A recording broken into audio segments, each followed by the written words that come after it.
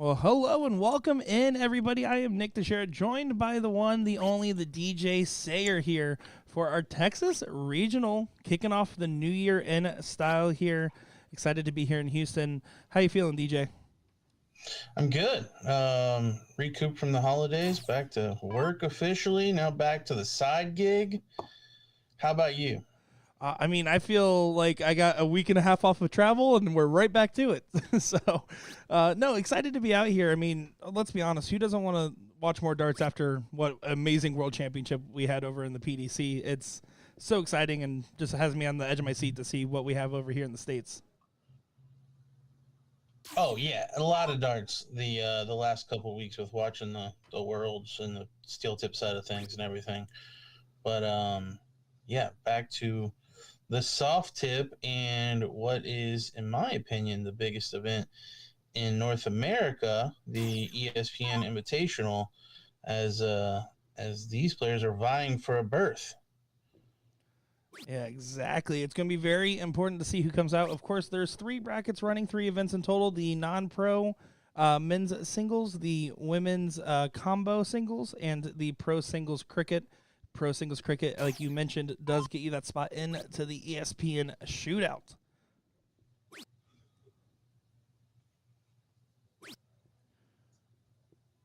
We do have 68 people in the pro bracket. I did write down a couple of mentionables for some of the names here. Of course, you have the biggest one, the biggest fish, I would say right now, Leonard Gates in the bracket. Got Donnie Ram, Zach Hunter, no Ram Guevara Jr. I believe he is having his kid, I believe, him and the missus, so congratulations to them. But there's just so much stacked talent in this bracket. It's going to be interesting to see how it develops.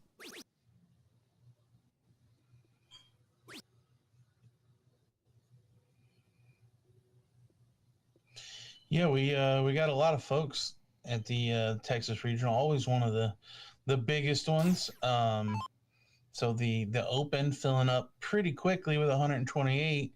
So we had some overflow into our pro, which pushed it to over 64 people. So 128 person bracket here too. Not full, but yeah, we're in for a long night of some darts. Everything's bigger in Texas. Why not have bigger brackets and a lot of turnout? It's exciting to see. Well, the triples ain't bigger because we're playing on a 13-inch board. As we can see, the fella's struggling here early. 1.75 plays 2.4. Yeah, you can see that is Curtis Newcomer at the board here. And then on the other end, Clint Galloway did confirm no relation to Keith Galloway. In fact, they always like trying to knock each other out of tournaments because they get confused when they call Galloway. They just assume it's themselves.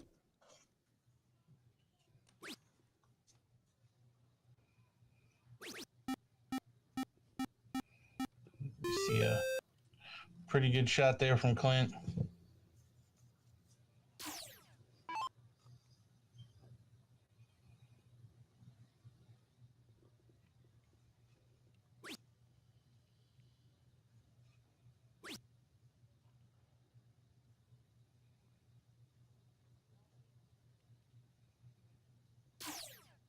Yeah, I will say while we were waiting on this match to develop, Clint was pretty much at or near the board pretty early on into it being called and said, hey, I don't care. I'll get as much warm-up as needed. So I think he's feeling confident, cool, collected, and Curtis right now just trying to find his stride. Of course, it is a best of 5, so there is some time to find that form. Yeah, and honestly, if you're Clint watching Curtis here, you're probably feeling even more confident because Curtis seems to be struggling to find anything at all. Yeah, it's one of the best feelings is when you're clicking a little bit earlier than your opponent is, because these guys both had first round buys, right? So this is effectively their first round match, and it's a great way to start off your tournament campaign if you can kind of just coast through. On the other end here, Curtis is going to need to figure out what's going on, dial it in, maybe have some agua, whatever works.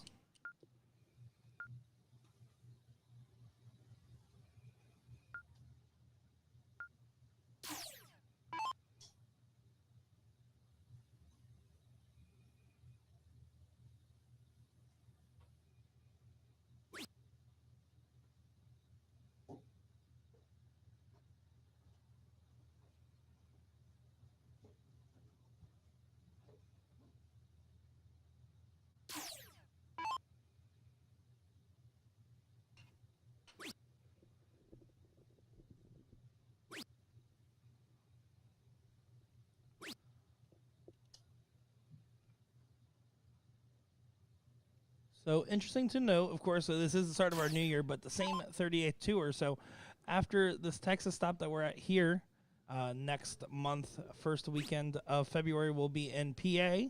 And then we have one more stop after that in Nebraska the first weekend of March. So kind of in the twilight stops of the tour here, winding down to see who gets those last few spots.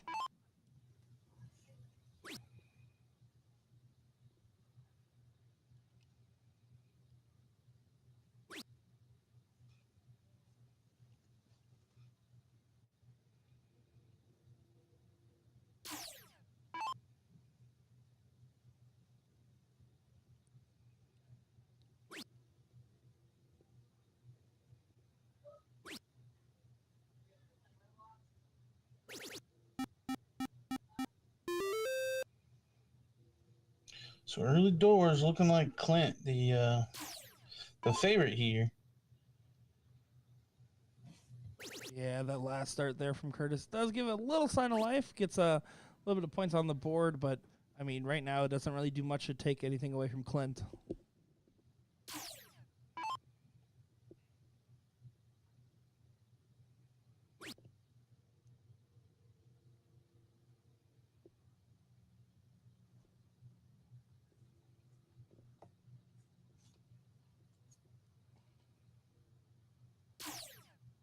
Guevara Jr. in the chat. Congratulations, sir, on the kiddo.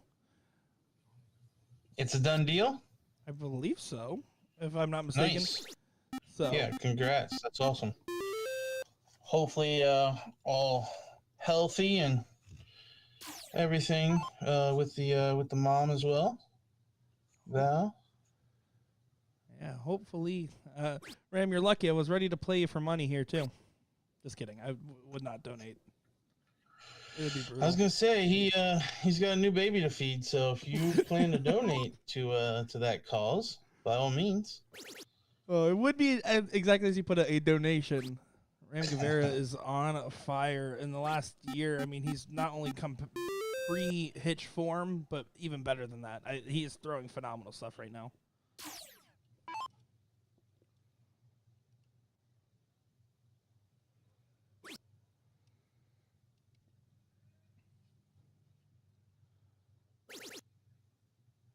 Yeah, Clint's still in firm control of this one here.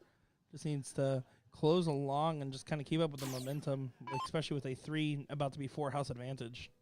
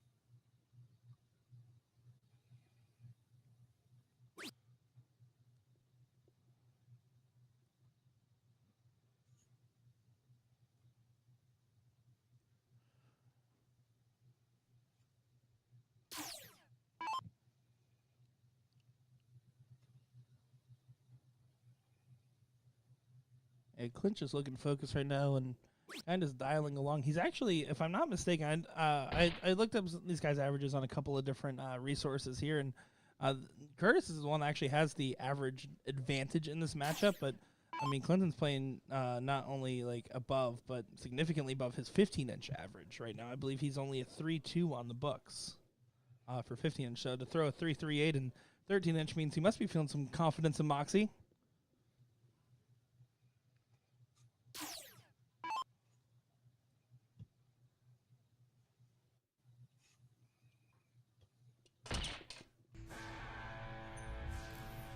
It is a 2-0 lead. I don't think these fellas realize it's 3 out of 5. You know, you might be absolutely right in that. Either that or Curtis is like, you know what, pal? You're too good for me right now. You got it. Yeah, that looks like. Yeah, they're walking away here, so I'm gonna go ahead and actually let them know. I'm gonna kick on some music here for a second, guys, and I'm gonna let these guys know that they still actually have one more game left at least. Oh, maybe they're gonna realize it. Clint is up at the board here. Nope, he's just erasing the board. Yeah, now he realizes it. Yeah, it looks like they're trying to get that figured out real quick here. Yeah, so we're going to go ahead and just take a look around the room here. In the meantime, put on some music for a quick moment, see if these guys are finishing out this match or not. So Nick DeShera, DJ Sayer will be right back, folks.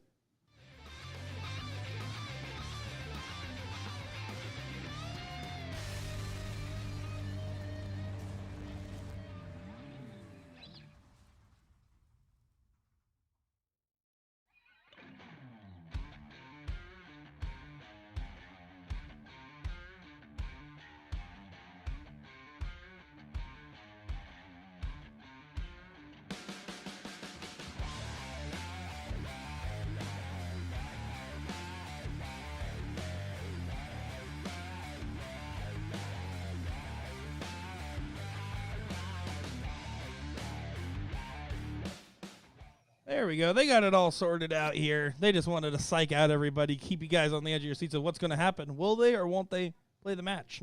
Turns out they will.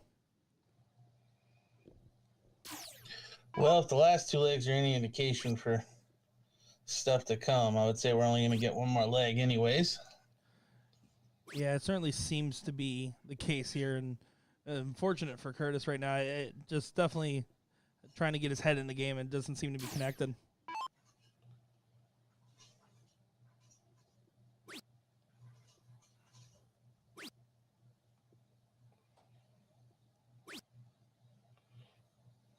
Electing to go for the 16s. I think following the first start miss, I think he missed by 2 with the first one. Decided to stay on it. See if Clint leaves it for him. Yeah, I think that's wise. Your opponent wants to point on a much smaller number, then let him have it. Yeah, if you're going to give up the high ground like that, I absolutely take it up every single time, and Clint seems to be keen to do so as well. And this time, Curtis does go back at the 19, trying to get a more advantageous spot with the 19s instead of the 16.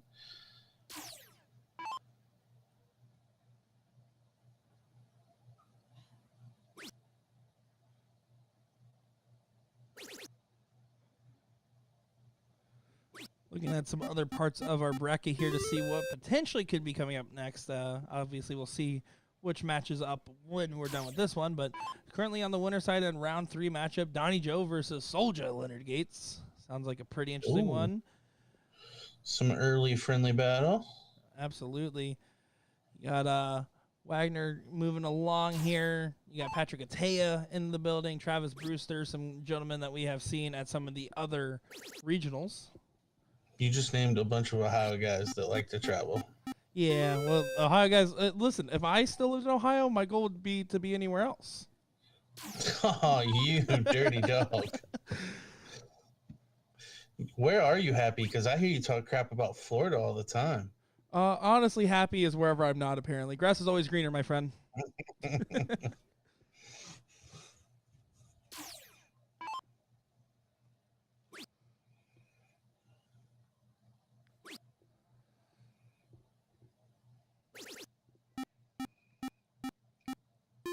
5 mark there. Averaging a 4.4. You said his 15-inch average is only like a 3.2? Yeah, so Clint, again, this is according to, right now I'm pulling up the stats. I was able to find their stats for both these players over for the TOC circuit, which again could be out of date.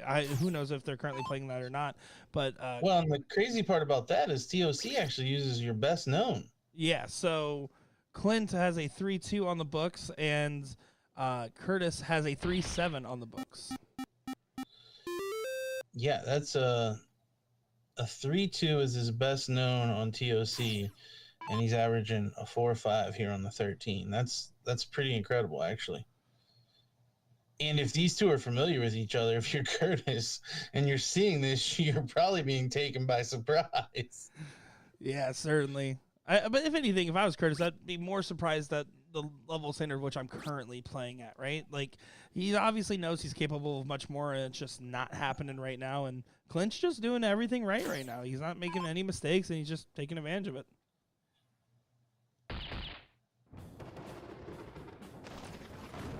There it is, 4-5-8 for Clint Galloway, taking down Curtis Newcomer in the second round matchup here. This time it is official. 3 games. So we are going to take a look at the bracket and see if we can't get another match straight away. But we will be back, so don't you guys go anywhere. More darts to come.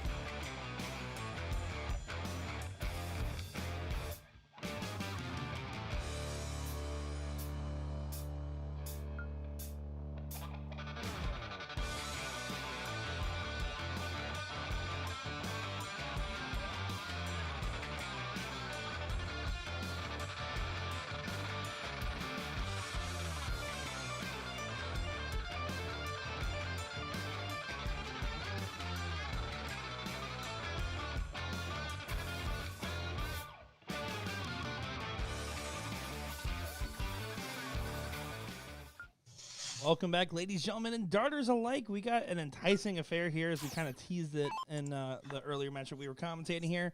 We got a good one. Donnie Joe and Leonard Gates in a round 3 matchup here for our pro singles bracket. DJ, this is an exciting one. What do you think? Yeah, two of the favorites for winning this event and qualifying for ESPN for sure. I would say, given recent history, you gotta peg Leonard as a favorite here, but Donnie certainly some titles to his name, so I would not be surprised to see the minor upset happen. Yeah, and to be fair, the reason we say it's upset is Leonard Gates has just really been that guy, especially in the Houston area, which is where we're at. I mean, you constantly see him taking accomplishment after accomplishment on the World Seniors Tour and soft tip as well, and he's always a competitor in any bracket he's in. But Donnie Joe's not going to take it easy on him by any means, and I think a lot of people are going to be sleeping on him.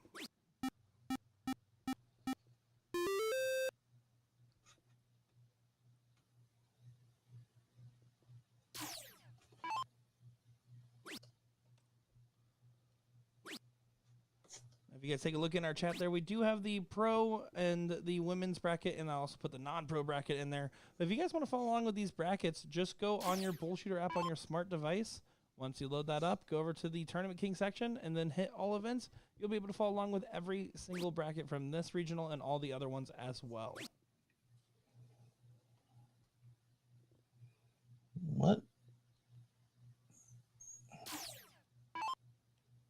What just happened there? I was looking at the brackets. Did I miss something? Maybe I saw it wrong, but I could have swore Donnie went 2 19s and a single 20, and I think before he threw his third dart, it registered another 20 after it was closed and ended his turn. Yeah, I'm not sure. Unfortunately, I was looking at the chat there, so I missed that one. I don't think it's going to make too much of an impact on this game, but yeah, it almost looked like his dart registered twice. I could be completely wrong. I kind of looked at the bracket and then looked back, but that was odd. This is a big moment here in this leg for Donnie. Needs to collect 2 trips downstairs to be comfortably ahead with the X on it.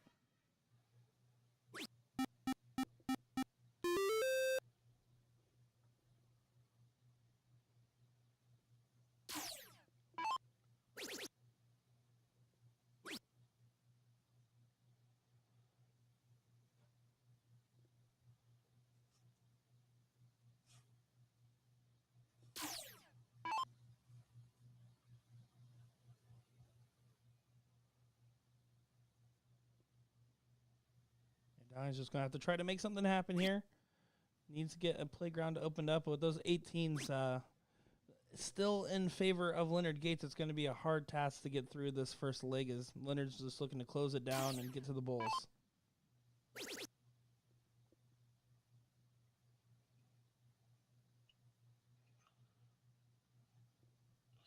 Leonard just a little too strong right now going first, but Donnie with a big shot here can take the lead.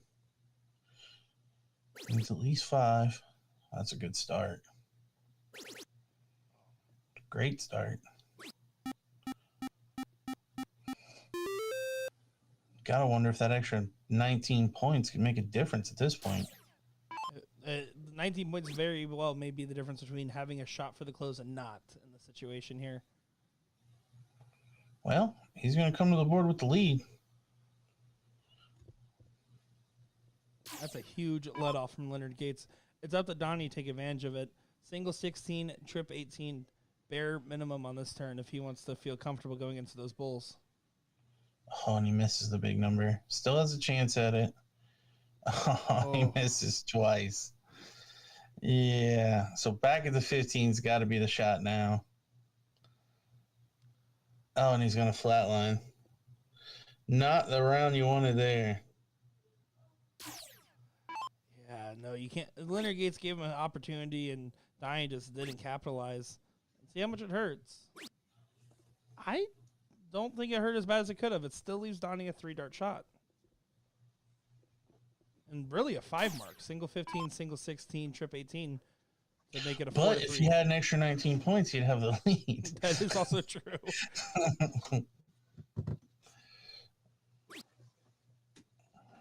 So go for it. I think if you do, you got to go for the triple. Yeah. Yeah. I think he also liked the position of that first start, was trying to take advantage of the barrel placement and slide in on it, but wasn't able to.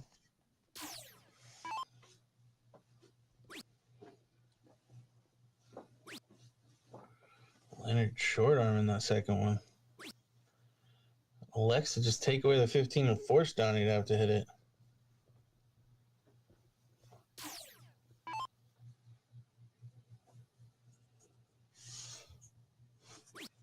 This time he doesn't struggle in the 16, but can he find the 18s?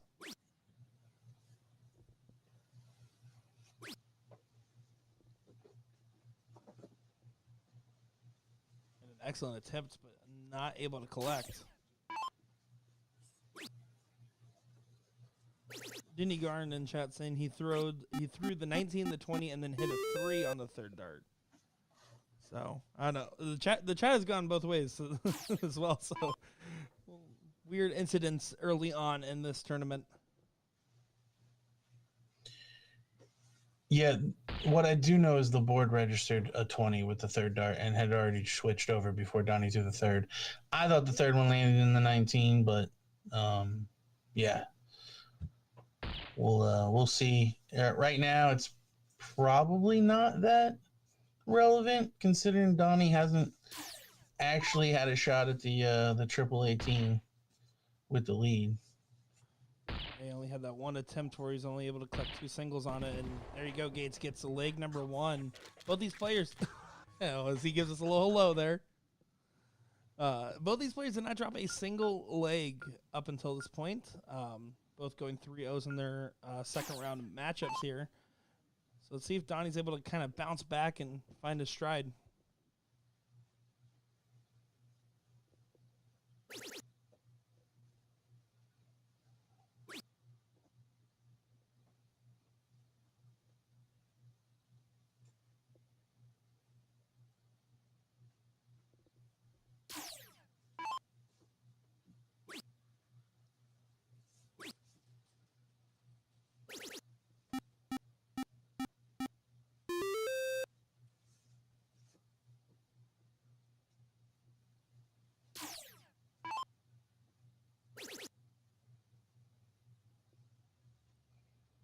Donnie finding that first dart triple.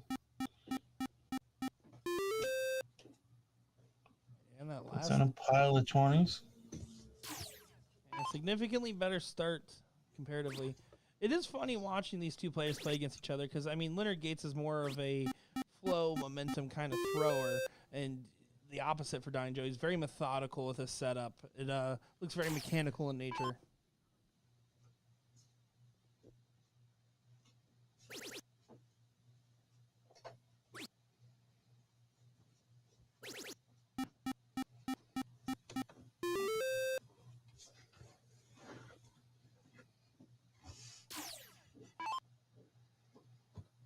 That was an excellent shot by Donnie there, getting the 19 shut down and expanding the point lead. Definitely putting Leonard on a situation where he needs to keep collecting. I mean, both these guys are now throwing more to where we expect them to be in that 5 range, which on a 13-inch board is no easy feat.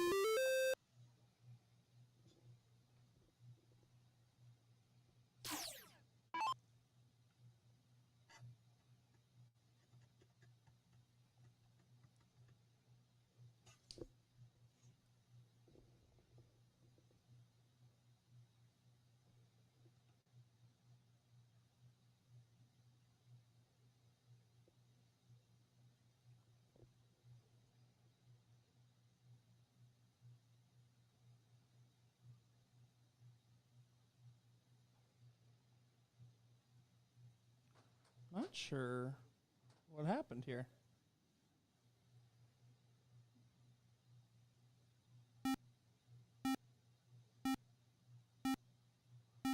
Looks like there might be some equipment failure that happened. I see, looked on our other camera. It looks like we got Donnie back there trying to, maybe a tip broke inside his dart or something. So they're going to go and pause and get that reset here, it looks like. So Leonard there just backing it up, making sure it's at the correct point, not trying to make him forfeit a turn or anything. Yeah, and Donnie's in the background getting everything sorted with the equipment.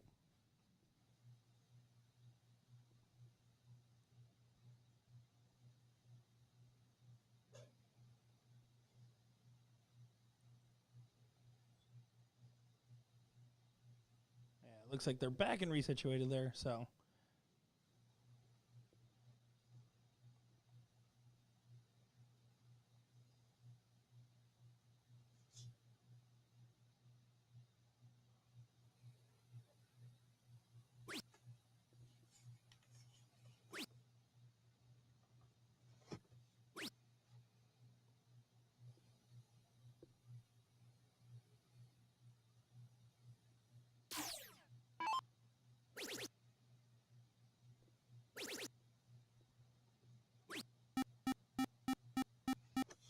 It's 7 mark there from Leonard. Forcing Donnie to have to throw triple. Yeah, kind of puts a little Donnie staunch to going the up to flow. 17s. It's not wise considering the math. Need 6 17s for the lead or 5 20s. Wonder if he forgot that he had the 20. Certainly leads to questionable decisions. Now it just kind of lets Leonard continue to find the 18s and take these shots here or there. And if you're Donnie, you're in serious danger of losing your lead if you don't recompose here. Well, Donnie was hitting the 20 well. I mean, Absolutely. he first tripled it both the first 2 turns. I think he went 3 out of 5 on it. He's still continuing to find it here. Yeah, just odd that he would go for the 17s there on the last turn. I think, honestly, the equipment malfunction is what kind of maybe pulled him away and maybe just wasn't firing all cylinders mentally there and is quickly to bounce back as he has to bounce back. Leonard Gates chasing those 20s aggressively.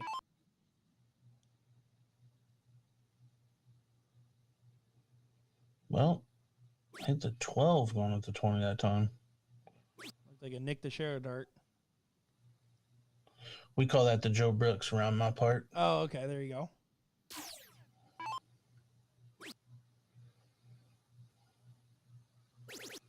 Yeah, and Leonard's going to take full advantage of that, that lapse moment there from Donnie, finding the 17s and 20s out of here and firmly holding around that 5 range average in the 4/8s currently.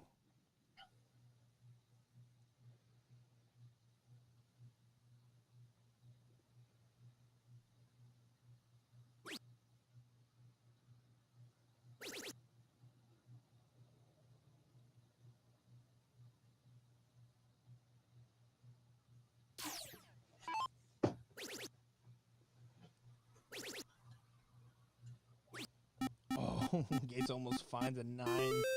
Yeah, just really taking advantage of the situation right now.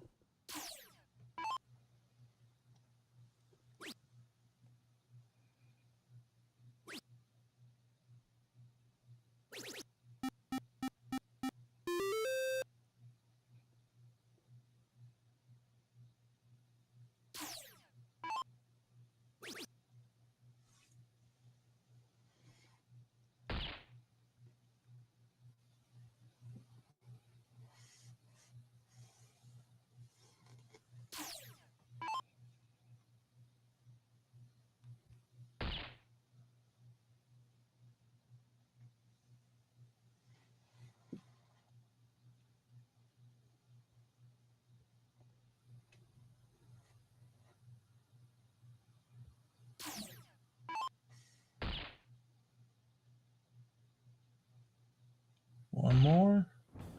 There it is. A 2-0 lead for Leonard. Yeah, and they race to 3 format 2-0 advantage is such a significant thing for Leonard because he will have the opportunity to just have to hold his throw once. If Donnie continues to start off with the 20s as he has been, I expect him to start off strong, but for Leonard, that's going to be no worry whatsoever.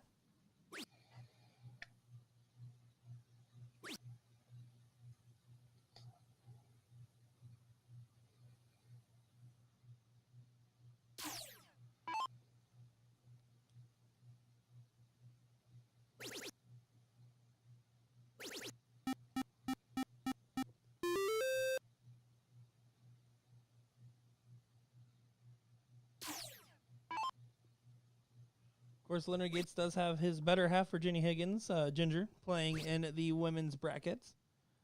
So she's out here participating as well. She did just take a 2-0 loss in the second round to, of course, Cheyenne Richards, one of the tournament favorites for the women's side. She is still in it. No boards are safe with Virginia in the building. Hey, you said it, not me. She did take down our board in Chicago last year with a victory celebration.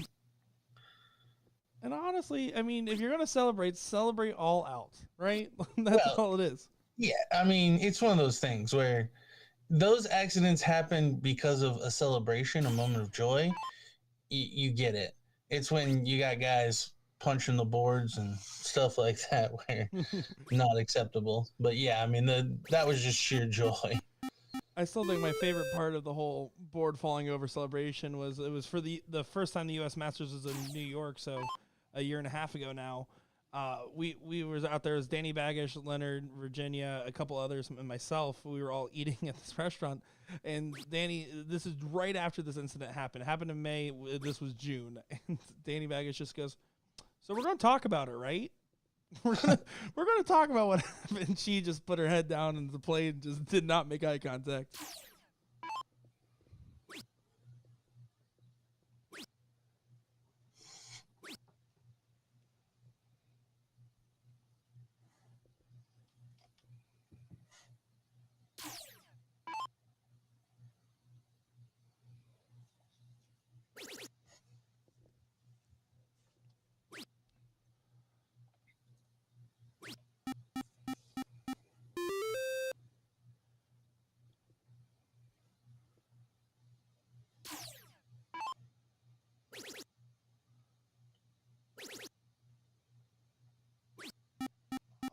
Just barely catching the wire on the last there. And Leonard right now has shown consistency. I feel like Donnie's shown the same level of firing power at the moment, but it's just he can't follow back-to-back big shots, and Leonard's just been running through with it right now. And certainly if this keeps going Leonard Gates' way, I'd be upset if I saw Donnie in the loser's bracket at this point because he is not far off from doing some brilliance. Yeah, I think they've probably thrown about the same number of triples. Donnie just missing the big number a little more often. Has really got the best of him. But certainly I don't think either player has played poorly. Not amazing by any means. I mean, 3-6-7 for Donnie. You expect that to be more around the 4 to mid 4s, but certainly have shown that he's got the game to compete. And I agree. I don't want to see Donnie until the later rounds.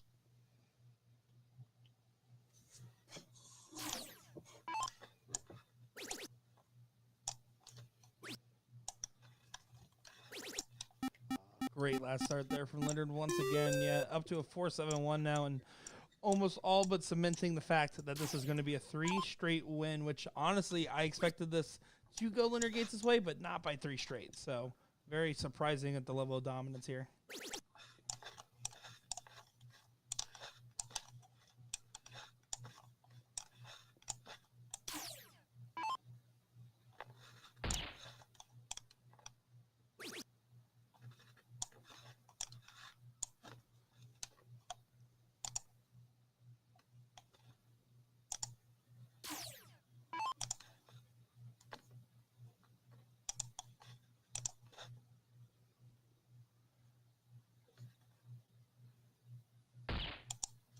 Gates for the match.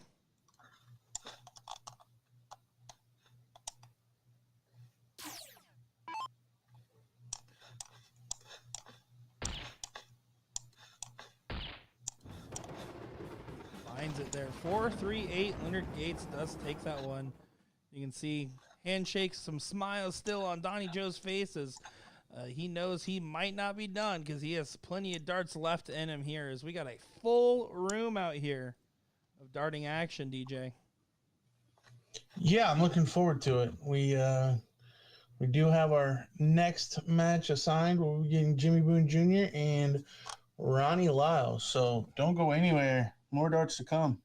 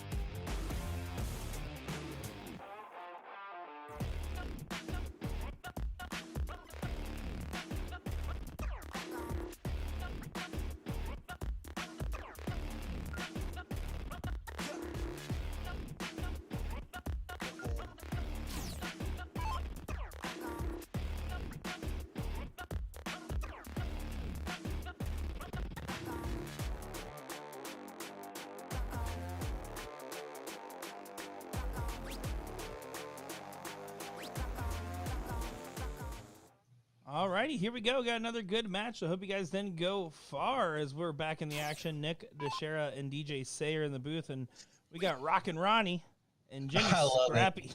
So yeah, we got a good fun one here. Third round winners side matchup here. Like literally as you were reading it, I read it, and then I watched him throw like all at once. Like, it's Rockin' Ronnie. That's the best nickname ever. Hey, listen, he knows his brand. What can we say? And then we got his shirt. Gosh darn it, Ronnie. People can read. You can't censor reading. Yeah, unless they're blind and they're here for the That's audio true. only broadcast of darts, which is not exciting, I would imagine. Yeah, maybe some people just have us on like earbuds. They're not actually watching because we give such great analysis. Yeah, that's it. When they look up Nick DeShera, like, yeah, I don't want to see him. I don't want to see anything he's talking about. I just want to hear the words out of his mouth. Well, what color is your hair these days? Right now it's gray. I haven't re-dyed it, so I'm actually wearing a hat this weekend. Like gray is in like I'm old, or gray is in like, hey, I took all the color out of my hair. That way my hair takes color. Yeah, well, so I had the blue in it still. I know the fans are dying to know. I had the blue tanzanite hair in, and then it kind of just faded over the last month and a half here. And honestly, I asked Rackman for a raise so I can go to the hairstylist, and they said no. Oh, so you're a legit blue hair. Yeah. Like, you know, we call old ladies with gray hair blue hairs. You know, yeah. Like, Unfortunately, yours was blue, and now it's gray. Yeah. Whereas normally the old ladies are gray, and we call them blue. So basically, that makes me a reverse old lady, so a young lady, if anything. Don't call me that. No, yeah, we're getting further away. Anyways, darts is going on. Yeah, Jimmy's struggling here early on. If we look here, Jimmy won his last match 3-0 and had a bye first round. Ronnie dropped one leg en route to here, also had a bye first round. Most of these players had a bye first round. I think all but like 8 with the bracket that we had, just over 64. But yeah, Jimmy, familiar with from this regional, definitely seen him be successful in the past. Not familiar with Ronnie, but rockin' Ronnie. Ronnie knows his branding. If there's one thing that's certain. Look at this. Finding some success. There's a tune that goes with that, right? Rock and roll. I feel like there is. I know Rock and Roll McDonald's. That's Ronald McDonald. What?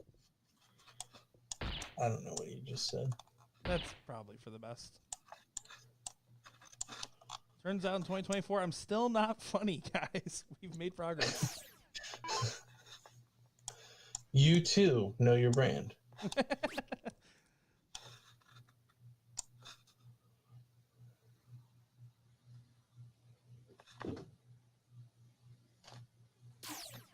Let's see what Scrappy's got here for us. He needs to find some action on the Bulls here and try to build his way back into this, but really, I mean, it's heavily favored to Ronnie at this point.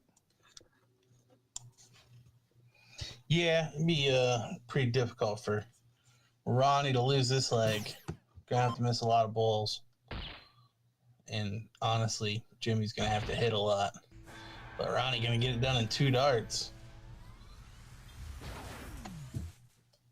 Yeah, 3-5-2, pretty solid. Again, when you get to these later bracket rounds, you expect it to be closer to the mid-4s if you want to continue to stay on the winner's side. But right now, at this point, that 3-5 was more than enough. Man, you're wanting mid-4s? Absolutely. Everything's bigger in Texas. The averages should be too. I mean, I think we're going to see some mid-4s, but I don't think we're going to see very many that average a mid-4. Yeah, that's probably a fair point. This is the 13-inch board, guy. That is fair. And it's also especially hypocritical because like my 1-5 on that board is nowhere near the standard of which I just asked for.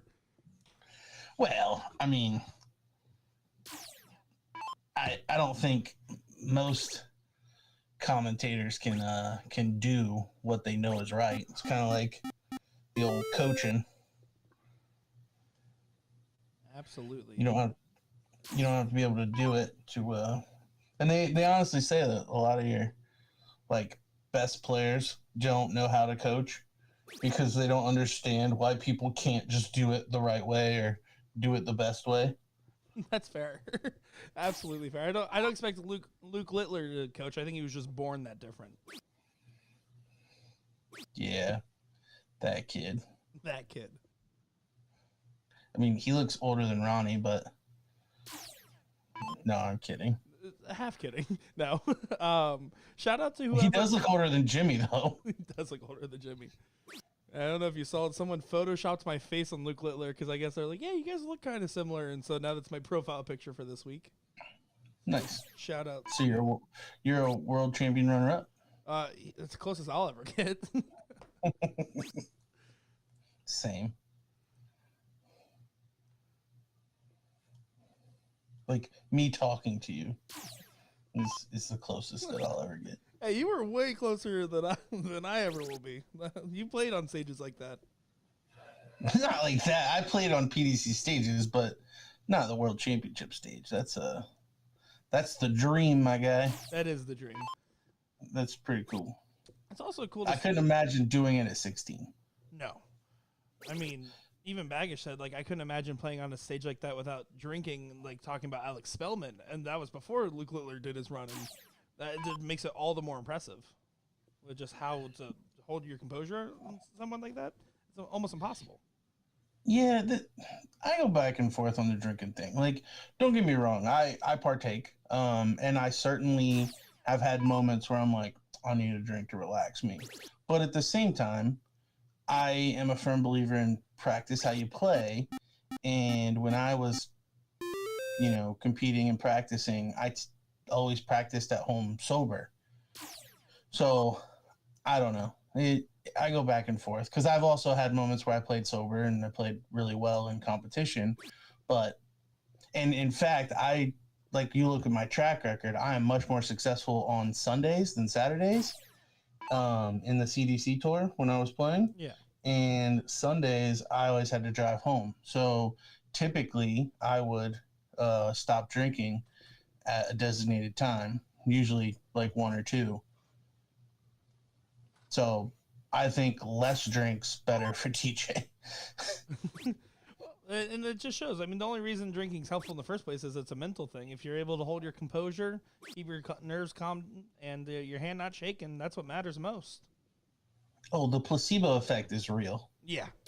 And I think that's the biggest thing for somebody that's akin to drinking is they miss a critical double, and it's like, because I'm nervous, I haven't had a drink. And then they have that drink, and they're like, now I'm good. But who knows? It's certainly subjective and to each individual. But back to 16, no chance. Yeah, it's insane. It must have been something in those kebabs. I had the kebabs when I played in England. Didn't play like that. The doner kebab is delicious. It is, and I don't even know if that's how you say it, but definitely didn't make me average 107. Yeah, it's still disgusting to hear, but it is cool to see someone so young and talented play like that because I feel like it really has done more inspiring of new shots and new people. I literally was on the shuttle from the airport to here. There was these 2 ladies from Kentucky that had no idea there was a dart tournament going on. They definitely weren't coming here for this, and they saw I was like wearing a dart jersey, and they said, "Oh, do you like darts?" And I was like, "Yeah." They're like, "Oh, we saw this news article about this 16-year-old," and like that's to the level of how much exposure it helped the game and hopefully brings a lot of new talent into it. That's great to hear. Oh, Jimmy, only finding 1 there, needing 3. So Ronnie actually could steal this leg. Needs a hat trick. He's not going to get it done. So Jimmy only going to need 2, tie it up at 1 apiece. A little bit of a scrappy leg here. Pun intended. Yep, there you go. But yeah, 2-5. Oh, and he p-holes it. But no, back to what you said about the ladies on the plane. I actually am like very glad to hear that because I made the comment to my wife Mo that it felt like it had less impact than the Fallon occurrence when she beat Ricky Evans. Because I mean, I was seeing that on Sports Center, like all over the place, at least in America. Whereas the 16-year-old kid making the final, like especially up to the final, I really, I mean, as a dart player, I was seeing it a lot, but like nobody with the Fallon thing, like I had people like actually reach out to me, like, hey, I just saw this article or I just saw this news thing about this girl, like that's awesome. And I don't know how to feel about it, but I almost feel like doing that at 16 is probably more difficult than doing that as a female. And I know we're going to get into the age-old debate of like, you know, women and men in darts, and I don't want to do that, but I just feel like a level of maturity at 16, and that kid is super mature for his age. I mean, he speaks so well, and you can tell that he's got it. But like, I know at 16 I didn't have that level of maturity to be able to compose myself not only in darts but afterwards. No, certainly not. And it just shows, I mean, the dedication that he's had to the game from the beginning. I mean, 9 years old, getting entered in the St. Helens Dart Academy and playing constantly from that age up. I mean, it shows that he actually has a true love and respect for the sport. But I think to piggyback on your point, though, about people talking about darts outside of it, the last 4 World Championships have had, like, these major talking points, at least. I mean, you talk about Fallon Sherrick, or last year we could talk about the best leg of darts, right? The almost both subsequent 9 darters. And stuff like that. I mean, there's just so many things that are like making darts break out into more mainstream channels, and it's very awesome to see.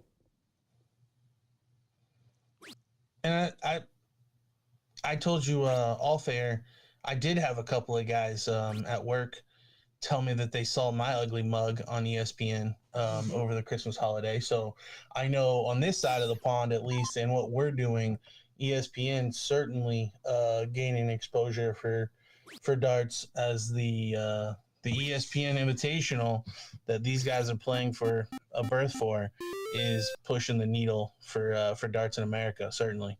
Exactly. It gets us to new audiences, new exposure. And that's why when I got approached at the Florida BullShooter when I was playing and losing, and they said, hey, do you want to work with us? I'm like, absolutely, because you guys have one of these big built-up tournaments that's exciting, you know? And it's so cool to see this circuit develop and these players come out of the woodworks to try to get their card in the match or in the tournament. I mean, it's really surreal. So if you'd been winning, you wouldn't be doing this, is what you're telling me? I mean, no, absolutely, I'd still be doing this. Let's let's make it clear. My 4-1 can stay retired. All right, that's where we'll be.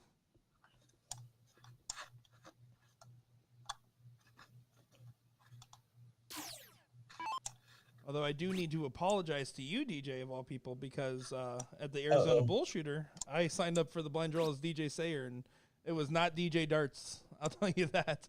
I was playing pretty rough out there. Where? At the Arizona BullShooter blind draw. Oh, yeah? Yeah. Donnie Lassie came up to me. He's like, hey, I'm Gordon Dixon. You're DJ Sayer. And I was like, sounds good with me. So Donnie signed up as Gordon, too? Yeah. That's great. I love it. Oh, you should have seen the look of disappointment on my partner's face when I walked up. I mean, it's some. I can't even say big shoes because I don't even wear a big shoe. But yeah. So who'd you have? Is anybody I would know? It was a local female. Unfortunately, I'm blanking on her name right now. So she didn't know who I was either. Listen, it's better for the story. Uh-huh. Oh boy, but here we go. James Good shot there from. Yeah, Jimmy putting in a couple of triple 15s to get back in this. Trying to put some pressure on Rockin' Ronnie. Ooh. Hitching the giddy up. He almost pulled that dart from the air. Switch. What a great switch. It's funny, though, because like normally you can see the method to madness of some of these throws, but Rockin' Ronnie, I mean, he just somehow found that way for his throw to work. I mean, it is definitely a more unique throw style. Certainly.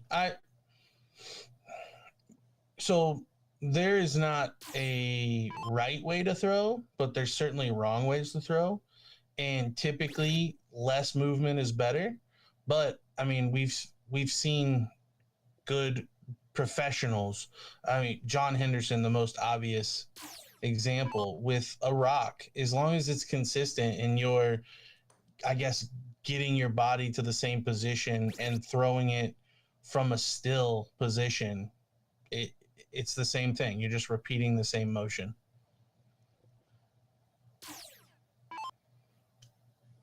And you can see it with his throw here. There's one thing that Ronnie will always accentuate with all these darts is he is very follow-through focused. He directs that dart pretty much where it goes. And so as long as his follow-through points to the right area, the rest of the stuff is just more so about him feeling comfortable at the end of the day. Well, it certainly seems to be working here in this match.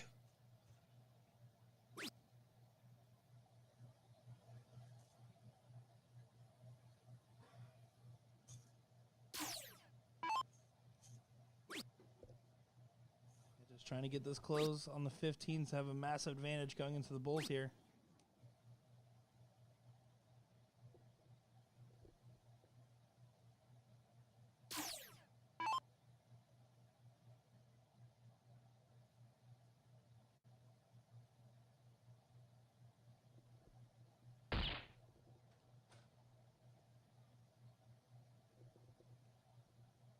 Ronnie to make it 2-1. Winner of this will play Christopher Caballer in the next round. And there it is, 2-1. So Rock and Ronnie.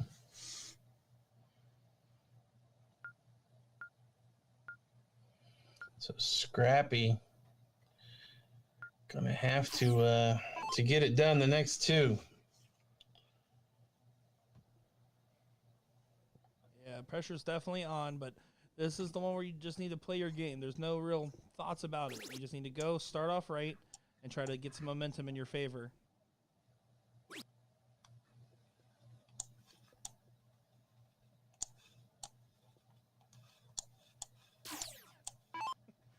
Richard in chat saying, if Ronnie's a rockin', don't come a knockin'.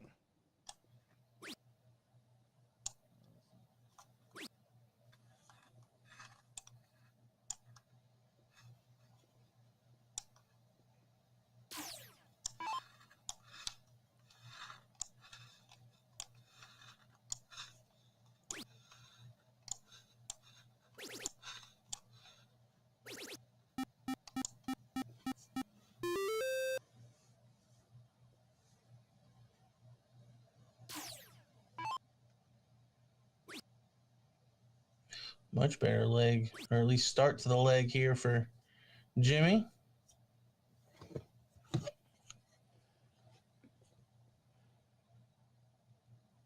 You can definitely, I don't know what it is about his demeanor, but right now, I mean, it is collecting, but he definitely looks more invested in his own dart game, a little bit more thought-centric, and I think he's just trying, he doesn't look relaxed yet. Ronnie's moving at one speed and one speed only.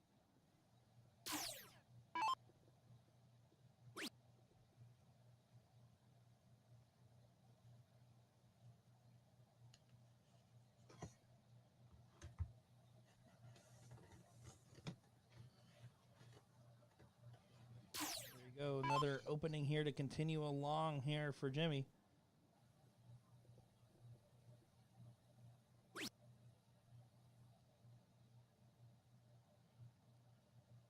Couple of slack visits in a row after a really strong start, but Ronnie nowhere to be found in this leg, only averaging a 2-0. Missing by 2 numbers there. Flatline. That's the problem when you have all that movement and throw like you were talking about earlier, is once something starts getting out of sorts, it can crumble real quickly, and you sometimes find yourself in a scramble to put your throw back together.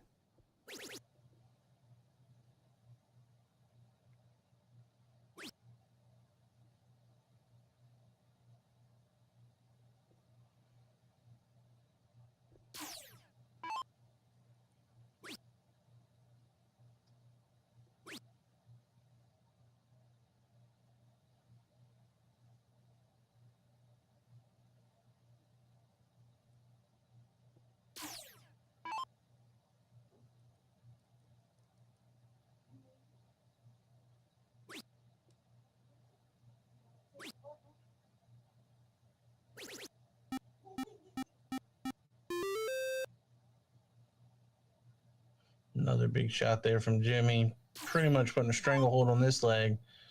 And we look destined to play all 5. Whoa. Ronnie loses the dart on the come up. Just going to have Almost to recompose. catches himself in the eye. Playing full contact darts. And it looks like a shutout on this leg here.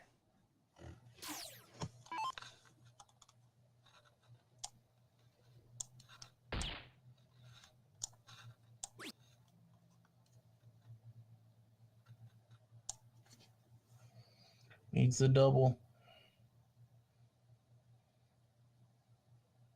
Well, need a relative term. Needed it to finish the game on that turn, but certainly doesn't need it in respect to the game. Strongly prefer. He's got some time here.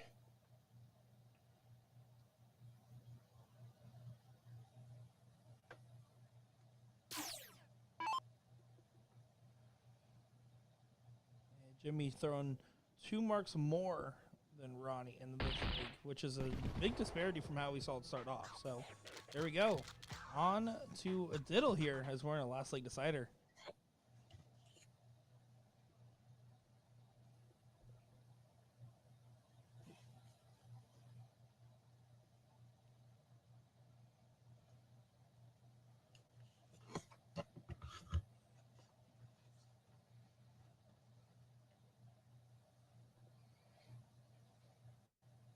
That will be just enough there for Jimmy, as Ronnie is well off the mark on that diddle.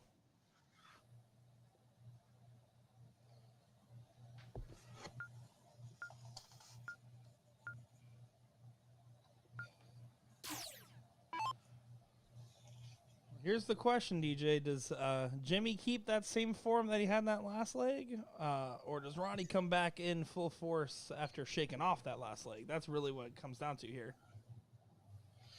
Well, Jimmy's got the advantage of going first, which usually plays a pretty big part in these deciders, especially when you find a triple.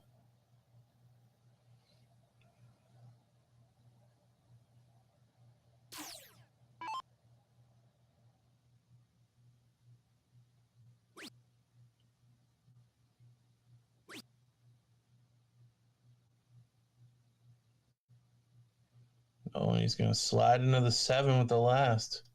So an opening now for Jimmy.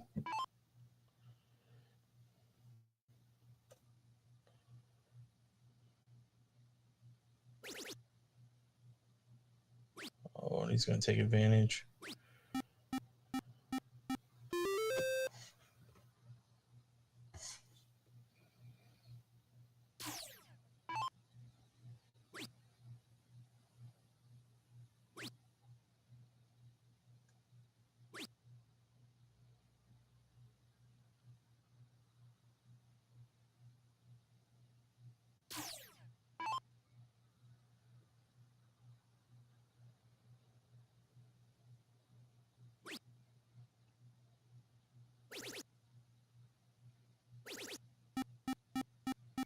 What a leg. Jimmy winning the cork and averaging a 5.33 going first in the decider. Yeah, I blinked and I missed it there. Sorry. A bunch of people kept coming in for autographs. So it was weird. So, yeah, Jimmy looking strong here. And there's a lot going on with Jimmy pre-throw. Like, I've been trying to pay attention. I'm pretty sure he throws the darts in an exact order because I noticed he carries 4. The fourth I haven't seen thrown, and it's white, blue, blue, and then the 4th dart is white. Like, that's a whole lot of extra thinking that has to go into it. Yeah, you're just putting too much pressure on yourself when you get that much into the superstition and ritual of the setup. And I'm known for having a dramatic dart setup. But even then, I mean, you can see, yeah, he's like, you're absolutely right. Yeah, he's organizing, deciding how he wants to do it with his dart order, and there you go. It's the white, blue, blue, and then that red shaft dart doesn't get thrown. Just, yeah, Don't get me wrong, I've got my quirks, but that seems like a lot to have to manage. Yeah. While trying to be competitive. And plus, there's already so many things with worrying about your individual dart stroke. The one thing I don't want to worry about is too much of my which dart I'm throwing, you know? Well, and I think a lot of the players that are the best at the game don't have to think about the dart stroke. They're the guys that can just grab it and throw it. Exactly.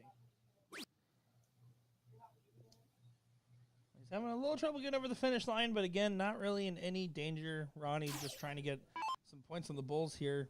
Would like to leave himself an outshot. Yeah, he was going to go for the 19 and then for one of the other numbers there. Trying to leave himself a 9-mark opportunity, but not able to do so. You know, only staying on the 19 was advisable there. Still 4 numbers back.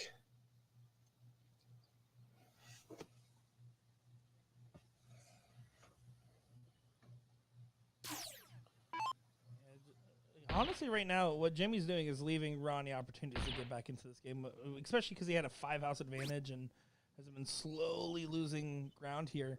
I mean, again, not necessarily in immediate danger, but he also doesn't look like he's fully comfortable with himself right now. You don't want to leave your opponent a chance to catch a hot hand and get 2 good turns in a row. Well, he's got 3 clear for 2 bulls.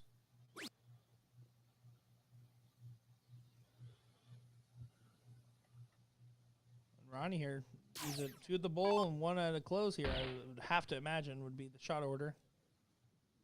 Oh, not going to be able to do so now, though.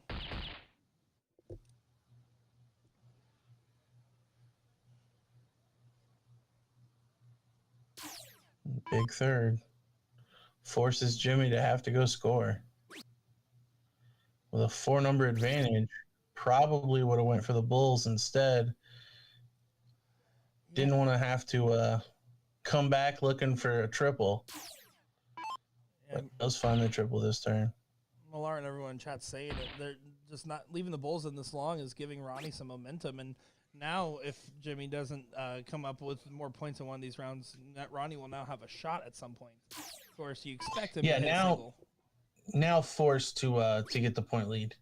Whereas with a 5-number advantage, could have taken the bull away and knew that all he would need to score coming back.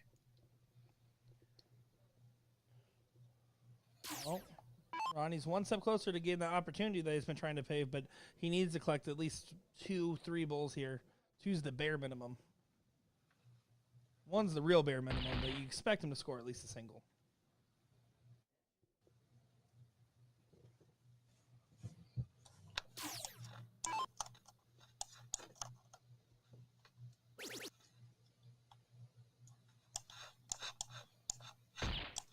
Jimmy does get it there.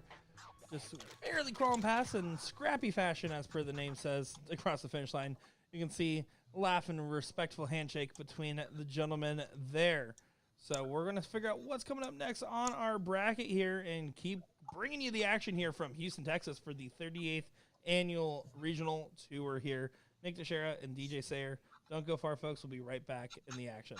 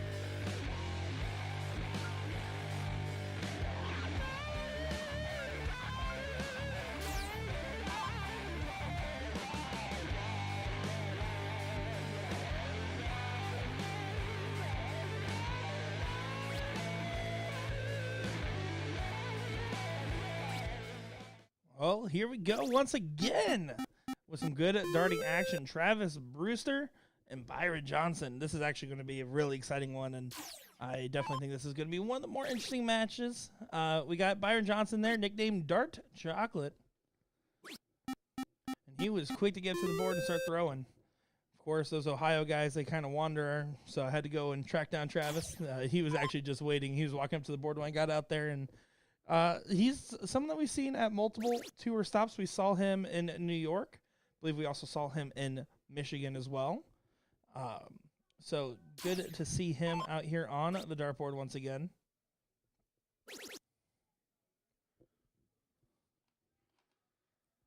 Of course, I do know a lot of you guys are tuning in and giving us some love and support. I know there's plenty of dart tournaments going on right now, so appreciate each and every one of you taking the time to watch along, live, laugh, love, and dart, and everything else in between. Of course, give us a little like, a little comment, maybe a little share if you're having a good time, and say, hey, Nick said to share it out, and so I did.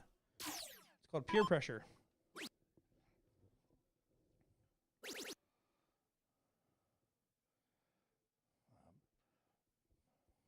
Byron does get those 19s to get scoring in his favor, but a little lax on that 20. Seeing a lot of Let's Go Travises in chat. See Travis there just regains a point lead. If I'm not mistaken, I believe Travis actually already has qualified for the ESPN event because he had a subsequent finish in New York that put him ahead because of I want to say the doubles winners. I have to look up the actual list there, but if I'm not mistaken, I believe Travis is qualified for the ESPN Invitational Shootout. So I believe at this point he's playing just to continue on with his tour streak, stay in form as well, and hopefully in doubles can get someone else brought up into the invitational spots. Of course, if they're already qualified, it will go to the second place in singles and so on and so forth.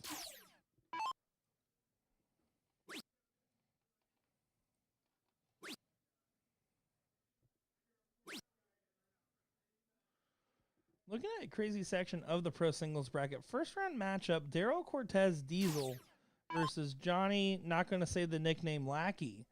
Where that was a 3-2 win for Daryl Cortez.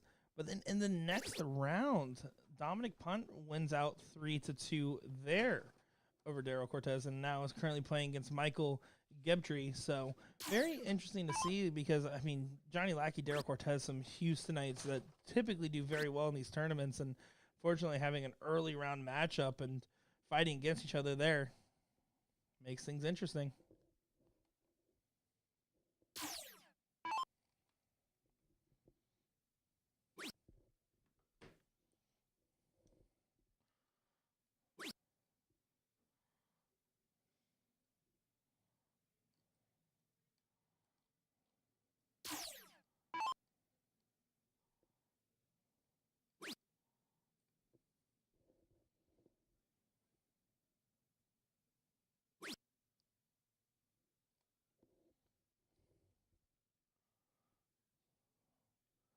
Travis kind of give himself a little nod, a little get up, saying, hey, let's get in here. So going at the 19s first is a very aggressive shot. Personally, would have been more keen to see him go for the 218s because that's what can happen. Last one does not connect, and all he did was effectively slightly close the point gap. That single 19 might not come into play, at least not initially, and lets Byron kind of take some control here.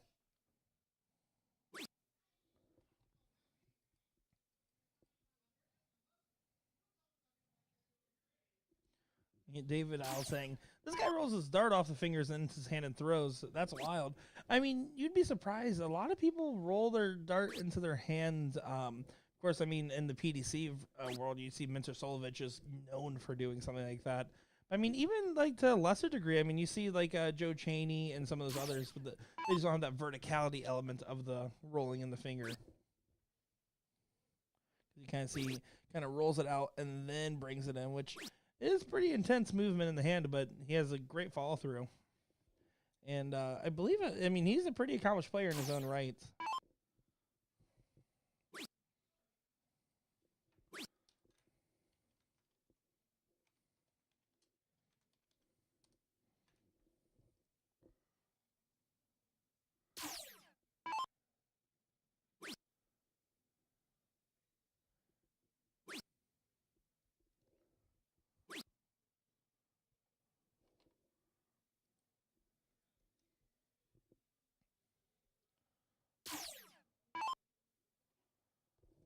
Let's see what Travis is able to do. Kind of has his back against the wall in this first leg here, but again, it's that best of 5 format. So while the holds are important, you can get away with the first leg not going in your way as long as you get time to dial in. And right now, Travis is a little bit below that mark of where you typically see him and where he would want to be seen at.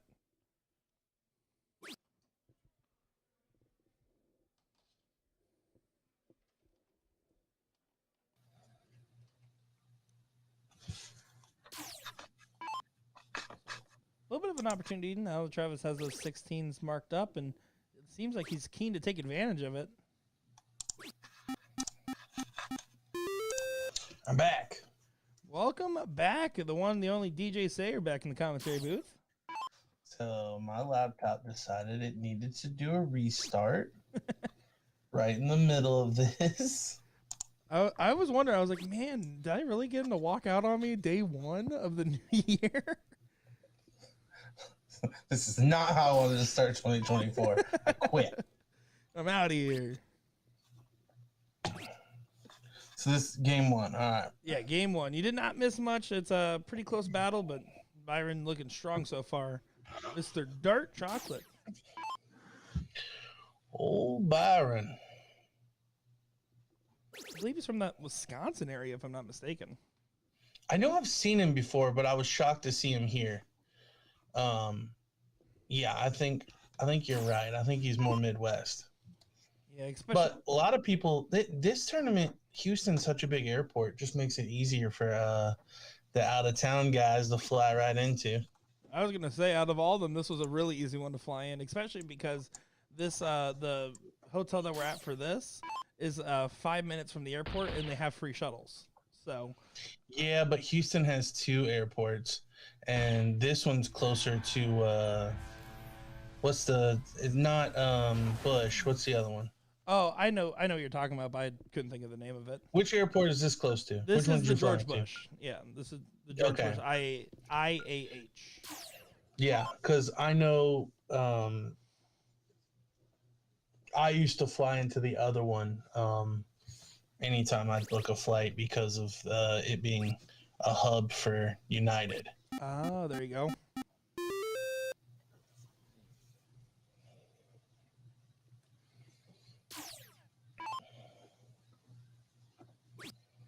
Now, DJ, I was talking earlier, but I wanted to see if I was actually right. I'm pretty sure Travis Brewster actually qualified for the ESPN shootout in New York because he was like a second place in the singles, I think. It sounds right, but I'm not positive. I remember. I know he's made some deep runs. Yes, because he was also at Michigan as well. And Ohio. I wasn't at Ohio, though, unfortunately. But yeah, he's made some deep runs for sure. I just can't remember if he's got the spot or not. Well, that's not true. He likes to play darts, so I was getting ready to say if he hasn't qualified, I'd be surprised, or if he has qualified, I'd be surprised he went to Texas. But that's just not true because he and partner Cody have went to quite a few.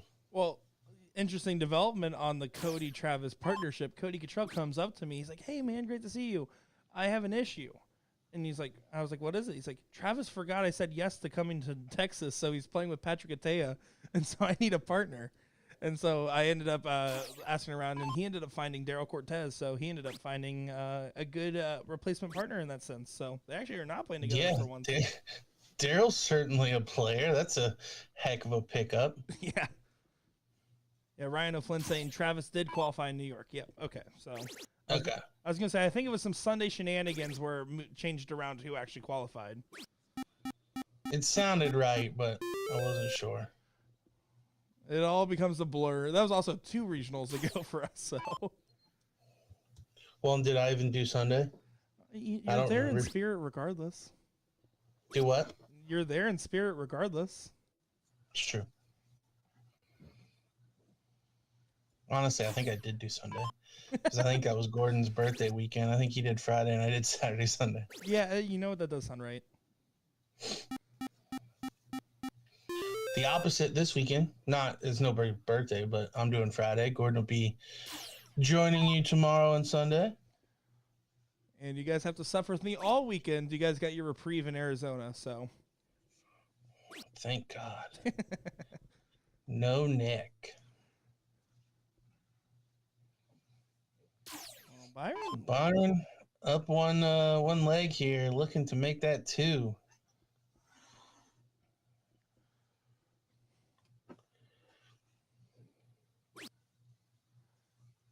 I like that he threw that big single and just gave himself a huge head nod after it. Byron's demeanor is definitely one of the more entertaining ones to watch on the dartboard so far.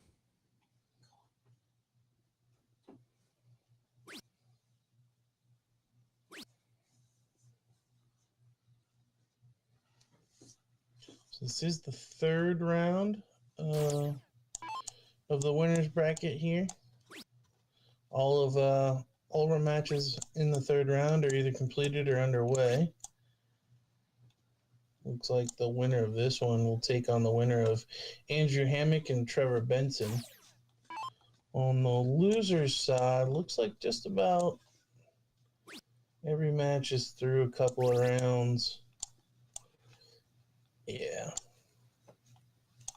And there's certainly some notable matchups going on the loser side, and we touched on it briefly, but Daryl Cortez did take down Johnny Lackey in that first round matchup 3-2. And then Speak of the devil. And then Daryl Cortez then got knocked down by Dominic Punt. So Daryl Cortez and Johnny Lackey are currently swimming in the losers bracket right now, alongside with other names like Patrick Atea, Caleb Hunter, and Zach Hunter even. Yeah, with this bracket being so big, just because of the overflow from some of the amateurs, it's a tough little section for 3 solid pros to be put in right there, with Daryl and Johnny kicking it off and Dominic waiting on the winner.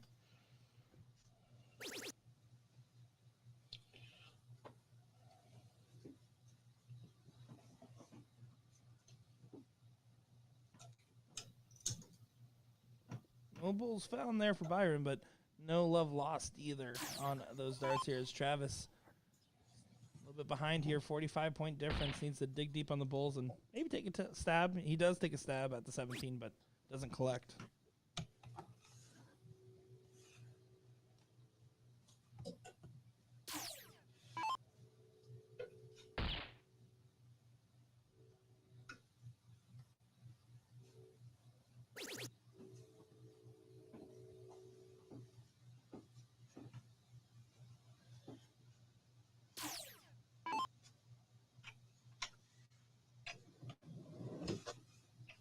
So not a whole lot Travis can do here. Needs 6 bulls just to take the point lead. That's not going to happen. So Byron only needs 2 for a 2-0 advantage. Yeah, just needs to make sure he stays cool, collected, and calculated.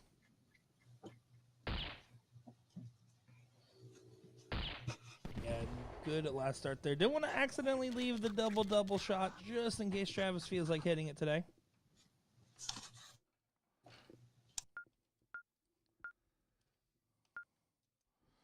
Supersonics in chat saying, are you guys going to be at Washington next weekend? Unfortunately, I have a family obligation, so I will not be around that weekend. But I believe you have DJ and Gordon remotely tuning in and giving you guys some great calls on the stream.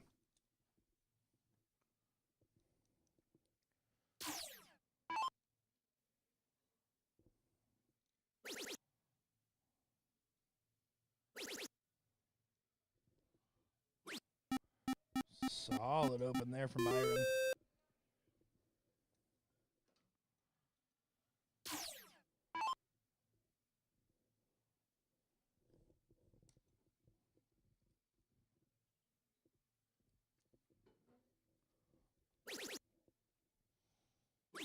Good recovery on the second dart there for Travis, but not really taking any momentum away, and Byron just keeps dictating this match through and through. Let's see if he's able to shut down these 18s here. Anything else is extra credit.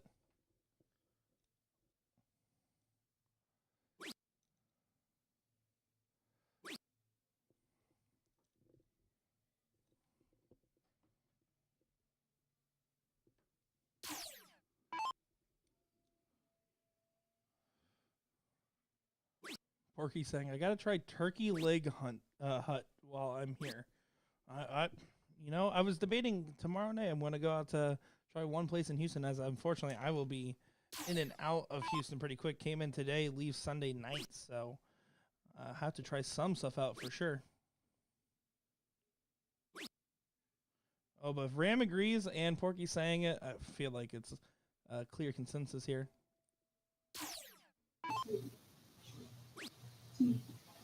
I think we got DJ back here. Yeah, a little trouble. I think where my computer restarted and then I fired up the Wirecast again, it had me in 2 different videos because it kicked me out and then said you can't join the video you're already in. Huh.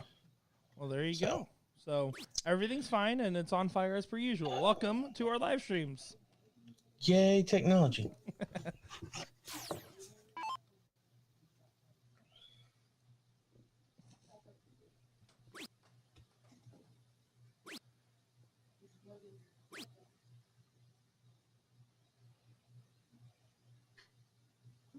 Porky, you guys in the chat need to calm down with this turkey leg talk, though, because I have not had dinner yet, and it's very much making it hard to focus on darts right now.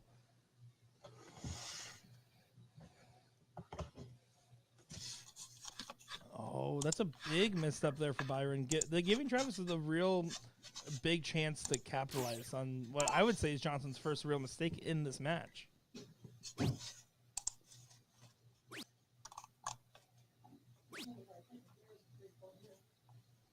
Doesn't hurt a lot, but does get that second number up, basically making this a chalk match.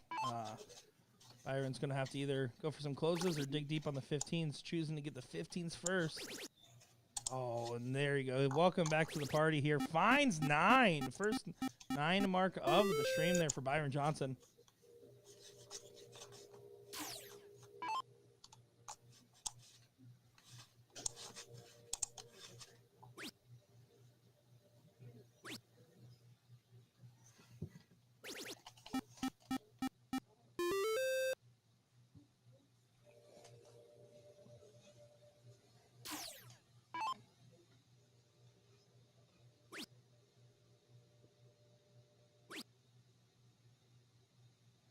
Byron looking at the close. Does stay there to close the 16s. Travis still having the 17s. We'll need 5 of them to take the point lead here. Yeah, really needs a big shot and trying to just get a leg on the board here. And I don't love that. I don't agree with that shot at the 15 at all. I don't like it. Yeah, I mean, you force yourself to have a triple when a single takes the point lead. And even a triple 15 doesn't necessarily put you in a great spot, needing 4 bulls. But, I don't know. Given Byron's shot, it wasn't going to be much you could do anyways. That's true. He wasn't in a situation where he kind of needed a favor. Does collect on that last start there, trip 15, so it does make it a 2 to 3 bull race. Byron to show first in this bull race needs 3. It's a bit awkward. No, it's really awkward. Yeah, he's a pretty tall guy too, so probably difficult to get under that dart.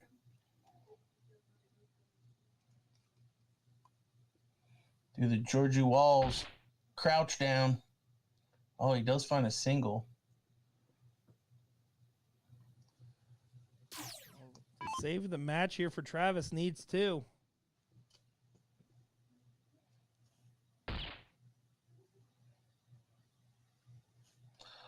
One hole out with his 3rd dart, so Byron's only going to need 1 to take this match 3 straight.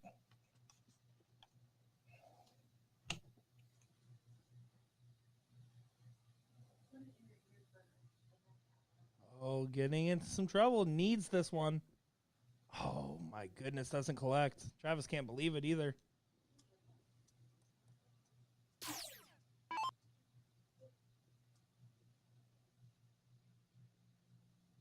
Oh, they're both having a laugh about it.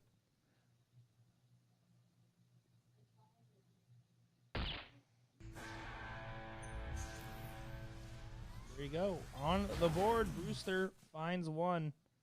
But Byron will get the throw now. Yeah, crazy swing of events there. Byron to blank. If he doesn't have a short-term memory, this will be tough to come back from. Byron losing that with throwing very short-term. Yeah, I was gonna say extremely short-term. What was that? No, you're absolutely right, because Byron in that last leg, he had moments of brilliance where he threw a 9 mark on the 15th, 3 in the bed, and then moments where he was missing the bulls all 3. Let's see which side of him comes out this one.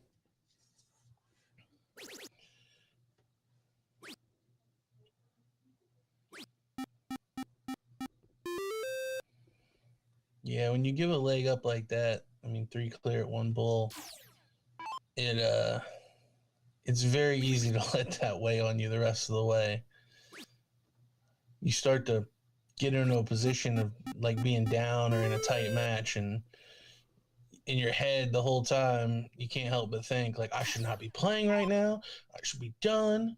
This match should be over.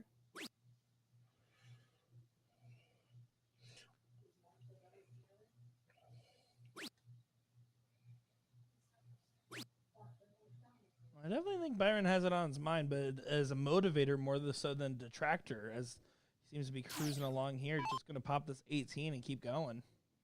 Oh yeah, he seems unfazed. That's what I mean. Very short-term memory for Byron. He's just went about the business. Oh. Great shot. An unofficial 9 mark there, as he was just popping every treble in his sight.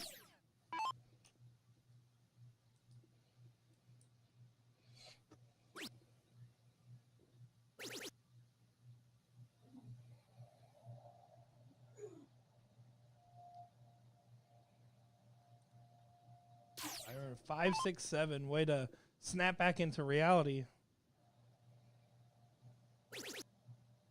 Continues on with the hot streak. And then he blows it. I'm just kidding. Good shot. He hates bullseyes. He hates them.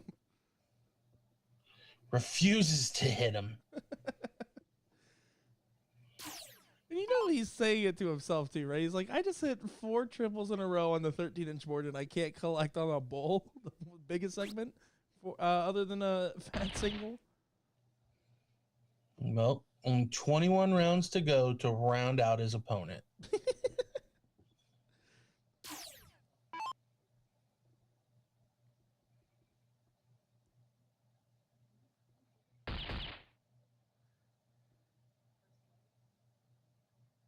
Even Travis was calling for that last one to go in.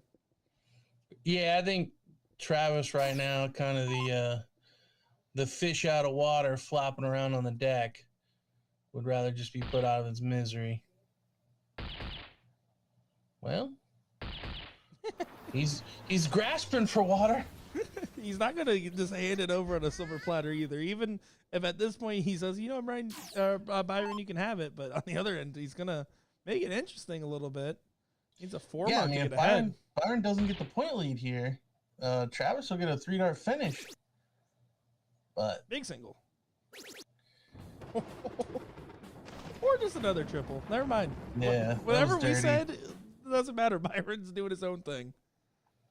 So you can he's see going to do more than what we say. some love and respect between the gentlemen here as our pro bracket's been developing in some interesting manners, some high shots, and some cool action happening here. As we're just going to see what's going on for that next match. What do you say, DJ? Yeah, I mean, things are shaping up pretty nicely. Probably starting to get into, I mean, based on how we saw Byron play there and then Leonard, obviously earlier, I think we're probably going to see some really tight 4+ matches coming up. Yeah, I'm excited to see what's coming up next. So don't go far, folks. We'll be back at the action in just a moment.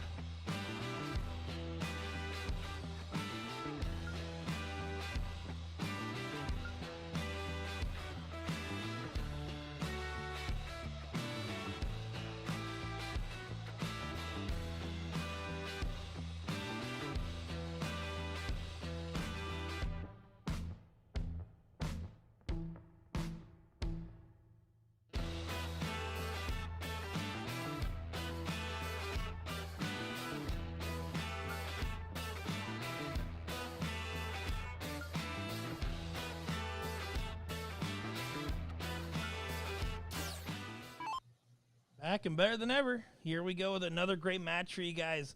We got Albert Castillo versus Derek Hinkle, the Chief, going at it on our winner's side pro cricket singles. Of course, I'm Nick Teixeira, joined by DJ Sayer in the booth here for this one.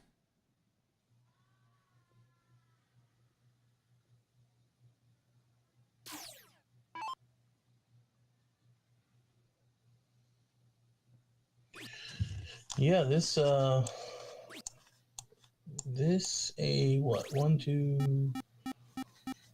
16 match of the winner side?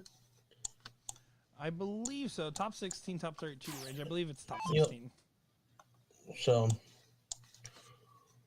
moving along here. Winner of this match will get either Andrew Honeycutt or Dominic Punt, depending on who wins that matchup.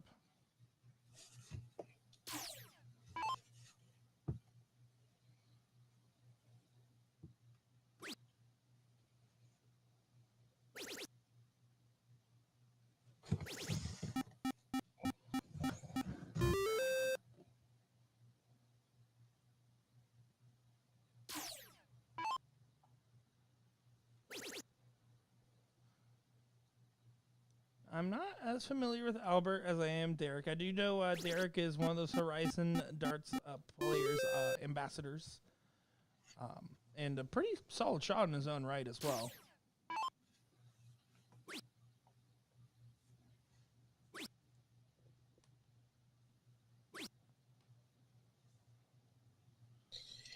Yeah, I would say we're probably far enough into the bracket that there isn't going to be any outliers. Pretty much everyone left has at least played pretty solid to this point.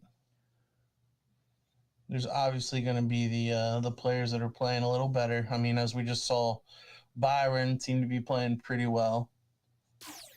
Speaking of, I did see Byron after his match.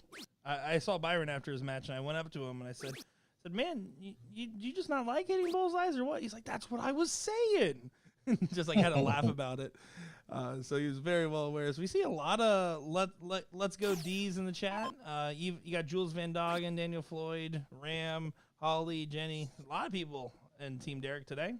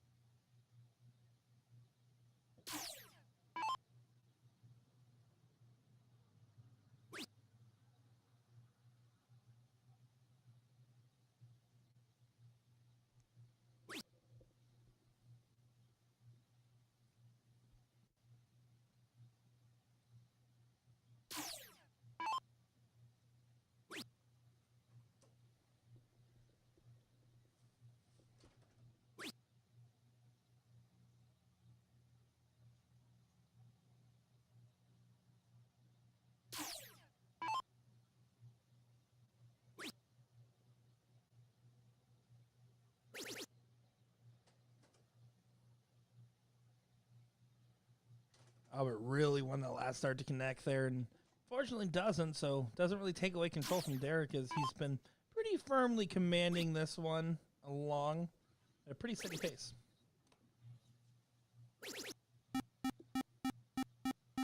Yeah, just bossing the leg there, closing both corners.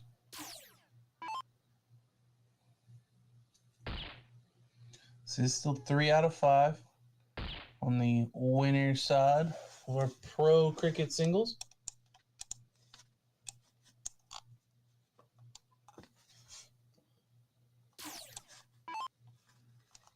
Derek needs 3 for the first leg here.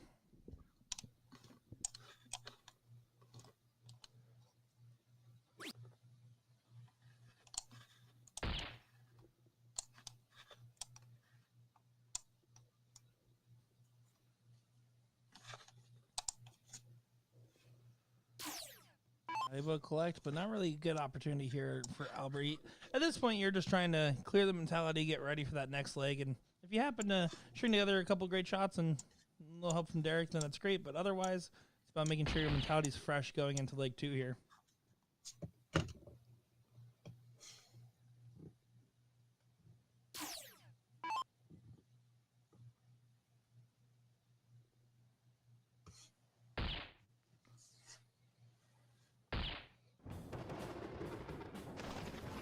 That will do it for Lake number 1.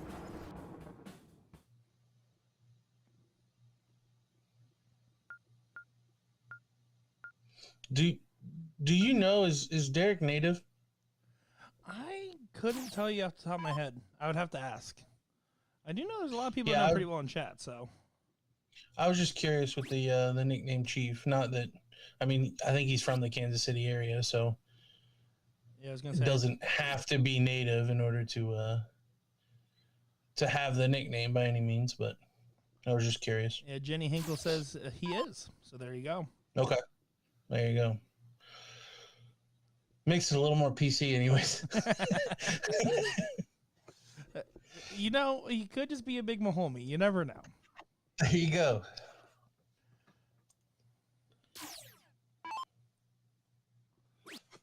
Let's see. Right now, Albert has the opportunity to really make that lax opening hurt, but looks like he's going to kind of let him off the hook here. Only getting a single 19 on this go. A little bit of a cold start for these guys.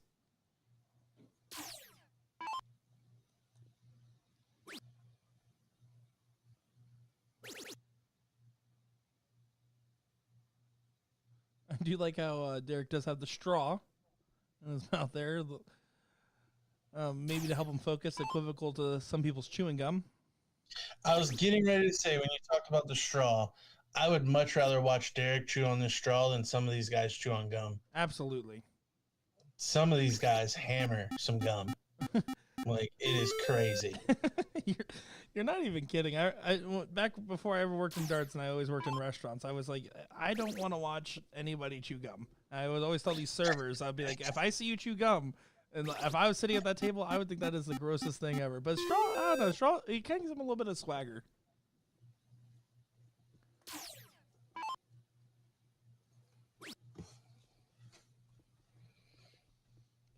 I always like the old school dudes that have the toothpick.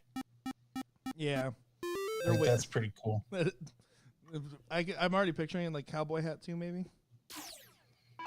I didn't say a piece of straw. I feel like toothpick and cowboy hat is that not associated too? Yeah, okay, maybe. I was more thinking like I don't know, the more like the main one that I know did it was a judge on Ink Master, and he was more not cowboy. Fair enough.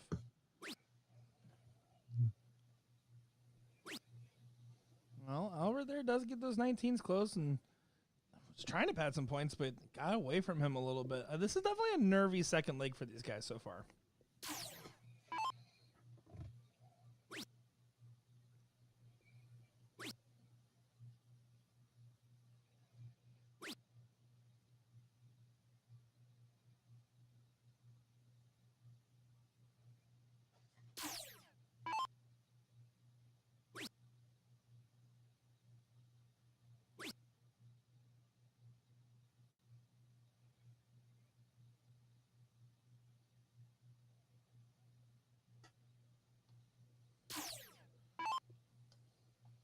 If you're Derek here, when do you take that shot at the 20? As soon as possible. Especially now. He listened. Yeah, honestly, I think in my head on the approach there, I was probably taking my third dart at that 20 regardless of what I hit with the first two. Yeah, and it's like you say, it's that higher ground. So people practice and shoot 20s more than any other number, and it's worth more than any other number. So It's the only number that I will do that with consistently. Yeah. Like, I think the rest of them are situational. You need a momentum shift, or you need to apply some pressure out of the blue that your opponent's not expecting, something like that. I don't mind the occasional hero dart in that sense, but with the 20, I just think there's a comfort level built into it for players that I don't want to afford them. So even here, I mean, Derek just hitting two singles with those last two darts, I guarantee you Albert is thinking, I need to fill this up because I'm going to lose it on the next turn. He does, in fact, try to fill it up, but we'll see. You're absolutely right here. Derek, in every sense, should be taking away this 20 here.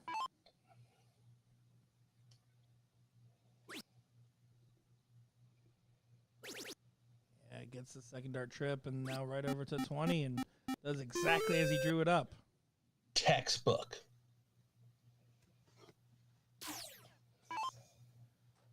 However, within arm's reach, though, just needs they're within one big turn of each other. At any point so far, then no one's been on a big enough breakaway where anything can happen and change. Blink of an eye.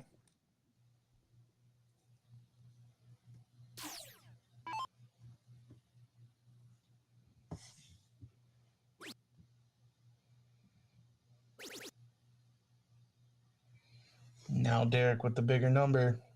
Gonna take advantage.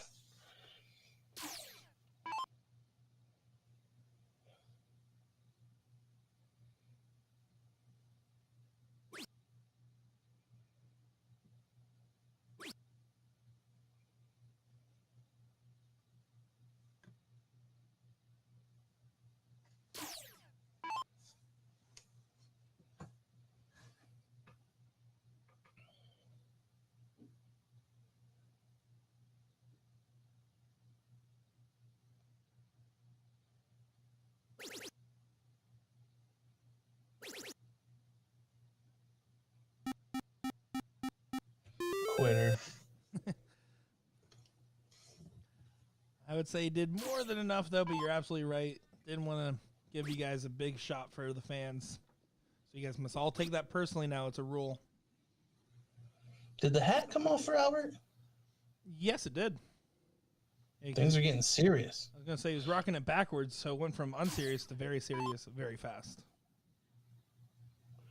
Yeah, I didn't know if my mind was playing a trick on me and he was never wearing a hat, but I thought he had a hat on before. No, he absolutely did. I'm not going to gaslight you today. Appreciate you. Derek does get to the close there on the 15s and looking likely to go up 2-0 here.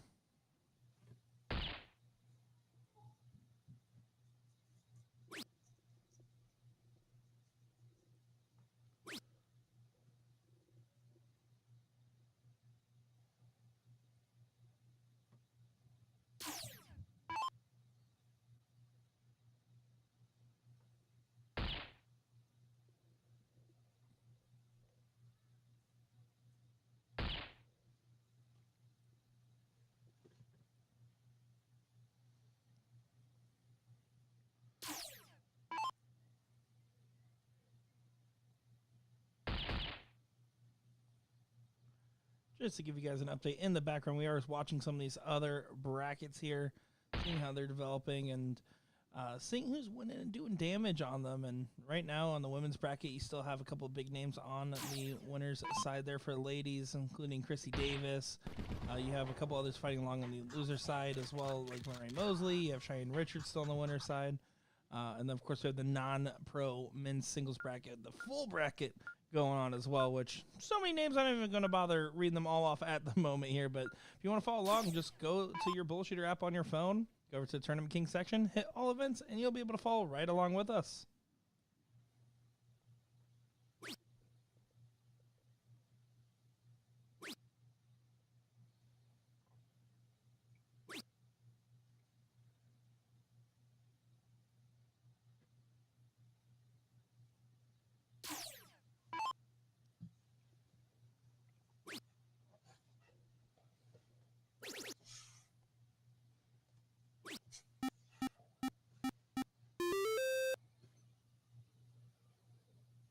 Like the aggression there from Derek, just gets that close and is able to take that swing upstairs.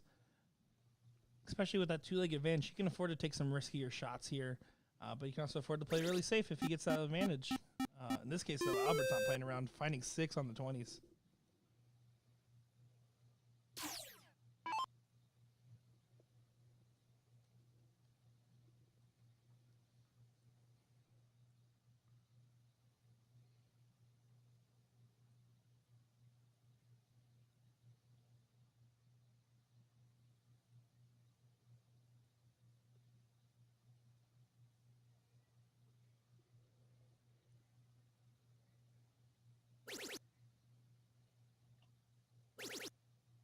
look at this from Derek. Oh, fine 7.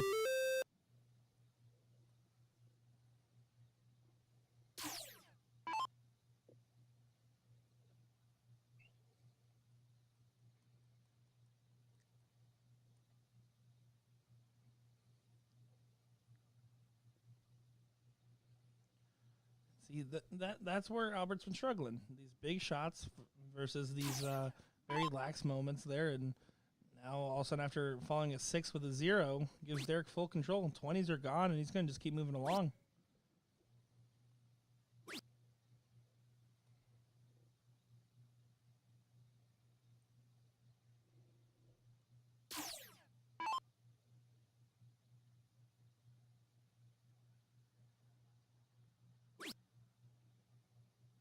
Albert needing to find a triple here. Well, he finds a triple, but it's the 4. So Derek in a good spot here. Up 2 legs. 1 or 2 triples here could really put a hurting on this match for Albert.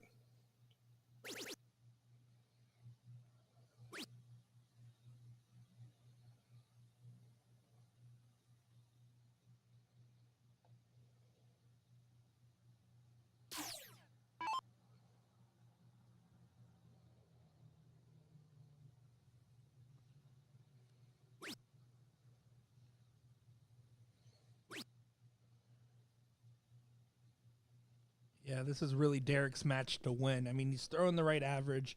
He's looking the most composed, and he's really just been following through with all the different things that he's been set out in front tonight.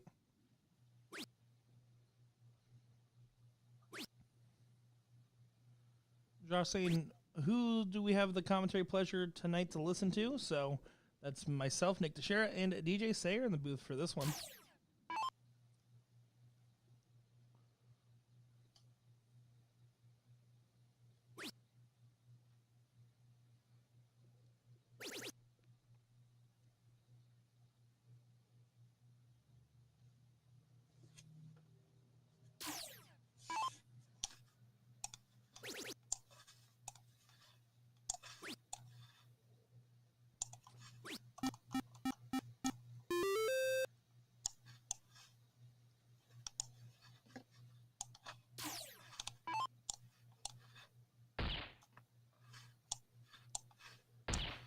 Yeah, and Albert's just not able to get it. He's just trying to dig on those bulls. Does find 3, but too little too late. 115 and 3 bulls away is all Derek needs to take a 3 straight win to play the winner of Dominic Punt, Andrew Honeycutt.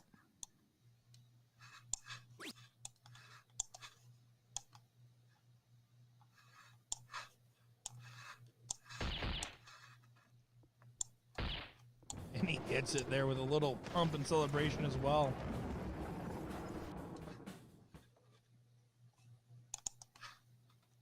Well, looks like we have some more exciting matches coming up here in just a moment. Plenty of great stuff to choose from here, so give us just a moment as we figure out which one is coming up next to our stream board. We'll get them tracked down and get the darting action over here to you. Of course, I am Nick Teixeira, joined by DJ Sayer for this one. Don't go far, folks. We'll be right back.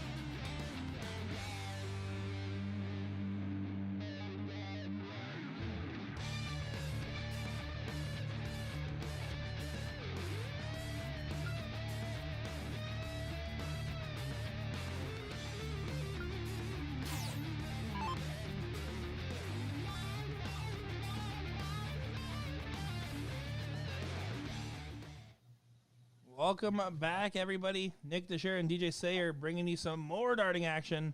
We got a good one in front of us here as we're getting further along in that winners bracket. Joe Smith and Brandon Brown going up against each other here.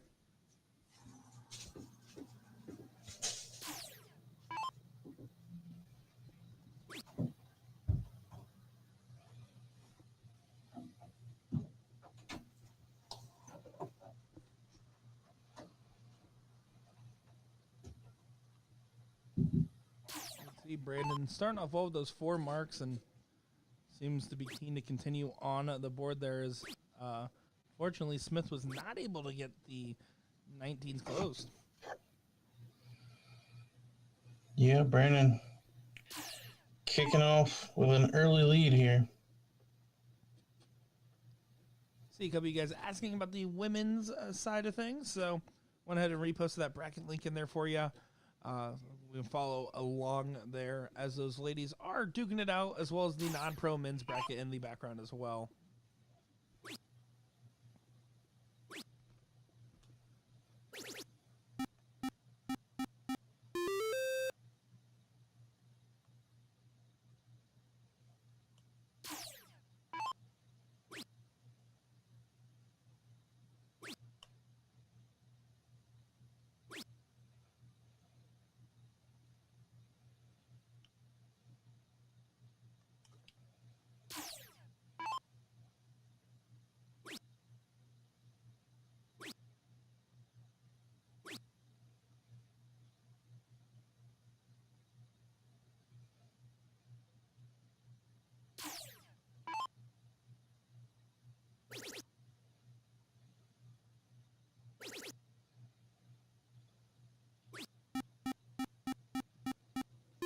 They're trying to make a stand on those 16s, but what we've seen a lot of today on the stream board is one player just gets a massive lead in the early on, and the other player just tries to fight back, but it oftentimes is just too little too late.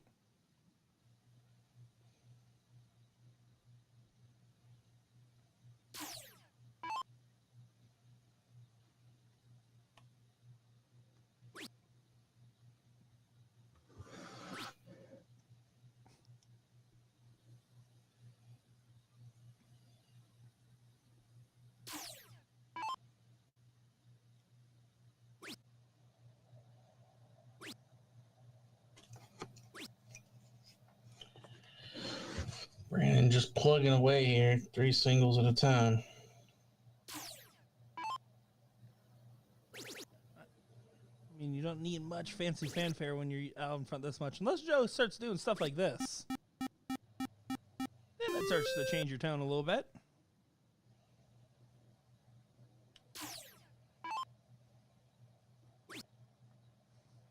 Ramon Ramirez said, if you're looking for phones, get with Brandon. He works for T-Mobile. Thanks for the insider scoop, Ramon.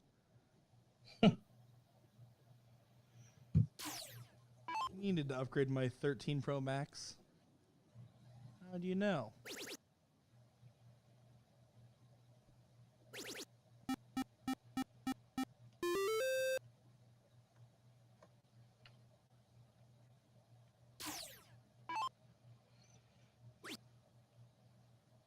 Brandon getting into a little bit of a dicey scenario here. He's been not able to get those 16s effectively closed, and Joe's been hitting them like they did something to him.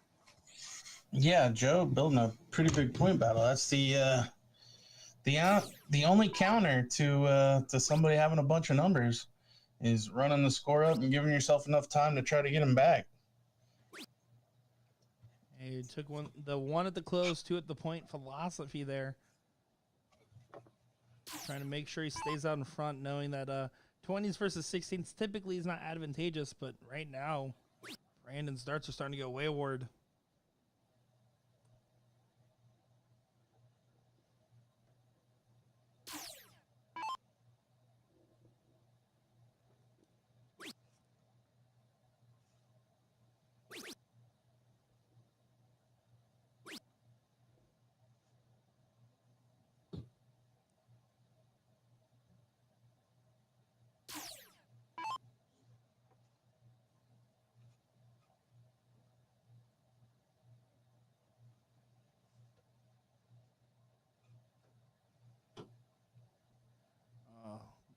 is feeling all the frustration, and it shows. His demeanor has completely changed in the last 5 rounds here.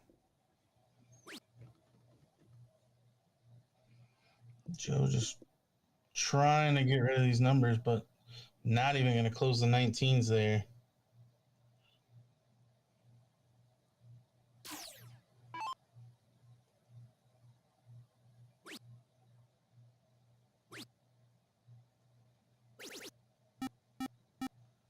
Brandon kind of looking up in the sky saying, finally, as he does get that last start triple to finally get back out in front after being down in points for quite a while here. But you let Joe kind of get back in the mix. Joe needs to take advantage of the chances, though.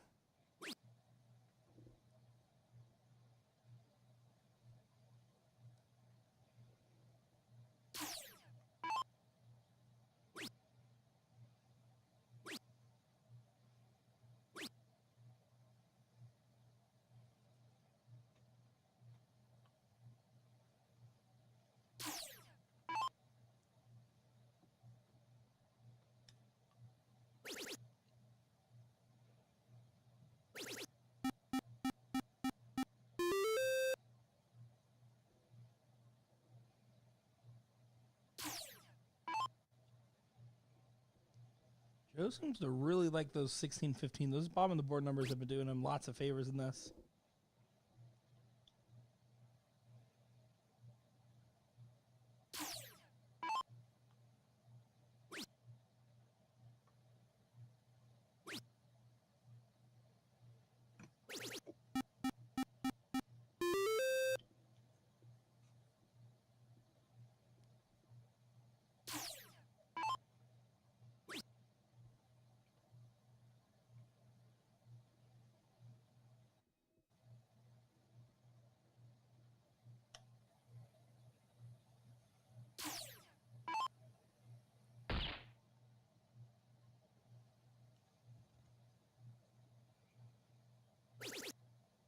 Joe electing to not try to close those 18s, instead trying to go for some bulls and pounding the points at the end. It could be a sign of confidence saying, hey, I don't think you can hit those 18s. And Brendan here's about to show why that might not have been the most wise choice.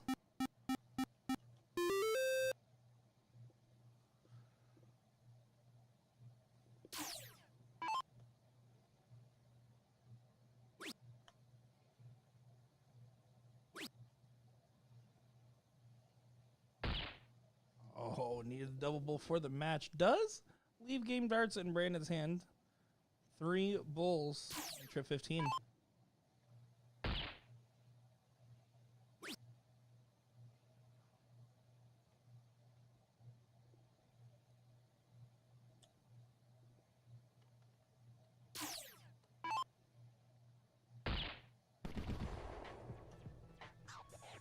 Joe does complete the comeback after being down 3 or 4 numbers there.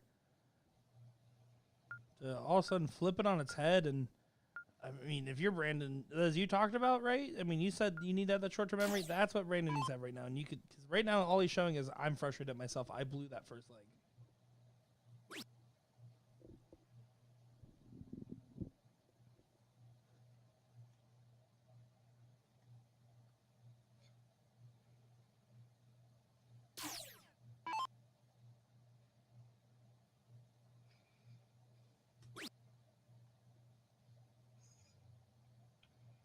Joe not going to start strong here. Neither player capitalizing on early misses.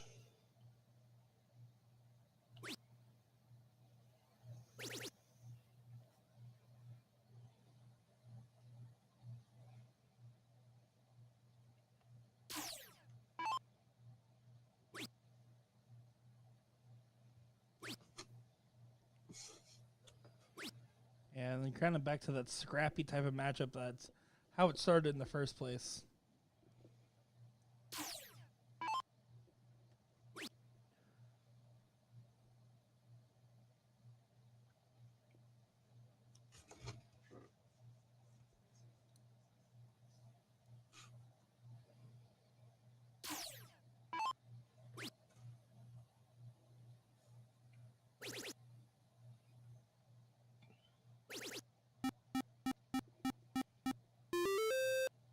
Here comes Joe getting those score.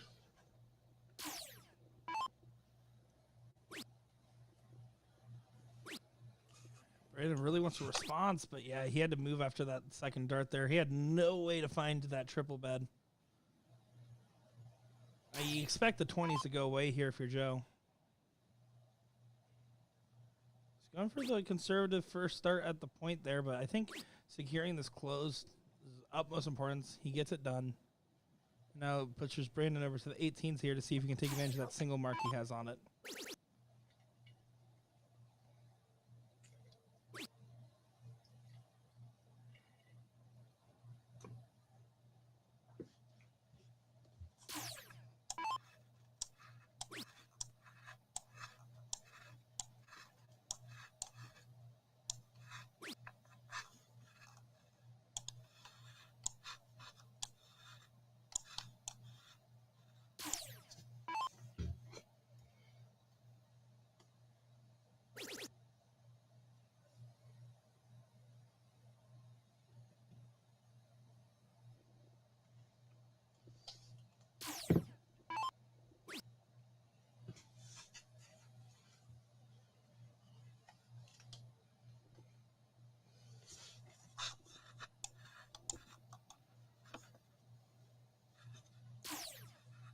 See Braden's out of his focus. He was looking at the board and a little perplexed, saying, hey, how do I want to approach this? And he came in with the game plan. His first dart executed, but he just kind of got excited.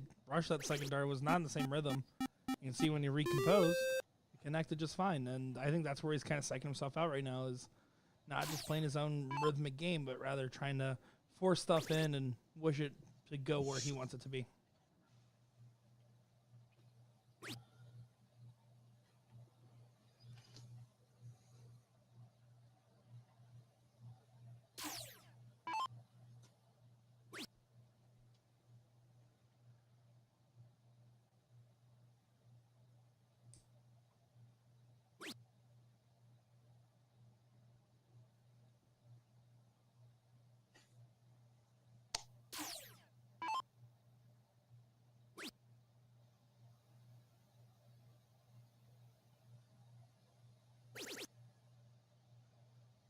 Joe snags the triple with his third dart, taking a 3-point lead.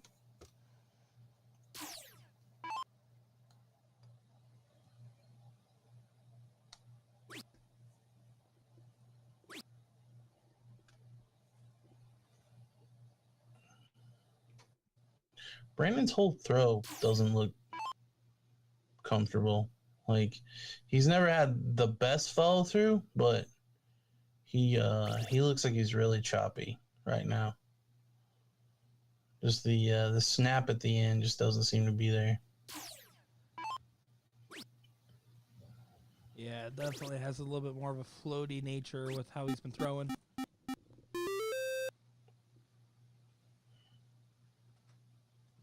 he gets the job done there on the 18, so makes it a little bit of a battle here. Of course, Joe seems to be keen to duke it out.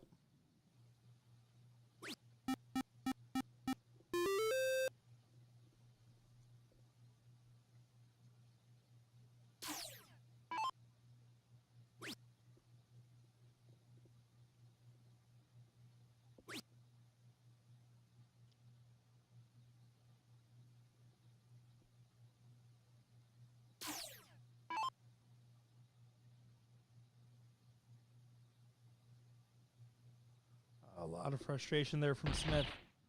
Decided to just kind of wing up a double bull there at the end. Just pure frustration dart.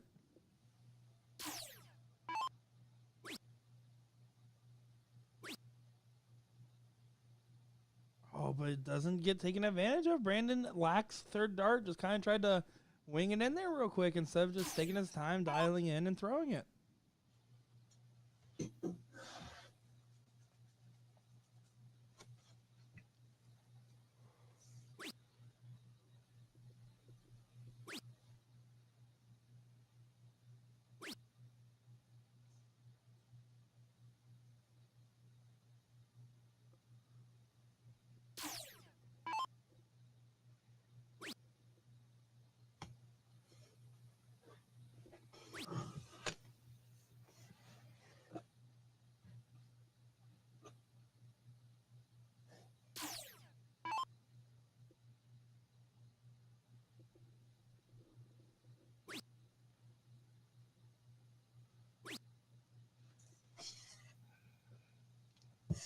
See that? This is where Joe does kind of confuse me a little bit, right? Because you have those 2 bulls in your pocket. You want to try to start scoring on the 16, 15 bulls to try to beat out those 18s. But after a first start, didn't really block the bull. Just quickly just said, you know what? I'm going over to the 16s here. And neither player's kind of really punishing the other's strategical errors.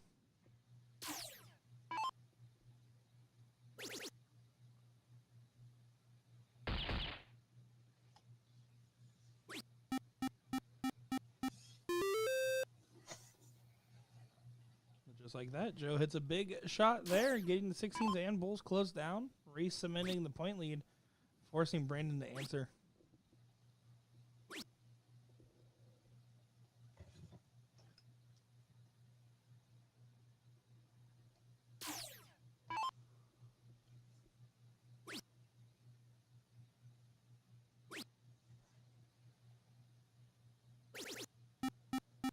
Huge last start there from Joe Smith.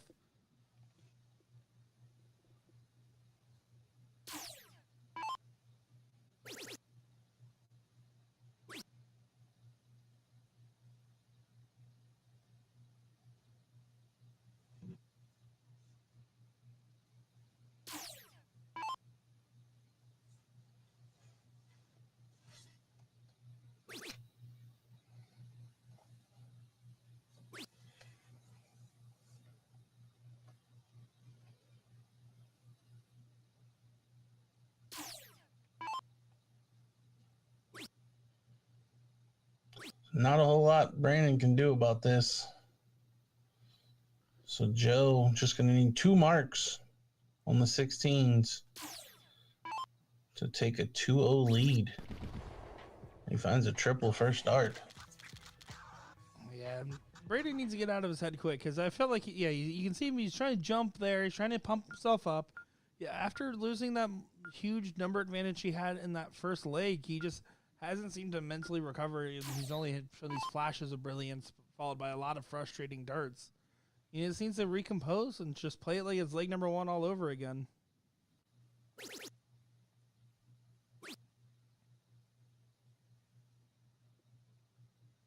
Of course, that's always easier said than done.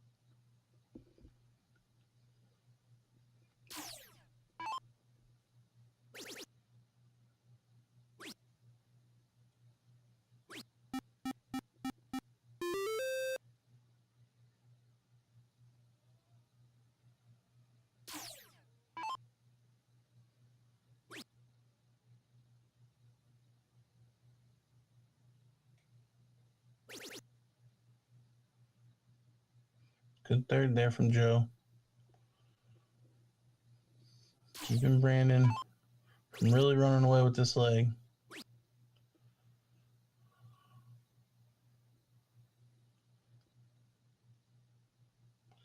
But a familiar spot for Joe. I mean, Brandon's ran out to early leads in both of the first 2.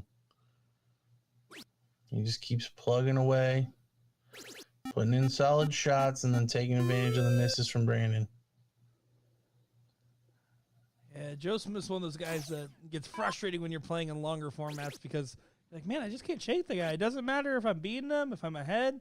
Guy just always finds a way to hang in there. And this is another one of those moments where he can just take advantage and dig deep.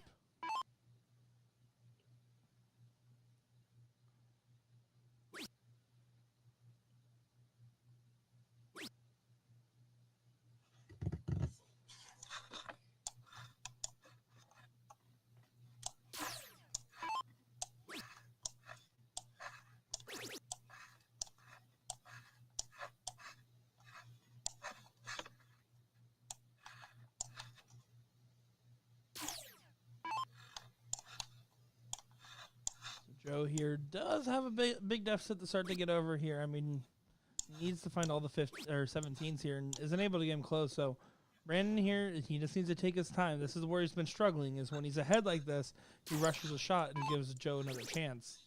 Here we go. That's a great first start there for him. Well executed there from Brandon, finding 5.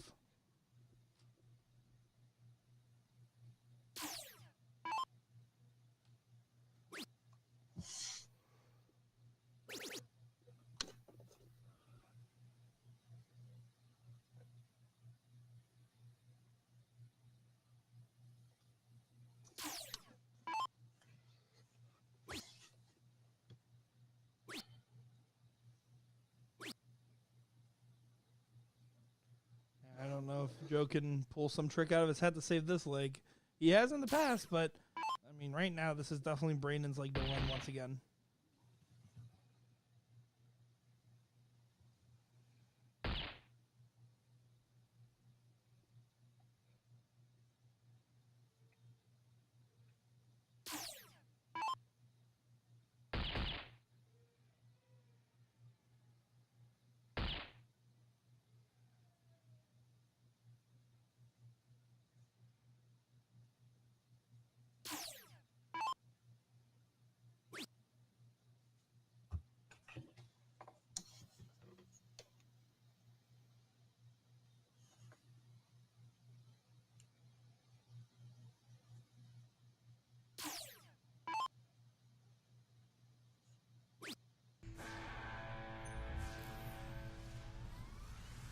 So Brandon gets one on the board.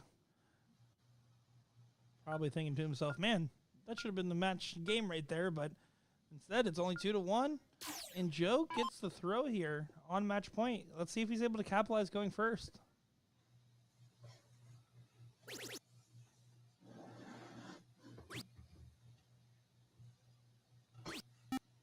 The answer is I think this is the first leg that Joe got to start. That is correct.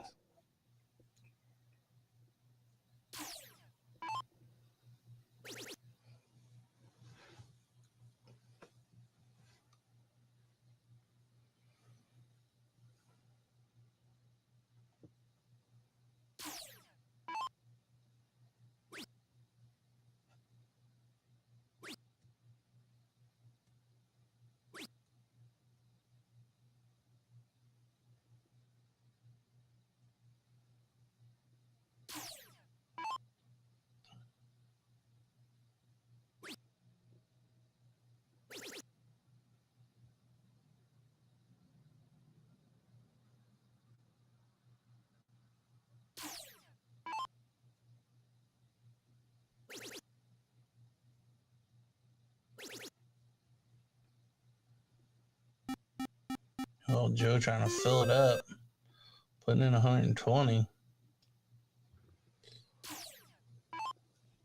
Yeah, I think we're going to see from this, especially with him going first and having the 20s, a lot more conservative of a game from him. I mean, he knows he's on match point. He doesn't have to take any risks, and he's not playing from behind for the first time in the match. Yeah, you can be a lot less aggressive with a lead here.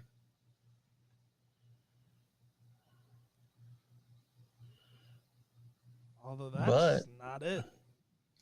Yeah, I mean, the slack visits that we weren't really seeing from him creeping in here, flatline. He's been pretty consistent about at least staying straight. Yeah, that's definitely one of the things you have to make sure when you're missing, especially on the 13-inch board, you're missing into the singles ever so important. Taking less aggressive shots and going for the wires rather than the heart of the triple, maybe whatever tends to help the player is most important here, because you don't want to just go up there and hit a nothing sandwich. A nothing sandwich. Mm-hmm. I like it. My big Blues Brothers kick. It's from Rubber Biscuit.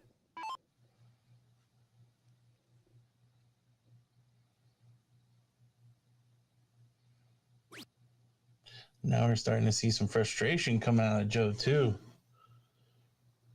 Momentum shifting towards Brandon, even with Joe having a small lead here. Brandon. Ooh, I was going to say not really taking advantage of it, but does find a third dart triple for the lead. And Brandon's composure has changed a lot. And before, he was like, I'm ahead. Why am I losing now? And now instead, he's playing from behind. I think it's just forcing him to stay more calm and collected.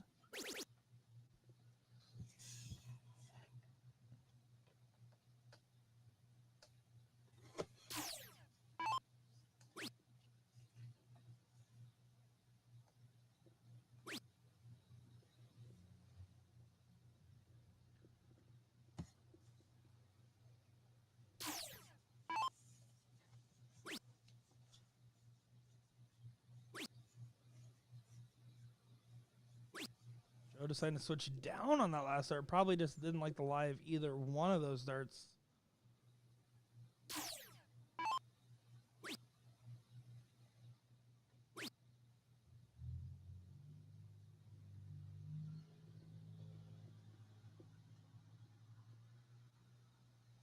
Dakota Whitaker saying, can't wait till next weekend. Washington will be a great time. Yeah, a lot of people are excited for that one for sure.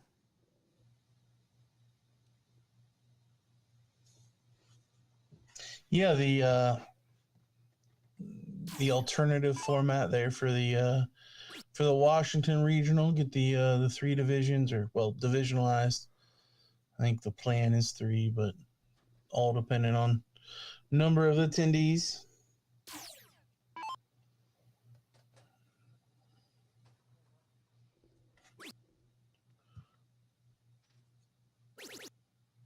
Big last start there from Joe to kind of continue his point advantage here.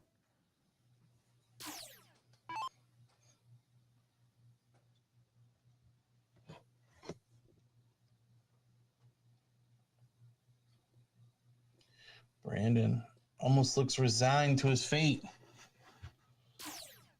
Joe just needs to not mess it up here.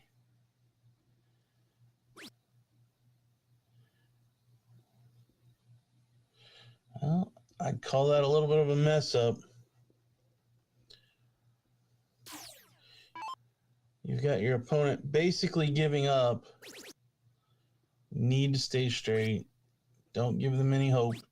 Exactly.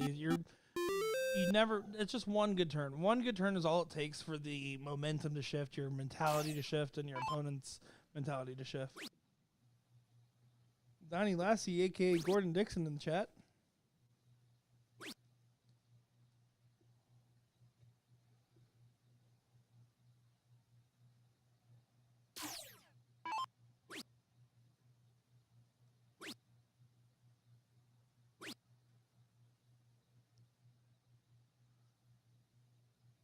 $55 points in 2 houses. Joe can shoot right at those 16s if he wants. He's going to. Needs to stay true on this last start. He doesn't.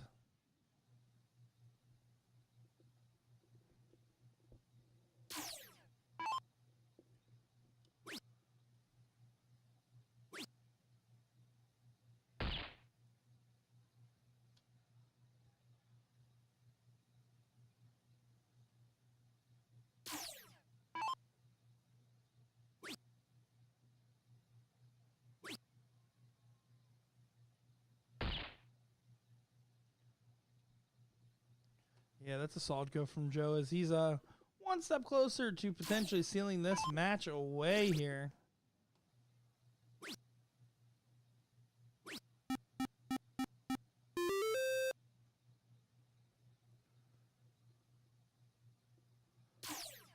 Some updates on the bracket here is Byron Johnson does unfortunately go to the loser side of the bracket, losing 3-2. And Soldier Leonard Gates, continuing on his perfection streak, has not dropped a leg, currently 9-0. Soldier and Andrew Hammock are set to play next. And then, of course, you have Cody Hamstead and Brad Bryce as well in your top 8. Derek Hinkle and Dominic Punt.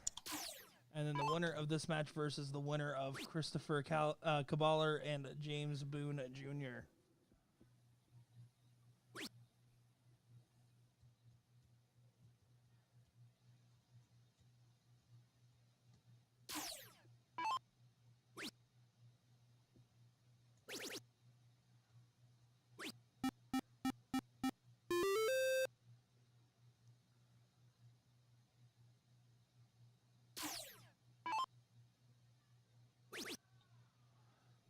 finds those 15s. Gets the double, just needs a single 20 to get the point lead, and does so, winning that one 3-1 there. You can see some love and respect between these players as Brandon's going to be a little frustrated after that one, and understandably so, but there is still plenty of tournament left. This is a winner's side match, right, DJ? Yes. And it looks like we are going to get Cody Hamstead and Brad Bryce next. So we will have that match. Don't go anywhere. More darts coming to you from Texas. Yeehaw.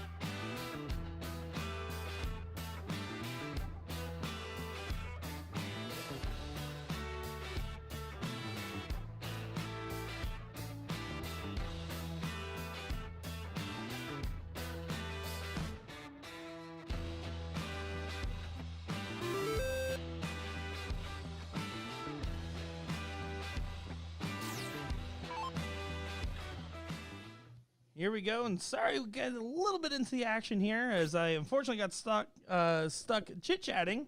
Everyone just wants to say hi and hello, and these dart players were not messing around, getting right into the mix here. Cody Hamstead, Brad, Bryce going at each other here for this one.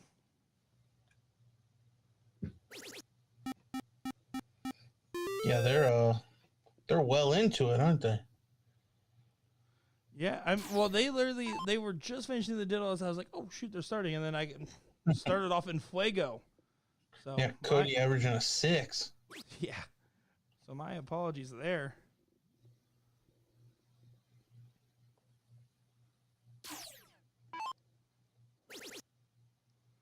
Yeah, you can see Cody's just on a tear at the moment. He was eager to be at the stream board. He was the one that was there first. They did have to go get Brad tracked down there, and I tell you, those extra few warm-up darts might have been the difference maker for Cody. He's looking sharp right now.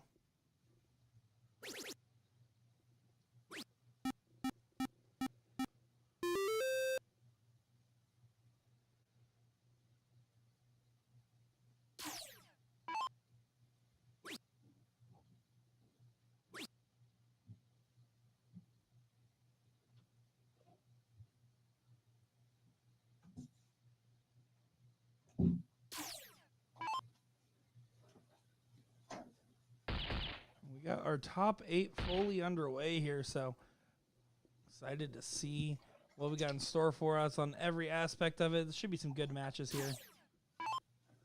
I think we can clearly see why Cody's still here.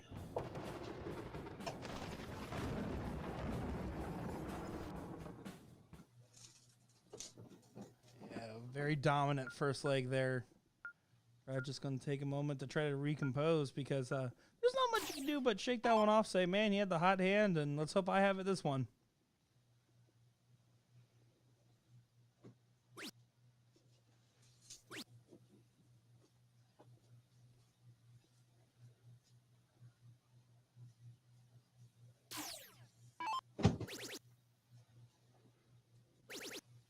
Cody's feeling good right now.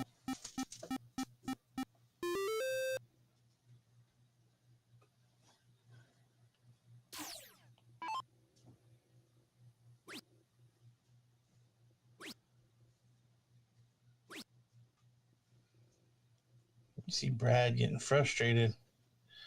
I'm sure there's a whole lot he can do about what Cody's doing right now.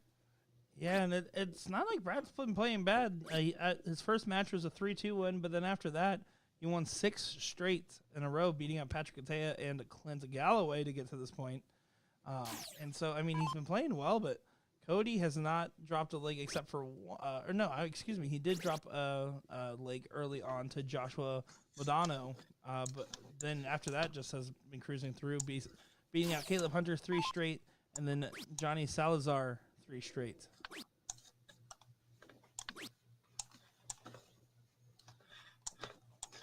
This is top 8 of the winners bracket.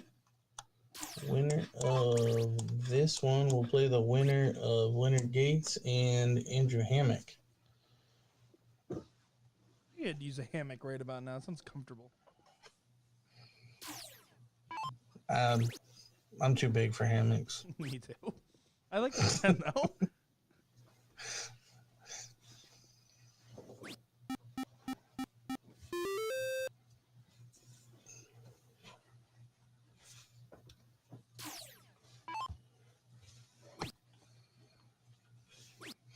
Cody seems to have cooled off just a little, but still almost a mark and a half better than his opponent.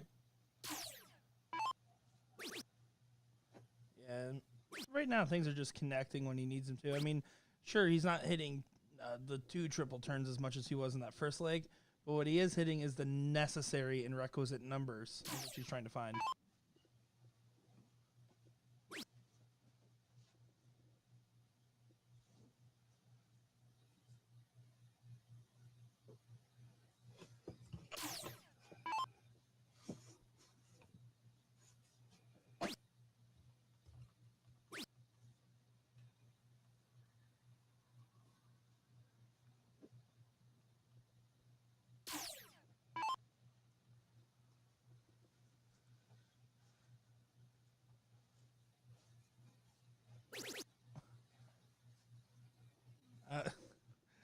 don't know if you saw that interaction there, but looks like someone was trying to get Cody's attention for a fist bump, I presume.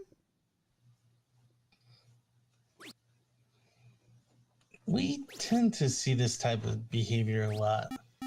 Like a public service announcement, unless you're really familiar with the person and that's what they want, just let them play. Mm-hmm. Common adage, be seen, not heard, or forcibly fist bumped. I added that last part. Especially, I mean, Cody's wearing earbuds. Like, he probably doesn't want to be talking or interacting with anyone. Especially with how dialed in he is right now, too. True. Sometimes if you're struggling, having a buddy to kind of snap you out of it and say, oh, yeah, wait, I'm supposed to be playing a game, and kind of help relax you, it could be very advantageous. But right now, Cody doesn't need any advantages. He's just going to keep playing as he's playing. Well, and honestly, there is something to be said about that familiar face, that calming presence. But most of the time, all it takes is a look. Like, I know I've been playing in a serious match on stage or whatever, and I'll just kind of lock eyes with somebody, and it's more of like a come on look, and that is enough. Like, I'm seeking that rather than, hey, hit my hand, it'll do you good. Hit my hand. Yeah, blow on the dice. They're lucky. I mean, you see it in the PDC, right? Whenever they're looking down and left, especially for prolonged periods, that's usually because that's where the friends and family section typically is. Yep.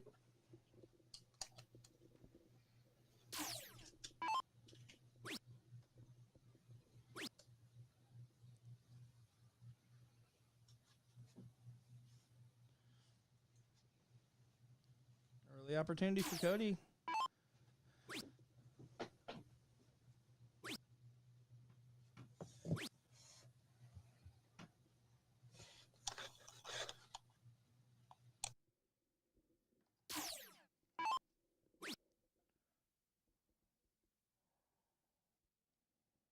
Oh, and that's definitely a big miss there for Brad. Bare minimum needs to get that point lead back because you don't want to give Cody a free shot upstairs.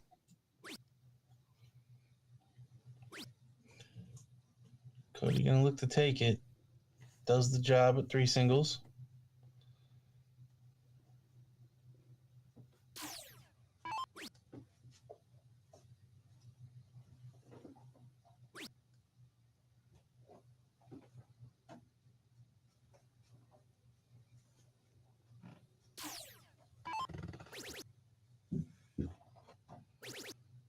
Oh, look at this from Cody. Kind of pushed that last start, but He tried to hop that third one in there.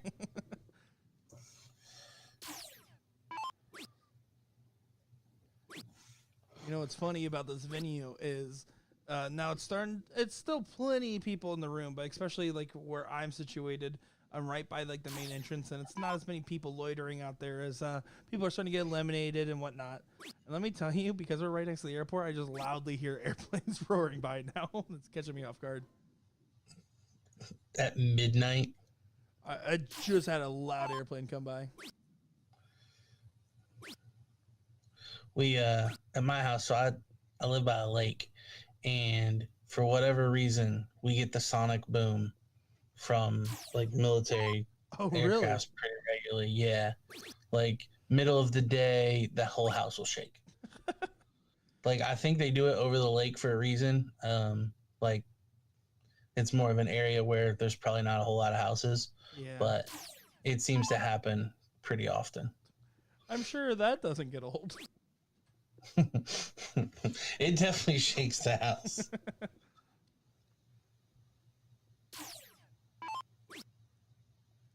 Okay, he's just going to look to secure these 15s, which he does, and 3 house, now 4 house advantage, set to make this 3-0.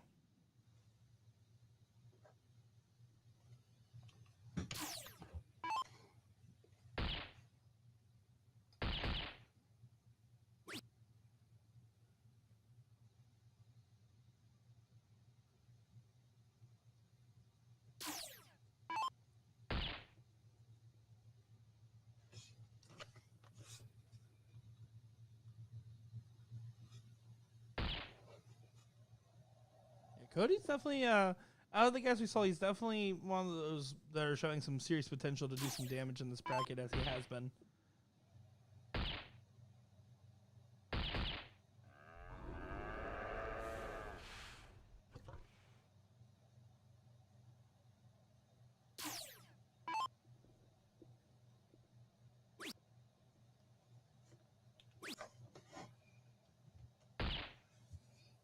Cody gonna elect to force Brad to have to close all 3 numbers.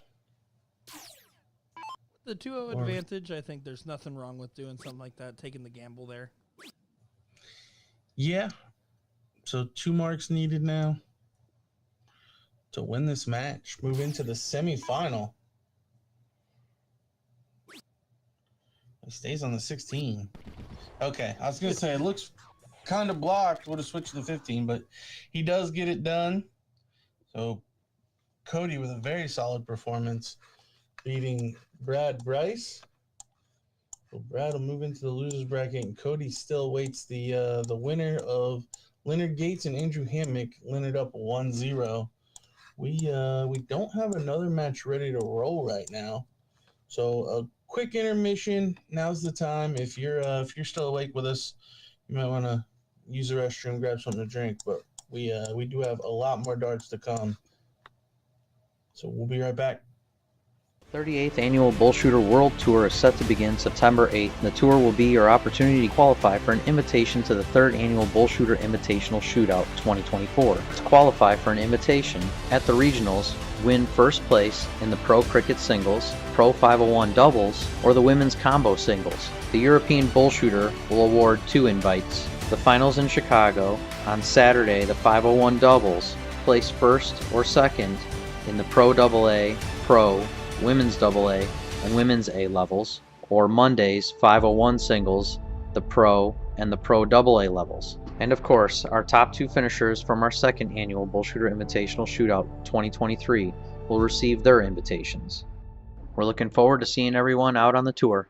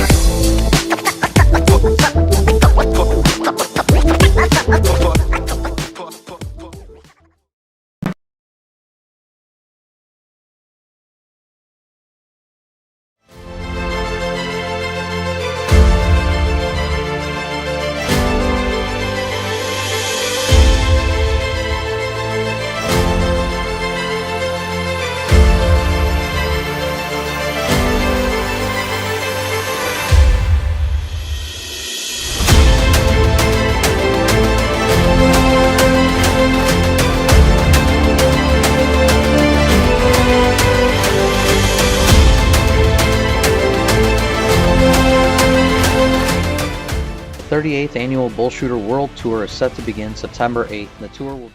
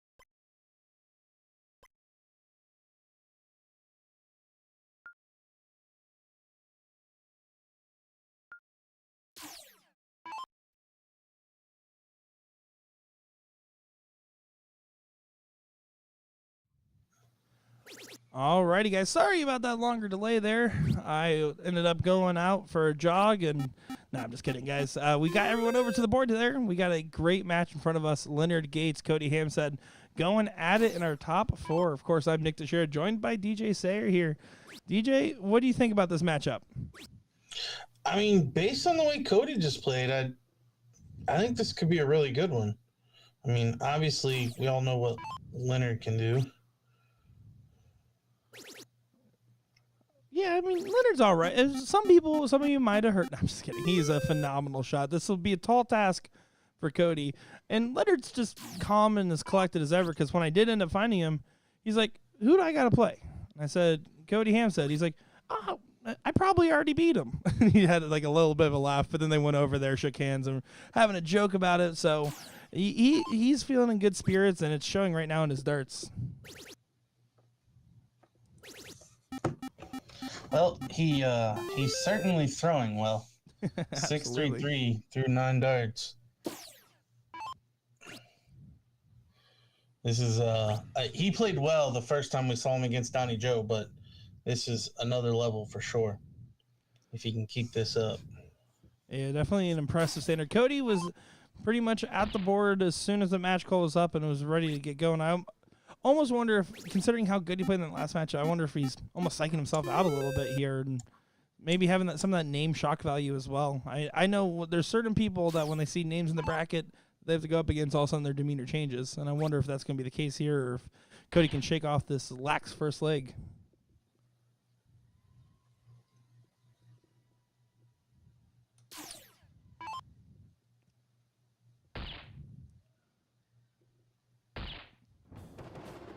Yeah, 5-5-7 finishing out for Leonard.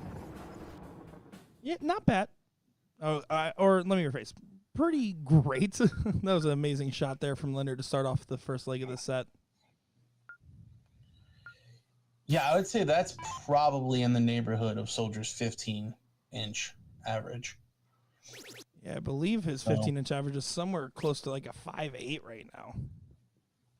Well, that's his best known, right? Yes, and for him, a lot of that average also comes from the CSC that he plays in a lot, because of longer format. That's why I say it, because I don't think that Leonard's carrying a 5.8 consistently across all platforms. Yeah, I think he's right around 5.5, honestly. And that's actually his book average. Yeah, 5.462. So you're spot on the money there. So for him to do that on the 13-inch board is pretty impressive. Yeah, Cody here definitely mounting up more of a defense than the previous leg, but let's see. Soldier's usually pretty unwavering here. Now, when you say his book average, what do you mean? The average, according to the Darts TOC site. Do they combine them? So I thought they only gave the best known. So it'll tell you where their average pulls from, but then you can actually check the other sources as well.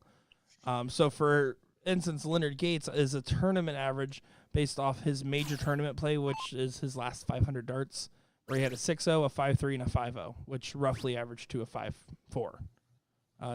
depending on how many darts they're pulling from each tournament. Okay, so that's only his tournament average. Yeah, that's within 500 darts, and that's including a triples, doubles, and singles, all from, it looks like, the December Nationals for PPD. Gotcha. I knew they had like 3 different ways of getting your average, and they take the best known and all that. So yes. Oh, yeah, so they'll do best known. But for his on the circuit, it's 500 darts from the December Nationals. But again, you also have different averages based on doubles and triples as well. Yep. So it's just the ballpark, but we bring up stats like that from these other circuits for you guys right in the chat, so that way you guys can get a good idea of what to expect and the difference in gap between the players, because when you're looking at a pro bracket or an open bracket like this, and for all intents and purposes, sometimes you kind of lose bearing of who's supposed to be doing what on average.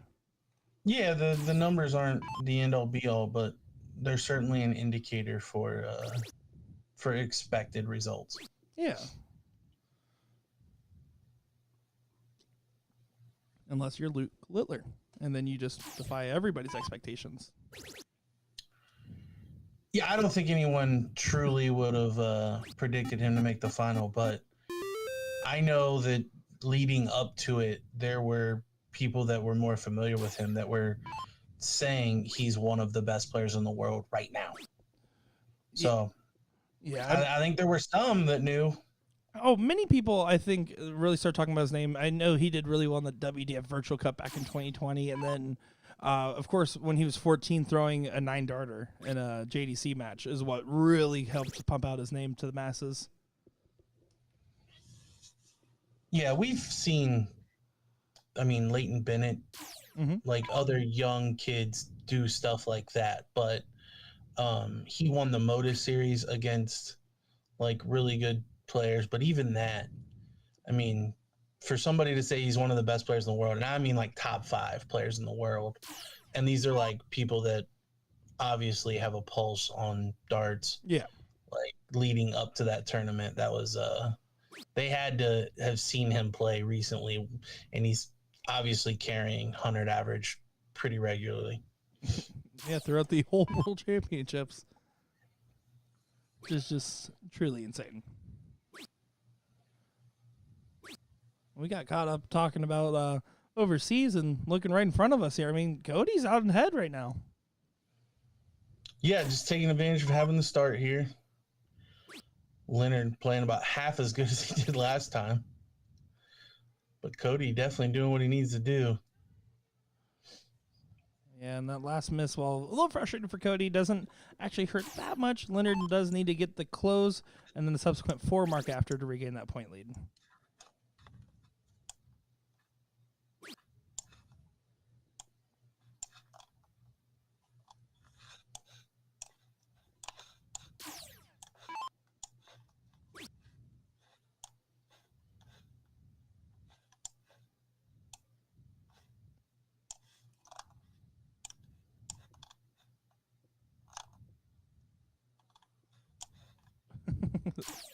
Scotty Burnett in the chat saying he's still crazy enough to be up watching darts with the raising hand emoji. Well, welcome, Scotty.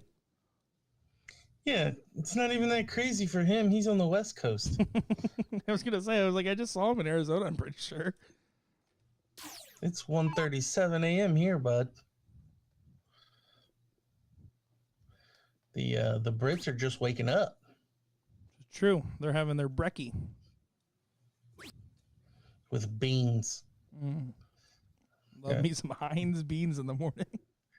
Baked beans on top of my eggs.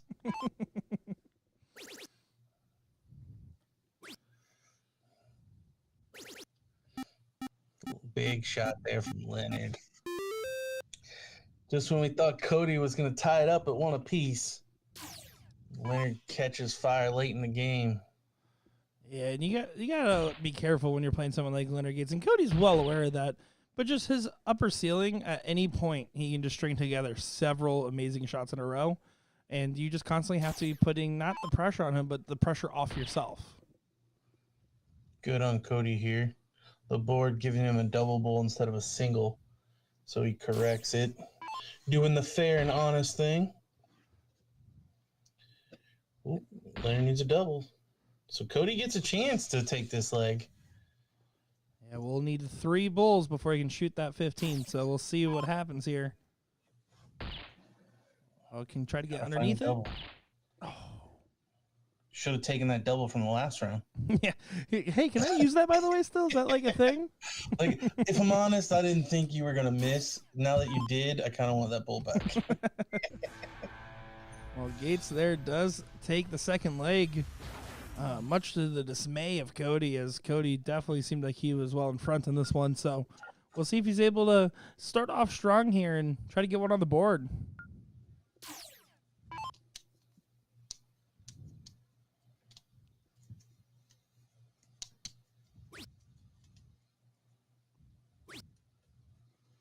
Just a reminder, guys, this is to get into the king seat match here. Very important for the pro bracket, just because you want to make it that much easier to try to take that finals position and get your spot into the ESPN Invitational Shootout.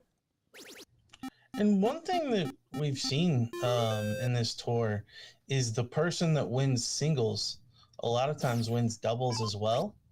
So then the runner-up from the pro singles gets the berth. I think we've seen that 2 or 3 times already. So, I mean, while you want to win it and guarantee your spot, it is pretty important. You win that king seat, you're guaranteed no worse than second place.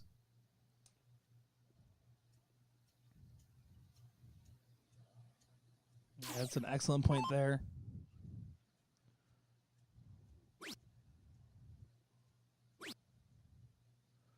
A little bit of a slow start here from Cody, and that's very much exciting if you're Leonard, right? You're going to go up there and get rid of these 20s. That he does. Finds the 18s as well. Just going to keep chugging along. Doesn't care about that 5-point difference. He's got work to do.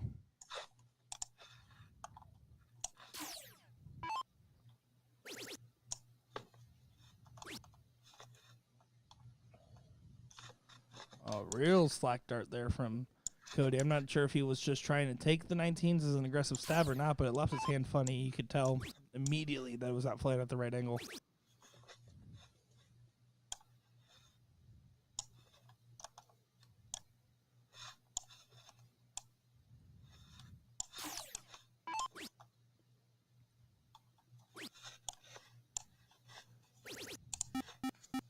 Mason Sasser, Austin Braswell, Jeff Springer Jr. We got some friendly faces in the chat here. How's it going, guys? Thanks for tuning in with us.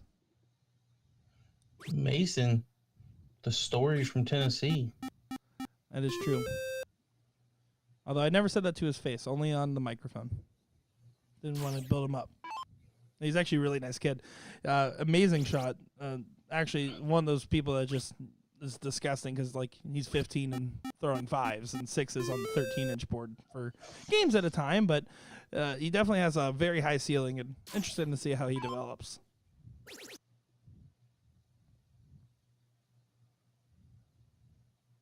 When thinking about this shot.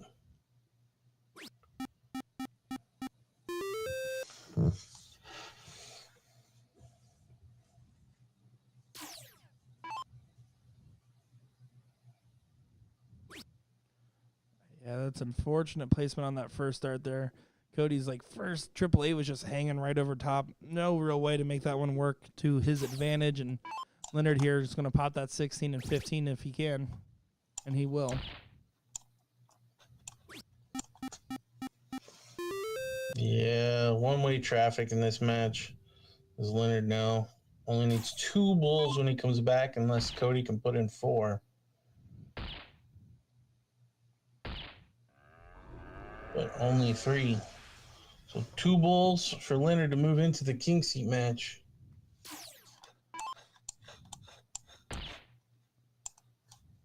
One more. And gets it there. You can see that there's some love there, some handshakes. But coming up next is our other top 4 match. Derek Hinkle waits on the winner of board 37, Joe Smith or James Boone Jr. here. So we're actually going to take that overhead look, see how that one develops, and then we'll get you that next match here in just a moment. What do you say, DJ? Can't wait. Couldn't have said it better myself. Be back in just a moment, guys.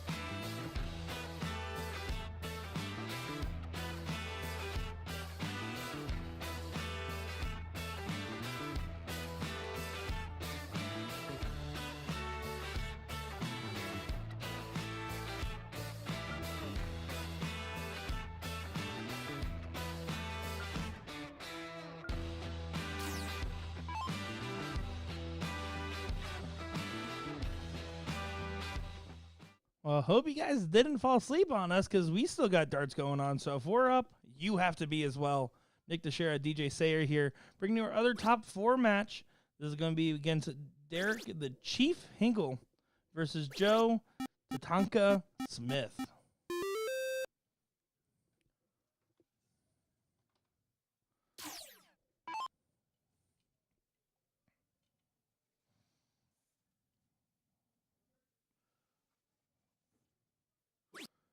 Going out there and talking with these guys, I mean, Joe was very frustrated with his performance in his entire last match. While he did come out on top, I mean, we did have our overhead cam on it. It was not a clean win by any means, and both players just were shooting well below their current standard, especially for being this deep in the bracket. Derek, on the other hand, his composure was fully there. He's like, I don't care. I've been sitting an hour, just walking around, just trying to keep moving, and he was just as relaxed and lackadaisical as ever.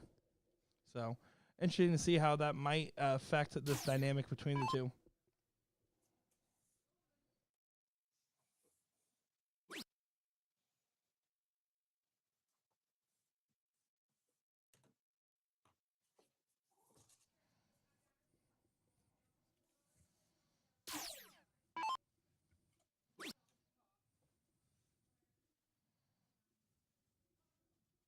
I think Derek got him a new straw. For those wondering.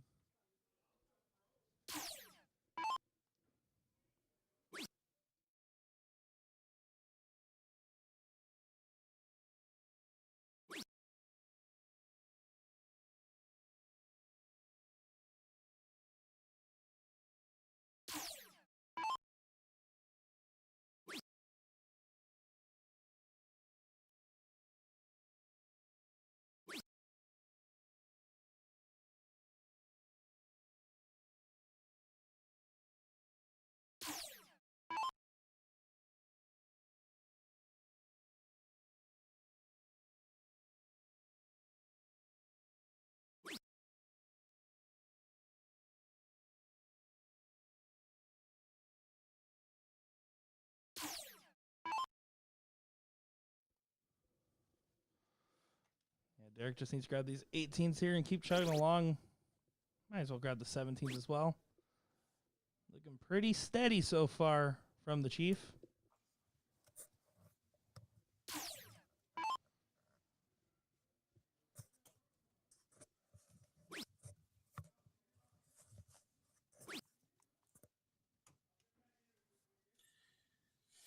Yeah, Joe not looking like he's playing anywhere near what he was earlier.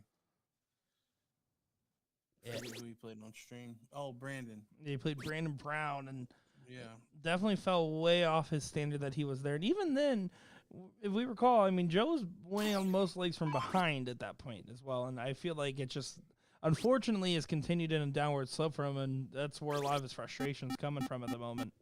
Justifiably so.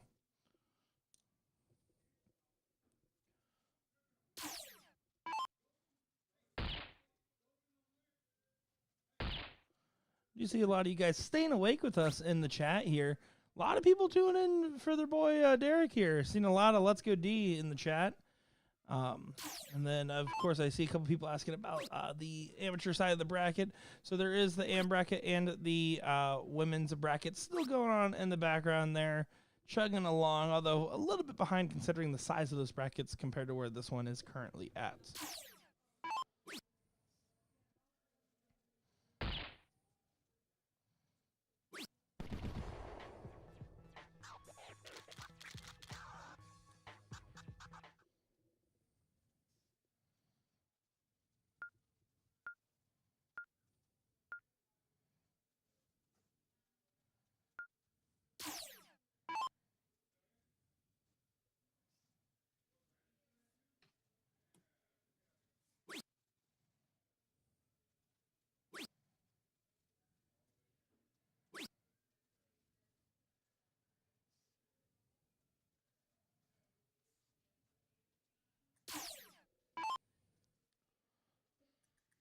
With a lax 3-mark start, so Derek here gonna try to dictate the direction of the match, but only finding 4, leaving Joe with the opportunity to do so as well.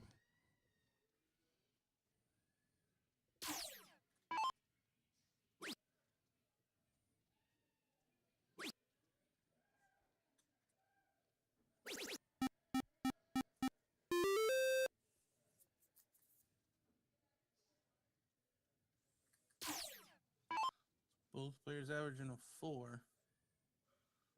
Derek having a battle on the 19s, going second.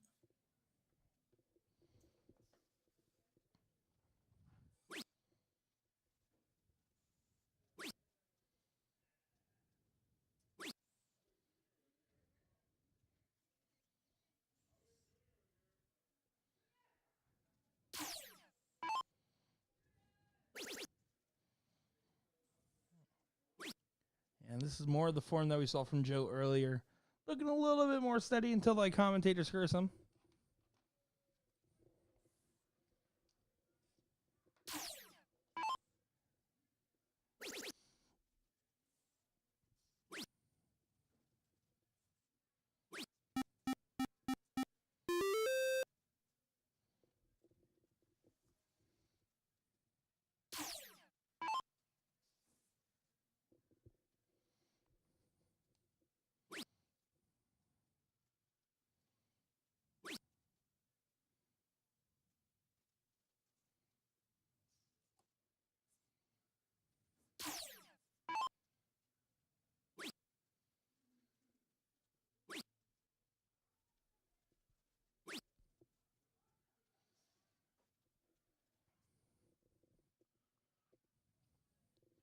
Definitely think fatigue is starting to become a factor. I mean, we're 6.5 hours into the original start time for this event. Starting to weigh a factor for sure.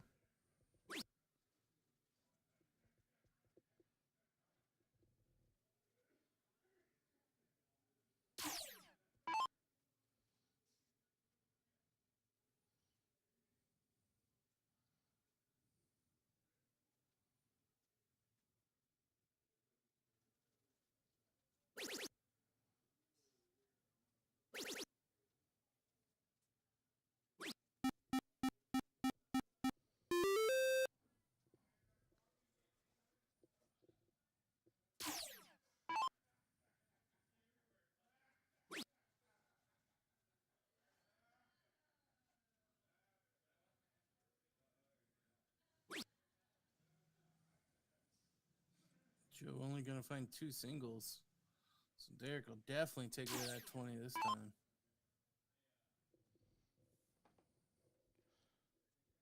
Yeah, it certainly seems to be the only move that is correct. Just get it out there. There's no reason to keep messing around. I mean, he's throwing really well still and kind of maintaining a solid standard throughout. Just going to try to keep dictating Joe and hope that Joe doesn't start clicking like he was before.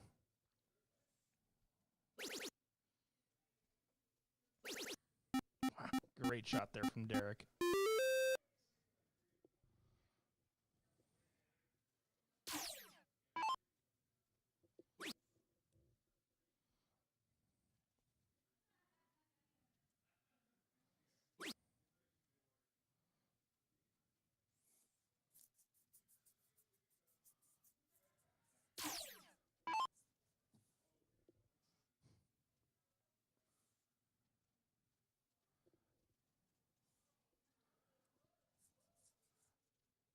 All he cares about is just continuing to put the pressure on and moving along this game as he's well in front. Now it's a 2-house and 111-point advantage. Derek's looking set to go up 2 straight here.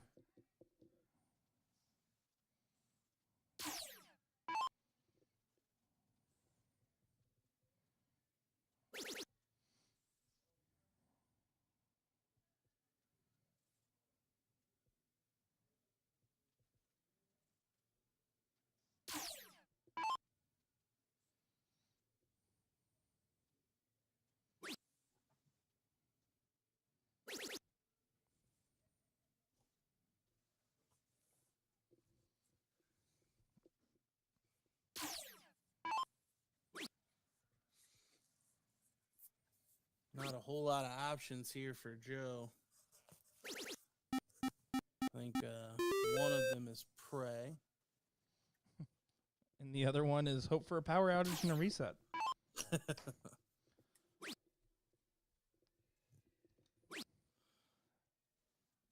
But I definitely feel for Joe here. I know that, like, you got to this point of the bracket. You played great getting up to here.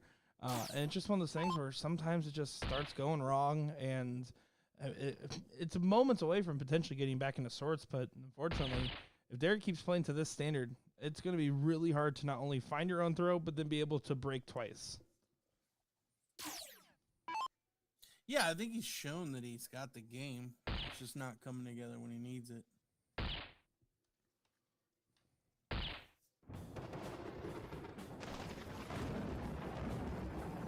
See, Derek gives a little point there and a little nod of respect from Joe.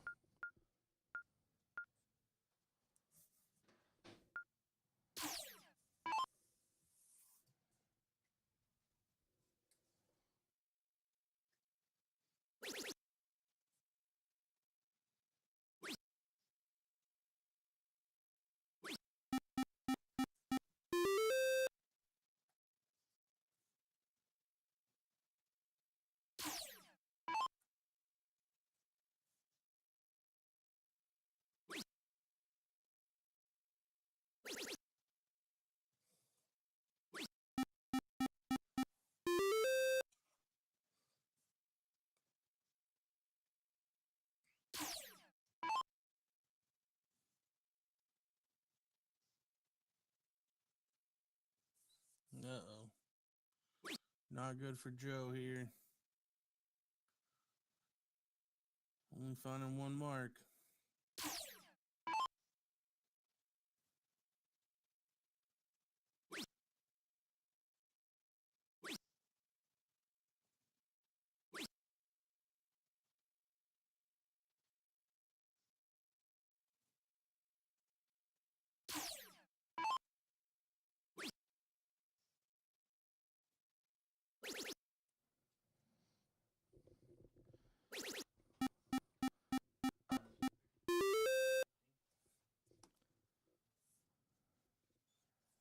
Denny Garn pulling up the lazy boy chair in the chat was my favorite highlight in New York. Nothing will change my mind on that.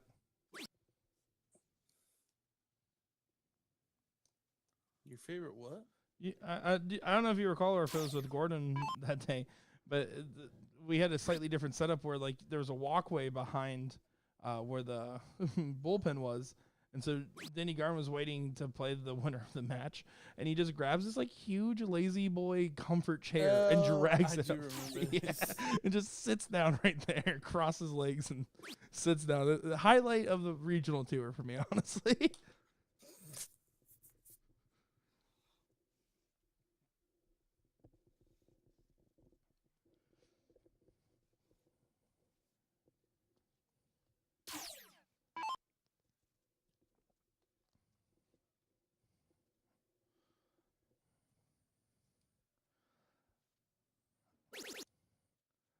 Joe's first two darts were well off target, but great correction on the last. And honestly, where I think he should have started getting that second house advantage, getting those 18s there, and does collect. So now Derek falling a little bit behind in this leg and needs a big shot here to get himself back in the running.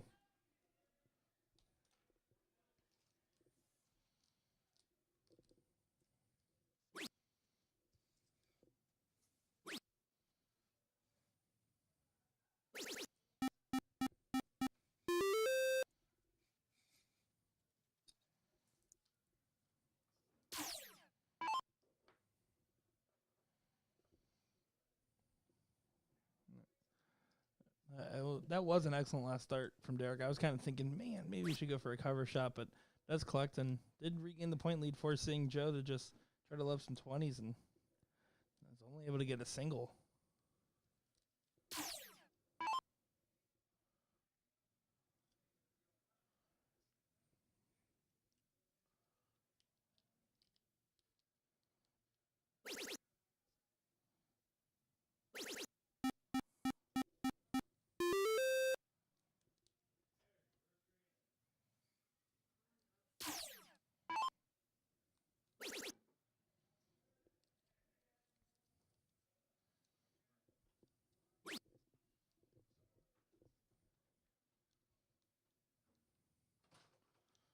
They're just trying to maintain that composure.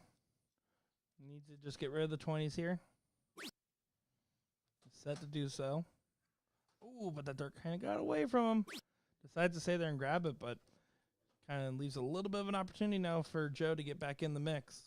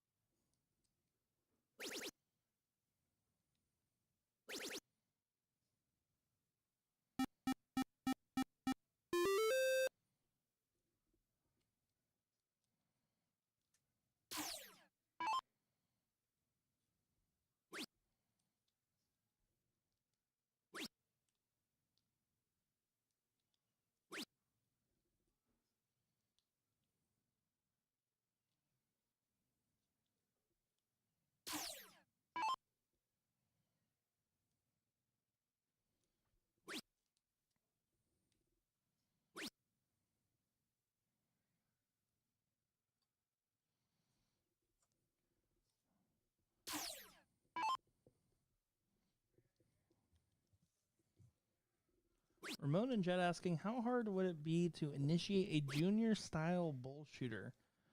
You know, that's a great question. I don't believe Arachnid's ever done a youth event, if I'm mistaken here. I don't recall one, at least.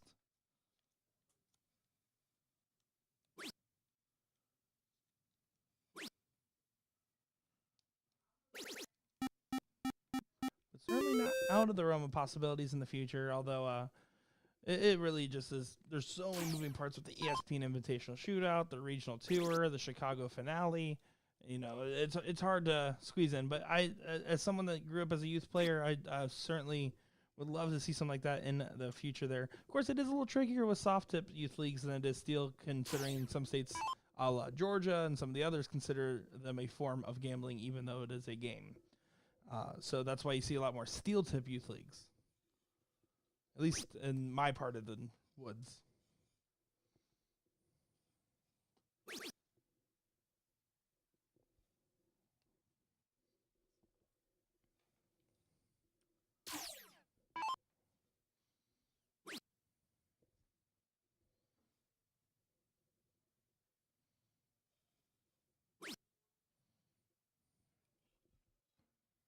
They're primed to win this match 3-0.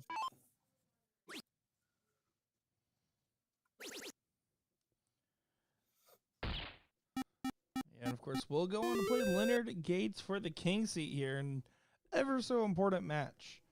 Because, like you pointed out earlier, if you get to the king seat, guarantees you at least third place. And if you win that match and get to the finals, there's a good chance you still get qualified for ESPN if the person that ends up winning wins double. So lots of different factors at play, a lot of different playoff scenarios, for lack of a better term.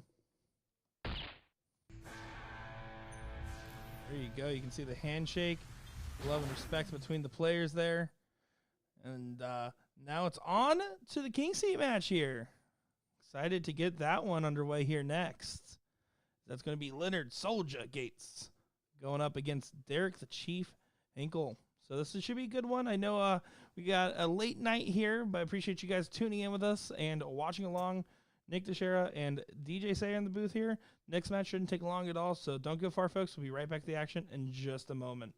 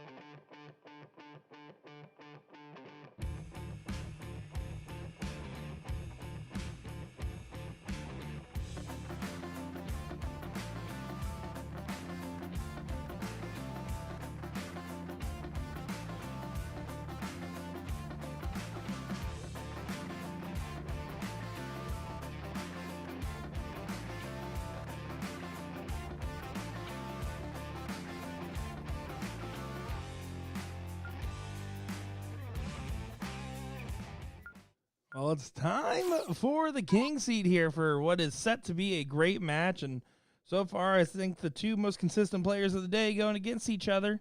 This should be a good one here. Leonard Gates, LG, Gata, Soldier, and many other monikers. The man that doesn't need dance classes, according to himself, versus Derek Hinkle, the Chief, going at it. Excited to see how this one pans out and who cements their spot in the final and who has to fight back through the one-loss side of the bracket.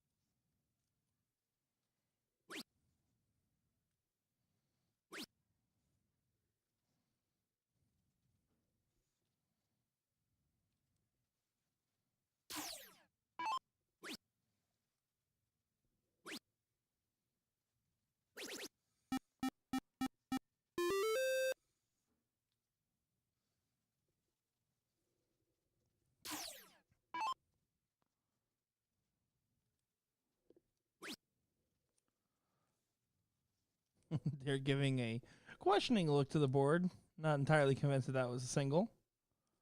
But only gets the single on this go here. So early advantage in this one for Gates.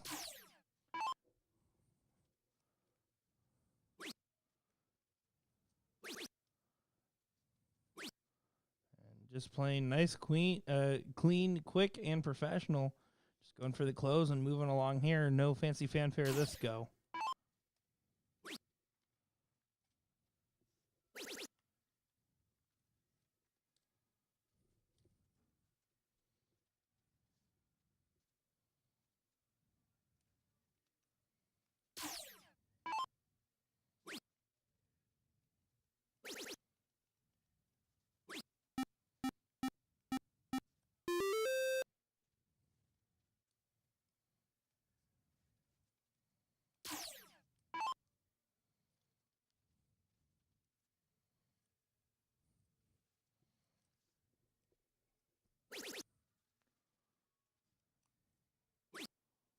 Good correction there from Derek.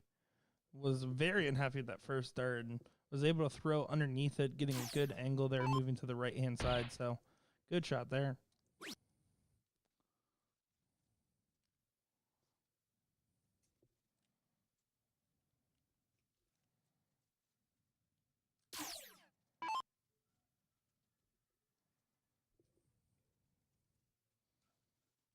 Derek gonna think about this one.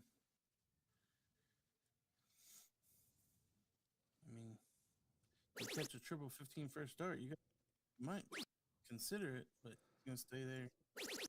I think his thought process was exactly that, except then he's like, there is that one bull, though, and he was worried about the one bull already being on the board for Gates, which does kind of change up that shot a little bit.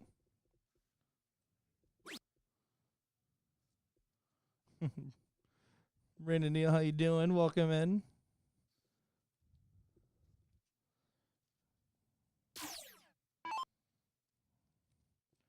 Now a significantly better shot here for Derek.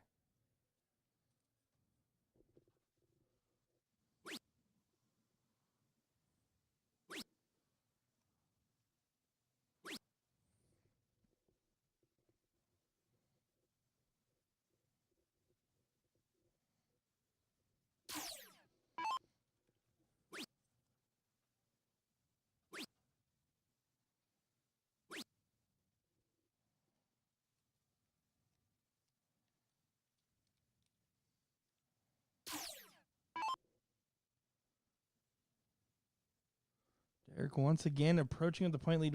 This time having that mark on the 19 means he should start there. He does go to the 15s, but I think I personally would have preferred him to start at the 19s, get the two big singles, and then go for that trip 16 there. But to each of their own. Always a risk when you have Leonard Gates with that bull in his pocket already.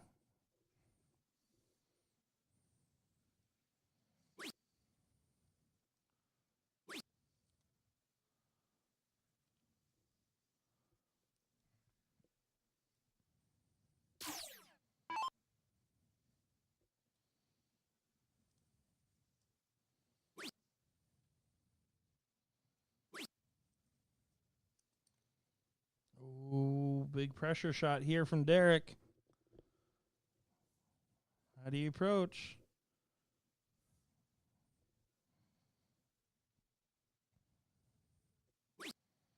Goes back to the 15 there. I don't think there was a world where he should have moved off those 15s until he hit a trip, just given the scenario and the one bull advantage for Gates.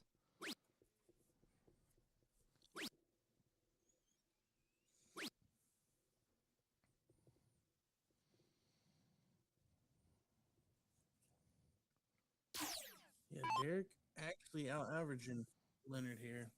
1 second.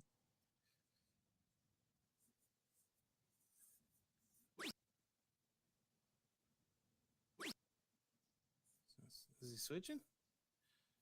Oh, just low. So now Leonard only need 3 singles.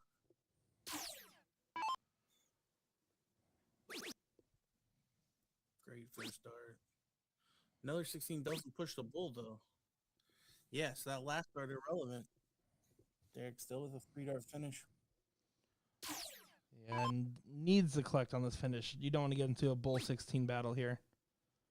No finish available now, but it's just going to try to get the close. It doesn't even get the close on the 16. It's basically handing this one away after what was a very close-knit battle.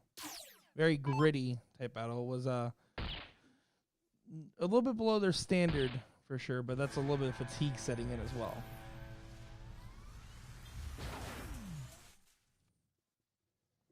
But that's just leg number 1 here. Derek is going to start off leg number 2.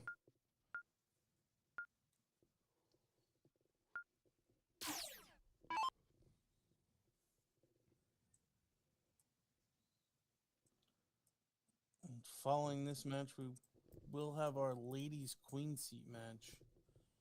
We've got the 2 semifinals going now. It looks like Shannon Berggraf is taking on Christy Davis, with Christy up 1-0, and the Black Widow down 1-0 to Lane Liac. Yeah, excited to see what ladies we get in there. I did right before the tournament started. I picked the 3 from each bracket of who I thought was going to do some good runs here. For the women's, I put what? I said, okay, enlighten us. Well, for the women's, I put Cheyenne Richards, Christy Davis, and Lorraine Mosley.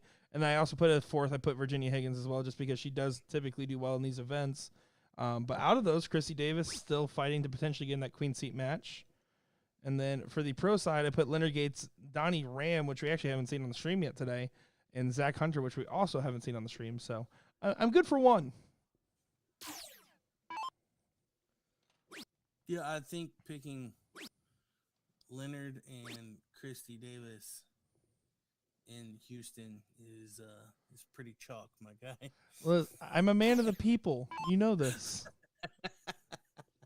I give the people what they want. I'm not here to pick the other side. I gotta earn the respect. If not, they'll just come knock down my door at 4 a.m.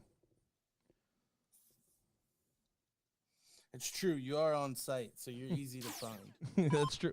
Well, I'm also big and have dyed hair. It's really easy to find me. Leonard with a huge 3-triple turn there.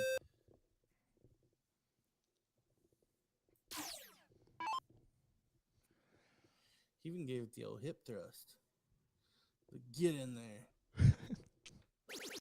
Sometimes it's just that little extra oomph that does all the magic.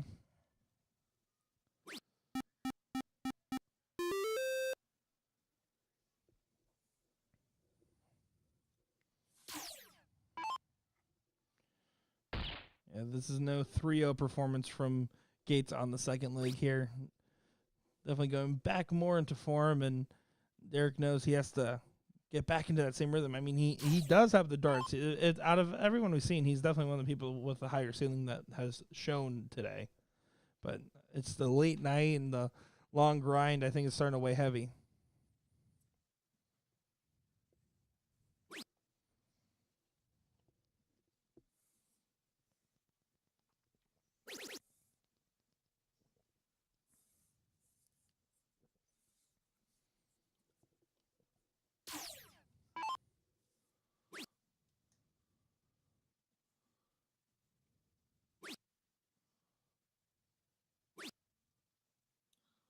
bit of indecision there for Leonard.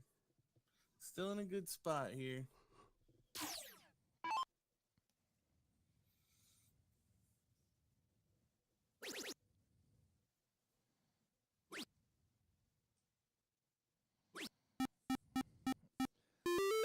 Yeah, even with that first start triple, I mean, you have to feel that Derek's back's against the wall in this leg, just with the mark on the bull, the 15, and the 2 houses. It's very much a precarious position.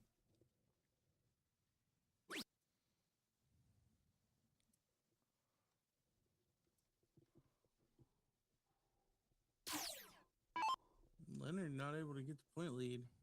Switch to the 15 on last start. Down by 6. Just trying to trip for close and the lead.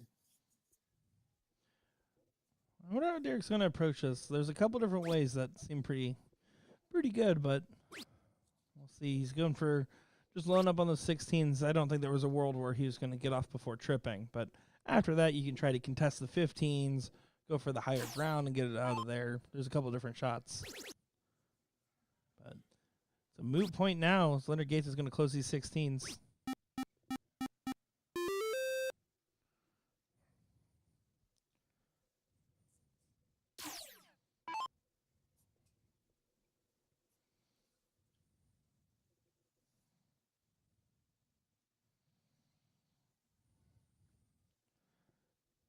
Derek's just trying to recompose, but I mean, all he can really do is bed the 15s and hope for a miss from Gates. That's your only option at this point for leg number 2.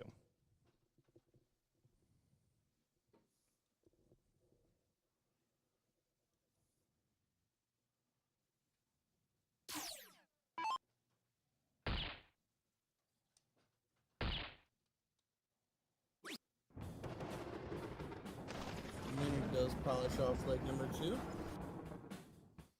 Derek's going to have to win 3 straight in order to take the king seat. Keeping you updated on the ladies' side, Christy Davis did make it past Shannon Berggraf. And in the other semi, we are tied up at 1 leg apiece. So they're in a decider there. So Black Widow tying it up. I forget. It's Dawn. I forget Dawn's last name. I can find that out for you real quick. Hold on. She was the other half of the tackled board in Chicago. There you go. That's quite the descriptor.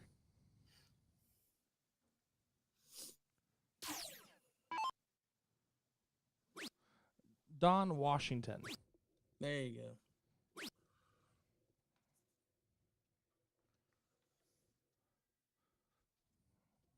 I feel like that will forever live in infamy. The tackled dartboard. As it should. Let's just be honest, as it absolutely should. Like, I'm surprised it wasn't on SportsCenter.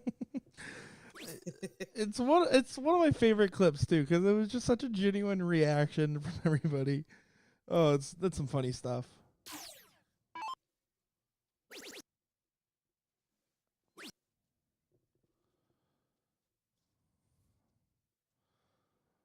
Gates was trying to pile through and get some 17s on the board as well and just play hyper aggressive here. But it does leave Derek an opportunity to slap right back.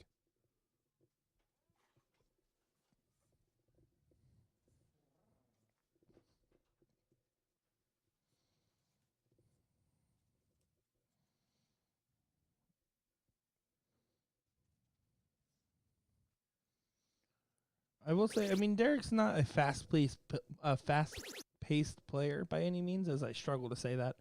But he definitely has slowed down his pace a lot more. So I've seen Derek do this in spots in other tournaments. And, yeah, I don't know. It's not necessarily a bad thing. It just, if you don't do it often, I don't know how it helps. And if it does help, why don't you do it more? Yeah, I'm always one of those players that, like, I feel like finding the rhythm is more important than being overtly methodical and backing off the line and resetting a bunch. But I mean, to each their own. It's just how you handle different situations. In this case, it seems to be advantageous for him. Hitting a 7 on his last go here, and this is a big turn here to get those 19 shut down. And to be fair, I mean, it really does play a factor. Maybe not so much on Leonard Gates, a more seasoned veteran, but on newer players, I mean, it's a very effective way to, for lack of a better term, ice the kicker. Are you saying that people use gamesmanship in darts? I'm saying a lot of different things here, DJ. I've said a lot of different things today. Are you implying that's what Derek's doing? Even if it's subconscious, I don't think necessarily. He's a very nice guy. I don't think he's saying, I'm going to try to throw Leonard Gates off his rhythm. And also, out of all the people, he's going to be one of the more seasoned people that won't fall for something like that. But even subconscious, it is an effective strategy. It can play a factor for sure.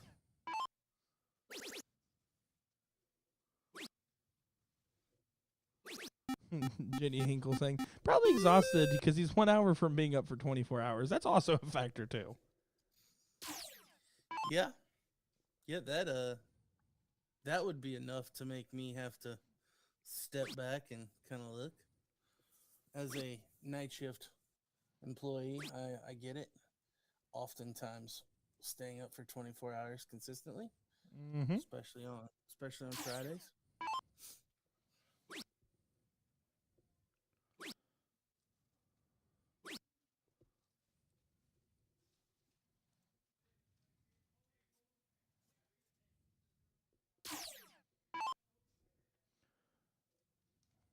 Well, this is Derek's last chance to really save this match right here. A big, I mean, even just a 5, but I mean, realistically, a 9 mark, trip 15, trip 15, trip 17 would completely turn this on its head. There's the first. There's the second. He listened to me. What a shot there. Finding 9 from Derek.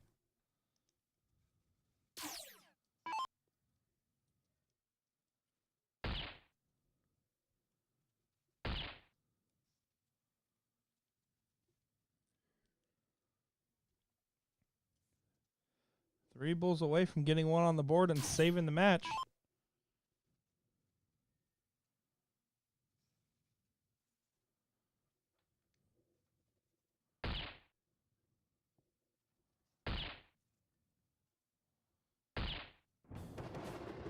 That's it.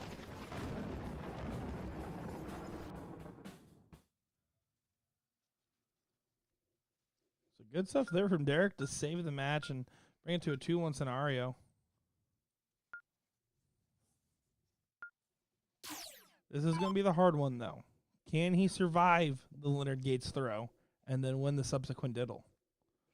Let's find out.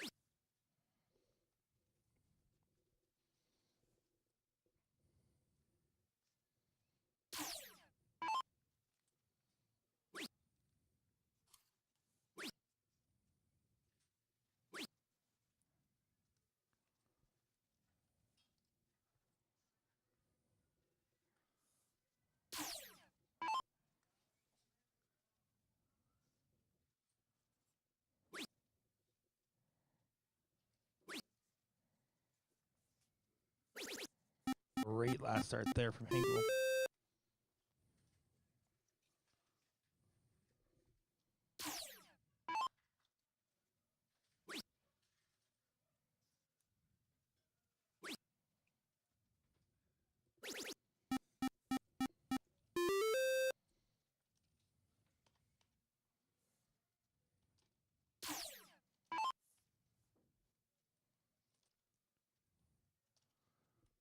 Went ahead and put in a link to all the different brackets there in the chat for everybody to follow along with. Of course, if you guys also want to follow along a little bit easier, of course, just log into your BullShooter app on your smart device.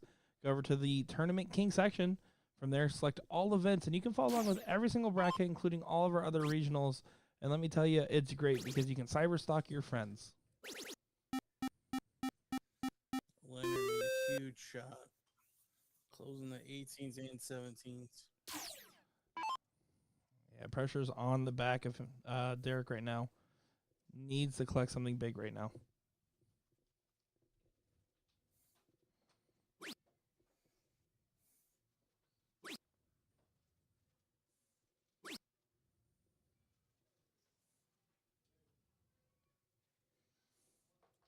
Yeah, 3 mark will not suffice. This is Leonard's to win at this point.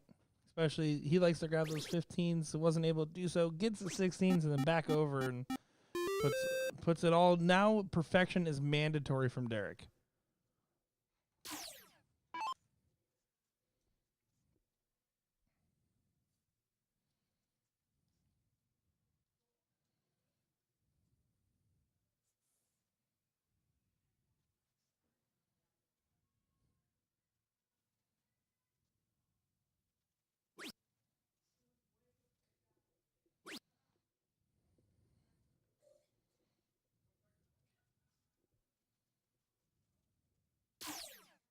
Looks like our ladies' quick seat match is official. We'll have Lane Liac taking on Christy Davis. And that should be a great match there on the women's side of things. Excited to get some ladies on the board. No offense, fellas, but they just somehow do it better.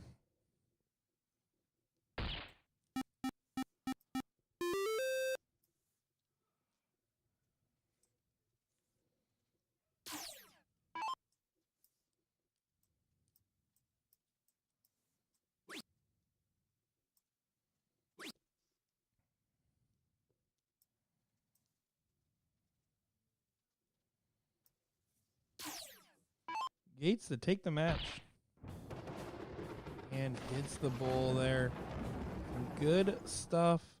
And a good showing there from Leonard Gates as he is now your king seat holder here in this pro bracket. And one step closer to getting the title or having to defend it in a great final that will be getting set up here shortly. But now time for the ladies, as you said, DJ. So give us a moment. We're going to crowd the ladies over and get going. Don't go far, folks. Nick Teixeira, DJ Sayer in the booth.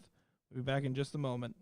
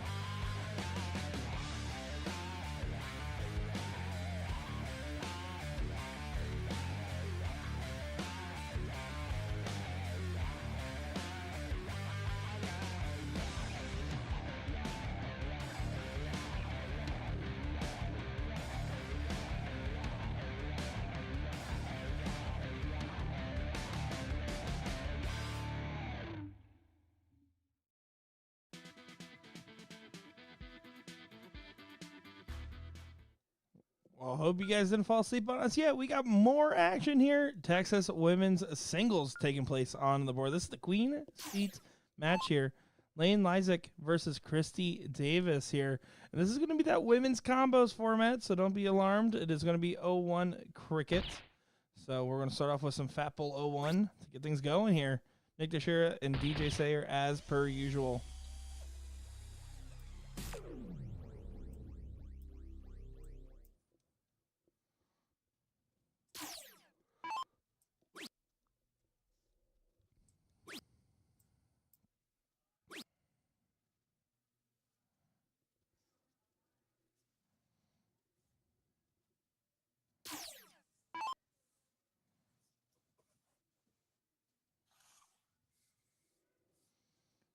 Lane out in front early with that low ton start.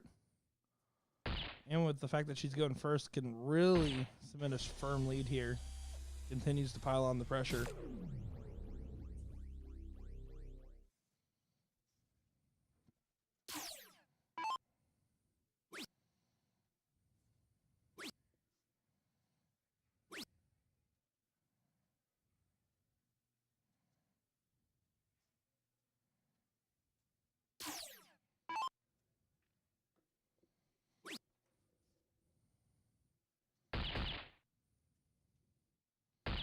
And a third low ton in a row.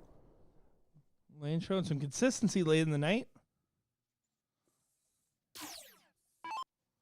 But don't count Christy Davis out. She has probably one of the highest ceilings from these female players. And, of course, in the Houston region is known as being one of the top females.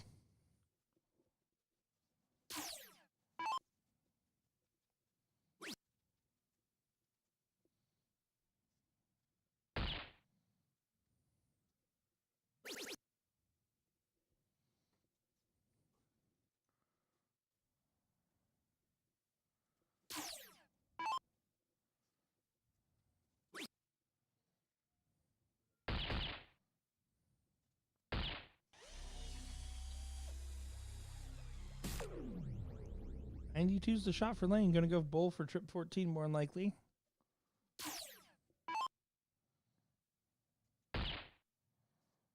Finds the bull. Single 9, it's open out.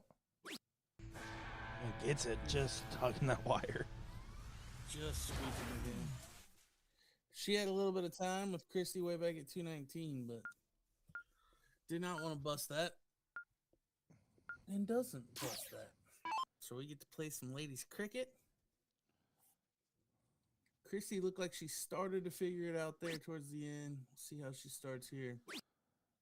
Yeah, when I came to get her to let her know that she was on the stream board, she just looked at me and said, "I'm tired." And then she was hanging out with Eric Holmes and he was dancing and I said, "He's not. Just be like him." Apparently my words were not very encouraging. Yeah, my response would have been, "So am I." That's also fair. To be fair, she looks tired. Yeah, I mean, it's a long day. And let's be honest, if from the players' perspective, they want the tournament to be a little further long, but of course there was an amazing turnout and things sometimes run a little bit longer. And on top of the fact that the cell reception has caused some people to not get their notifications as fast as they should on their phone, it leads to some of these long nights. But that's where resilience really shines through and becomes a big factor for some of these people.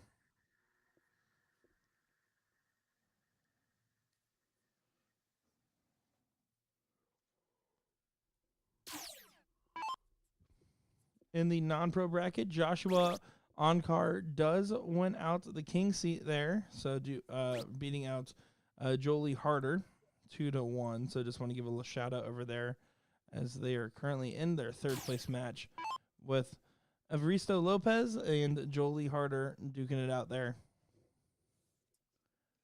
You mean to tell me the non-pro is going to be done shortly? And the pros are still playing 5th, 6th? I'm telling you exactly that. Yes, absolutely. Do better, pros. Do better. Yeah, the non-pro and the women are showing the pros how it's done. I mean, the women ain't that much further ahead, but The non-pro had the most people by a lot. Well, Andrew in the comments points out exactly why we're running the tournament this way. It's primetime viewing in Australia at 7:20 p.m. And that's what our target audience is. Yeah. Thank you, Andrew. I run on Australia time. It's true. All jacked up on kangaroos and opera houses. I struggled to find a second thing there. I apologize to all the Australian viewers.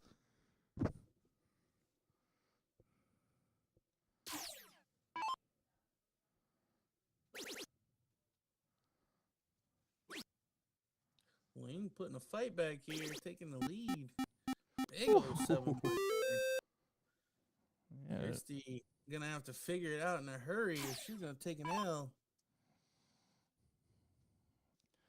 Yeah, certainly don't want to go down here. This event does qualify a lady for the ESPN Invitational, so the right to have to be double dipped, pretty important here.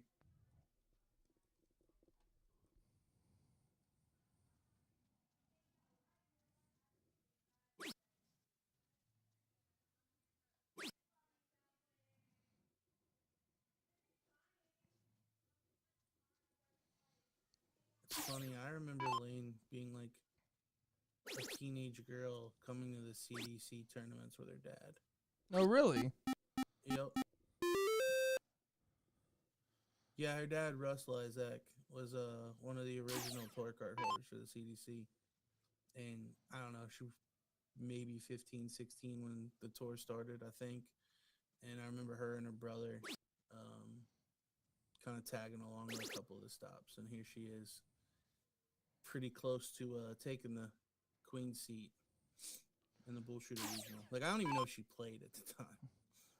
Well, I mean, having darts in the family must be very helpful. I mean, she has great base mechanics, pretty still movement, pretty steady setup. I mean, other than a little hop when she releases that dart, I mean, you can't really complain about a form like that.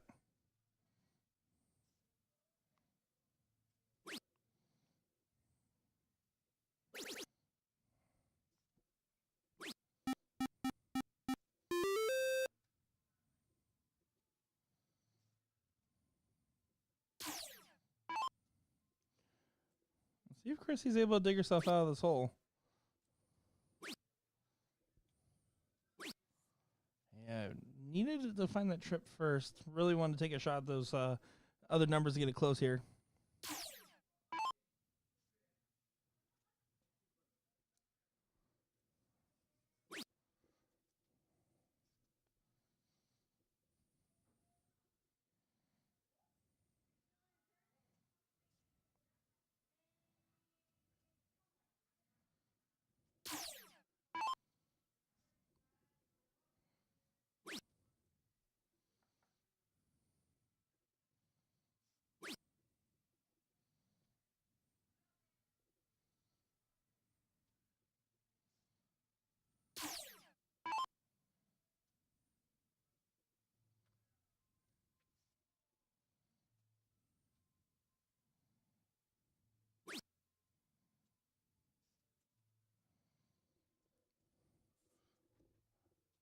And that was an important dart that she needed to collect on that last to get the point lead.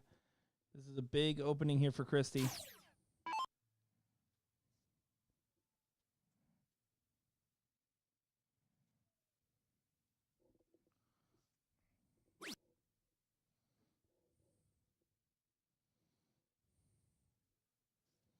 Kind of rushed that third dart, but a great first dart there.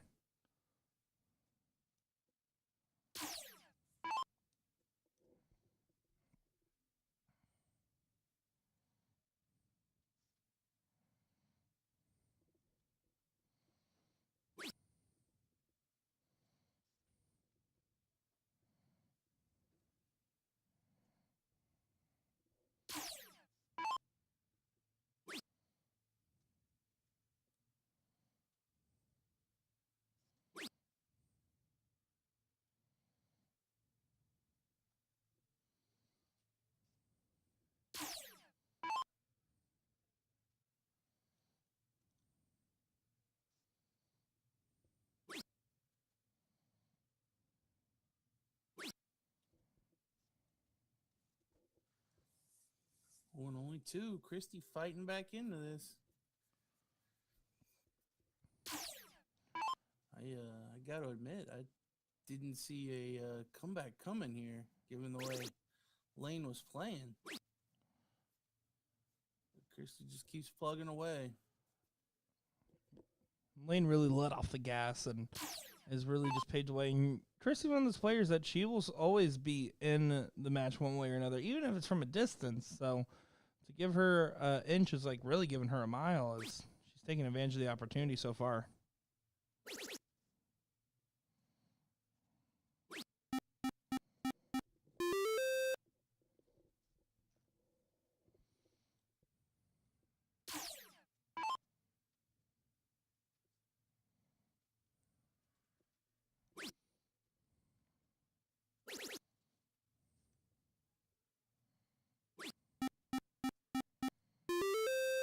5-mark answer right back from Davis.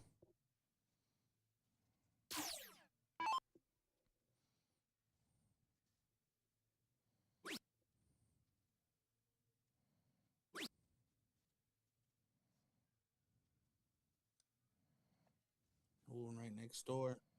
So Christy going to come to the board with the lead. She going to look at that 17 first? No, she's going to continue to score. A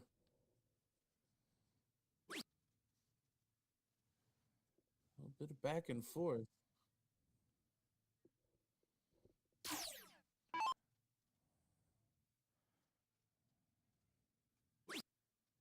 JVC in the chat saying, "What's up, Nick? Watching from California as I'm traveling." I believe it was just your birthday, Jay, if I'm not mistaken. So happy birthday if that's the case. And if not, happy early birthday.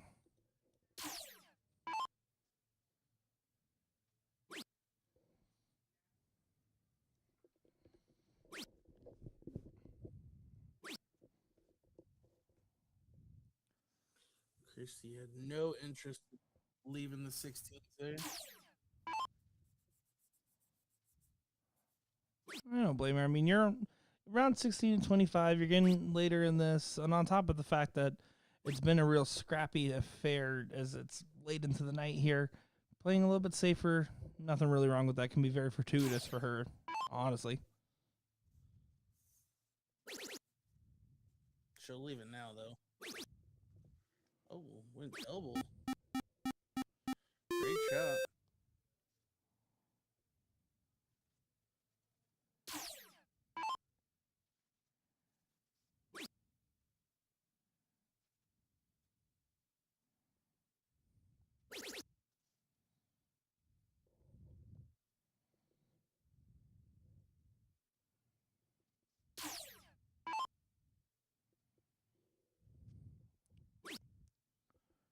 Tagging the 15s. Needs to make sure to connect this last start and does so. Davis now out in front properly and could potentially bring this to a last leg decider. Reminder, it is best of 3 for the women's side and for the non-pro side.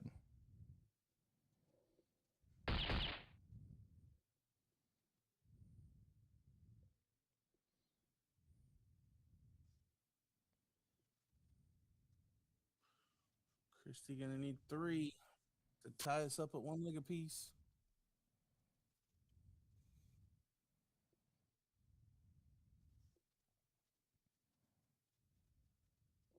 She'll go score.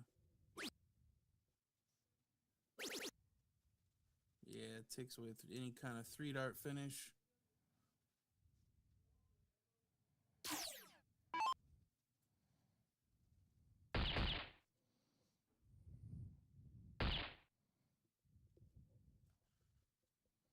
Lane definitely can hit the bull.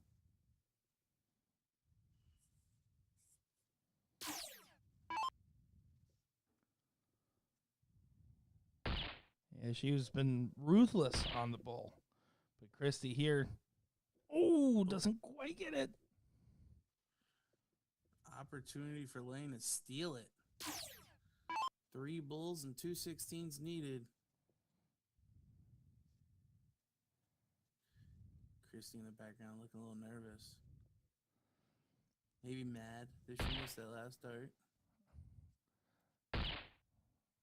It's not going to go away. Christy does get a reprieve. She's going to have to score first. 116 will tie. You got to go all in, right? You get a single 16. Yeah, you got to go for it. Yeah, and she gets it. She's a strong enough player where absolutely, if you have 2 darts in hand for a single bull or a single on any of the board for her, I mean, you expect her to hit it, and she does. So, good shot there. It's now 1-1. Last leg decider here.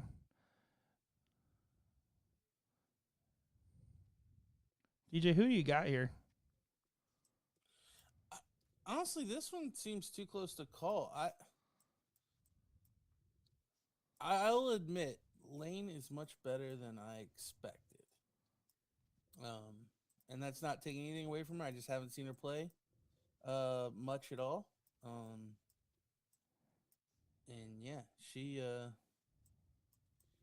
seems pretty consistent. And I know in those bulls, but Christy winning the cork. That's so hard to come back from. Yeah, we'll see. Chrissy Davis did not have the best 0-1 performance last time. And Lane hit 3 low tons in a row to start off her campaign. If she can channel any form of that, she'll still be favored even though going second in the situation. 2 bulls around in this format at this stage at this time is enough.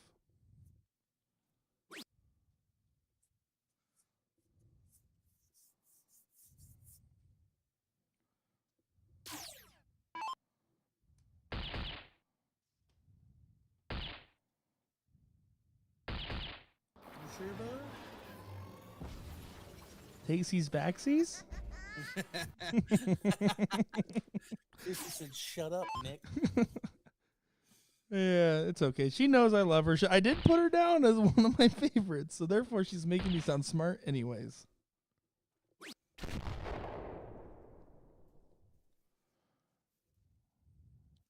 Lane staying within arm's reach. Does fire a low ton right behind. Oh, but Chrissy's finding it right now. She is finding it. Oh, God, I almost got another.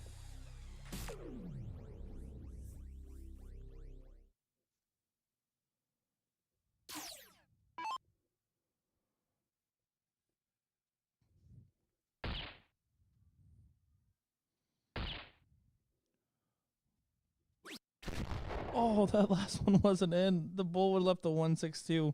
Granted, a huge combination, but still a finish. Christy on 158. No immediate pressure to go for the trip 18 after she doesn't want to. Yeah, no, she gets 6 starts from here. Well, making this difficult. Oh. Now Lane could apply a lot of pressure. Again, that 2 bulls, if she gets 100 points here, gets herself within a 2-dart finish, she'll be more than happy with the visit. It's a great first start. Yeah, looks to ride it all 3 in. Oh, what a shot. Yeah. It felt inevitable at that first start. So Christy's going to need 2 bulls and a double 16.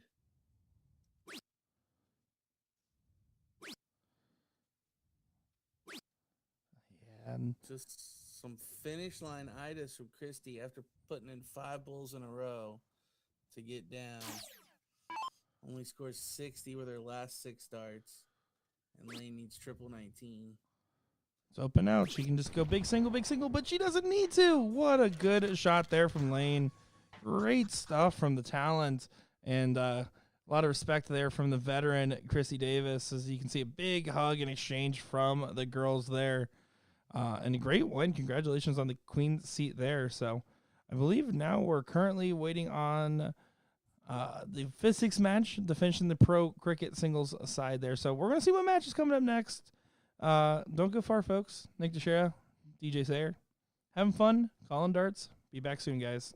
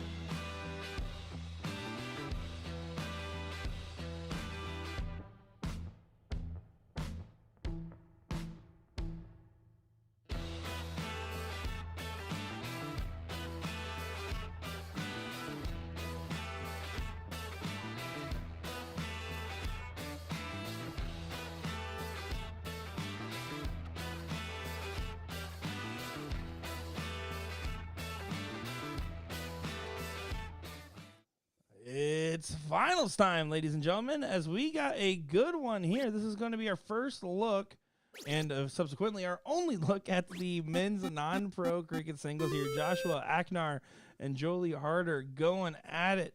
Of course, I'm Nick Teixeira, joined by DJ Sayer, and what should be a pretty enticing affair.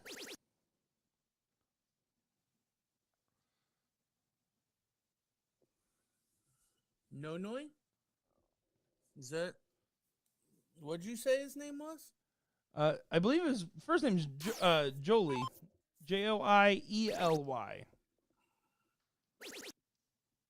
Okay. But his last name's Harder, so let's just go with Harder. He's Nonoy on the board. No, it is.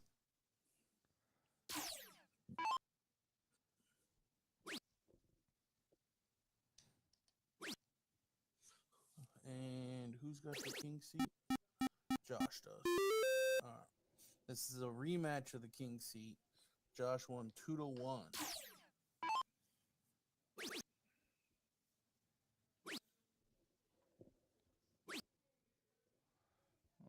So far, Josh is starting off pretty strong here. Nonoy did beat out Evaristo Lopez, which, by the way, was one of my picks. Just want to give myself credit here. So who were your 3 picks in the AM? It was Tito Martinez, coming off a 1-year break. Evaristo Lopez, because I've been seeing his name all over Facebook lining it up. And Keith Galloway was my local. Mostly because he gave me a free hat at TOC. Gotcha. Yeah, that was a bribe. I had Josh Ankar and Jolie Harder. Oh, there you go. Well, third one. Wait. Unsure. Yeah. You're just a genius. This is what I do. And this is what the difference will show you: a professional and a kid with too much hair dye.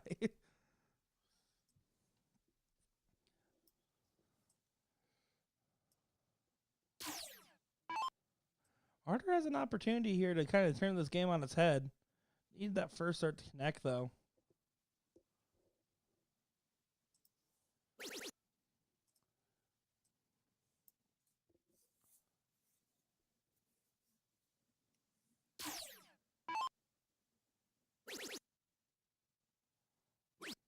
Joshua, a lefty. Don't get too many of those. He actually throws with both hands. He switches back and forth. Is that true? No. It would be really cool. You know who does do that? Or used to do that at least? No one. Tyler Mears. No one. She doesn't do it accurately. Tyler Mears, I remember there was one time where her and I were playing a match, and we played like a best of 7 back when we were like 18, 19. So like 2 weeks ago. So you're about to tell a story about how Tyler Mears beat you left-handed. That doesn't mean that she's good left-handed. I was just gonna say she shot a 3-5 left-handed. And then shot a 4-0 right-handed. I'm just saying, wasn't that big of a drop off. Better right-handed. Listen, I'm gonna show you my better right hook in a second. Here, you keep talking. You're a long way away. You're in Texas. I'm fast. Anyways, yeah, no, I'm not. Anyways, Josh here. So is at 2, now 3 house advantage. Doesn't get the dagger on the 15s, but is looking strong to take leg number 1 here. Best of 3. Just remember, guys, best of 3.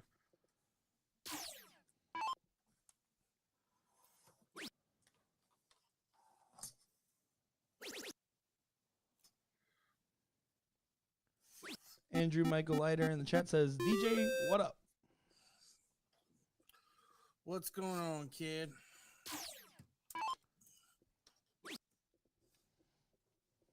It's late. That's what I know. That is true. Yeah, it's 4 a.m. your time almost. Yep.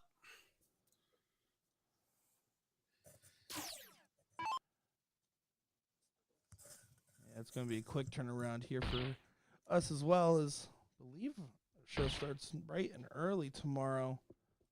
Starts at 10 a.m. Central Time, so we try to stagnate that start time a little bit nowadays, so we'll be closer to about 10:30, 11 a.m. start time for the live feed. Of course, tomorrow that is women's doubles combo, the men's cricket doubles, and the Pro-Am cricket, which is always a fun event to watch.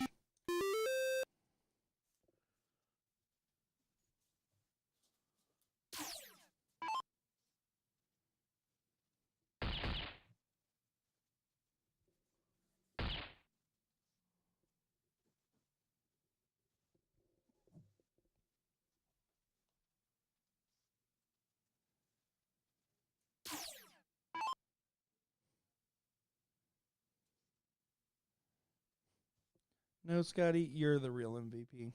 I'll have you know that. And Johnny Ray asking, what state would you all say has the best dart players? It is too late for us to have a debate about who has the best dart players. So I'm going to go with Alaska. Final answer.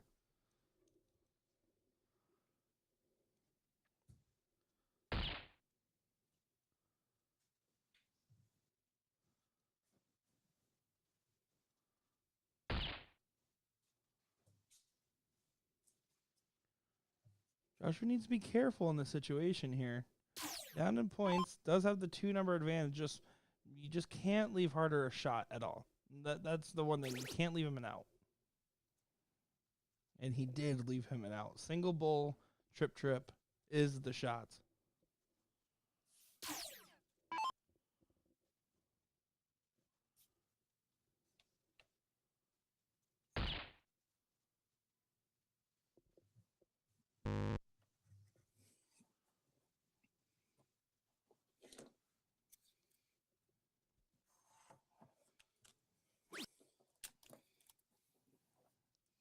Harm, no foul, though. Harder not able to execute.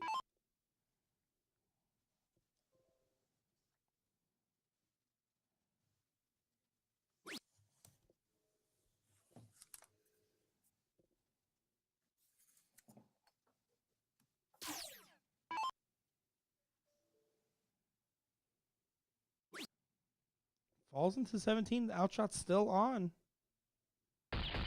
Gets the double bull. Trip 16 for leg number 1 here, and what would be honestly a steal. Oh, and it hugs the wire. Great shot there.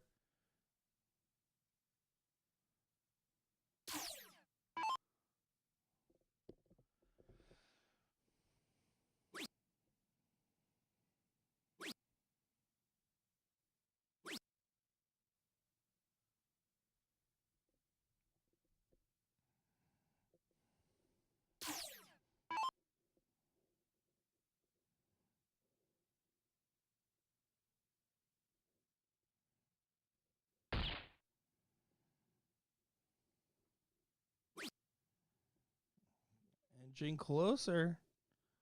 Joshua needs to be careful here.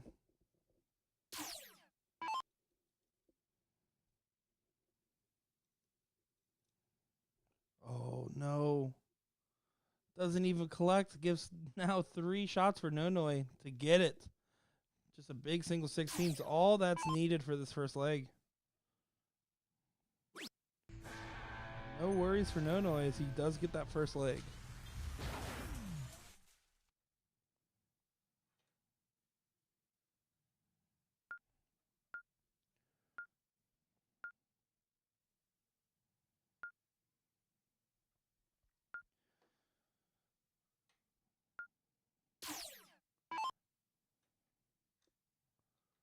So Joshua to start us off first here. Johnny saying, what do we think about Texas dart players? Well, considering I'm in a room filled with them, I would say they're pretty cool. Could smell better, but they're nice. Got that southern hospitality.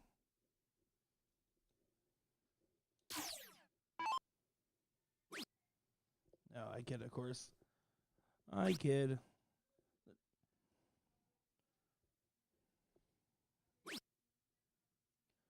I definitely don't think anybody's upset if you put Texas in the top 3 of North American dart states, at least in soft tip. And honestly, steel tip because of Leonard's Gate's success in the World Seniors Tour. Can't go wrong with Texas.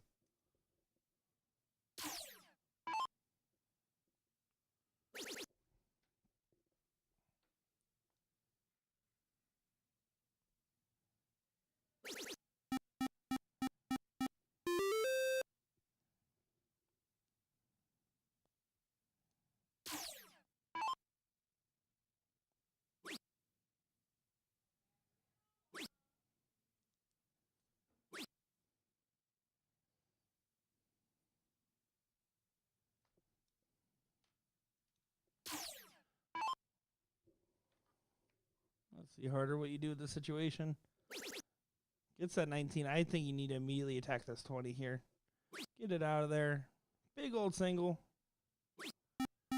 Good shot there.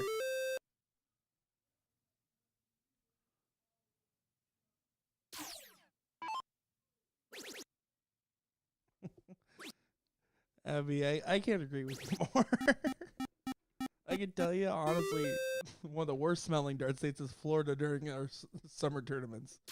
Let me tell you, pass it up. It's not even worth it.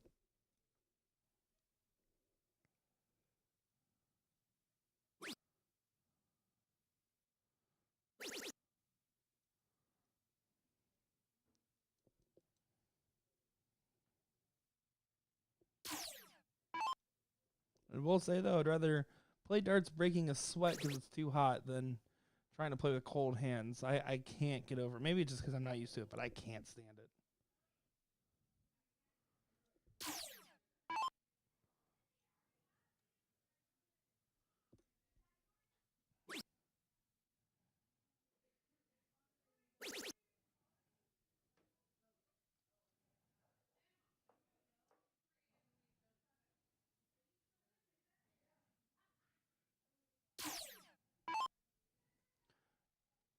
Full-blown point battle going on this 18-19 area of the board here.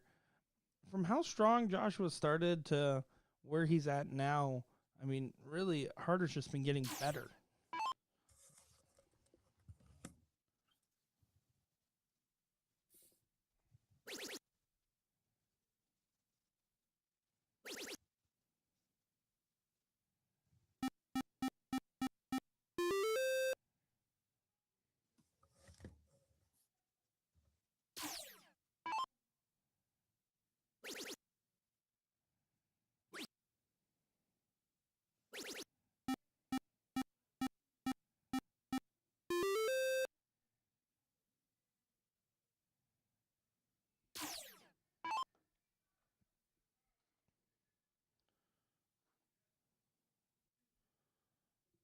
I do want to thank everybody that's tuning in. Almost 200 of you guys still awake with us. I will give a heads up.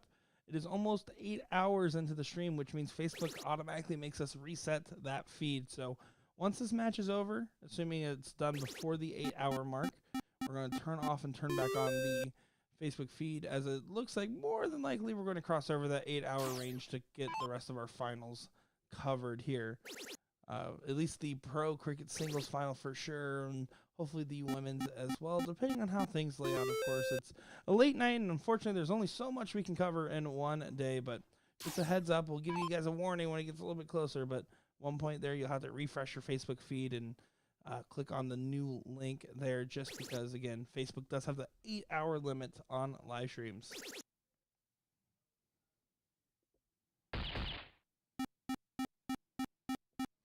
It does look like, from what was a big comeback for Harder, is now a situation where he's going to actually win the first set 2 straight and bring it to another best of 3.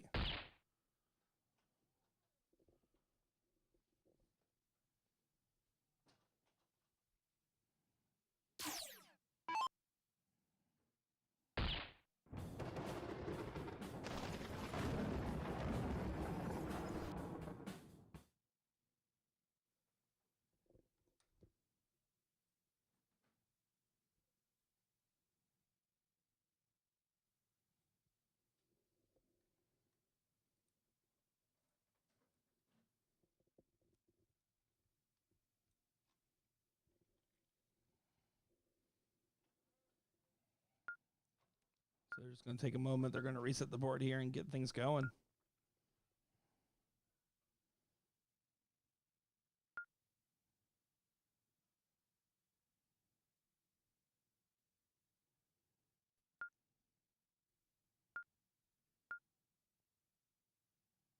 Looks like Joshua's to start us off here. Still with us here, DJ?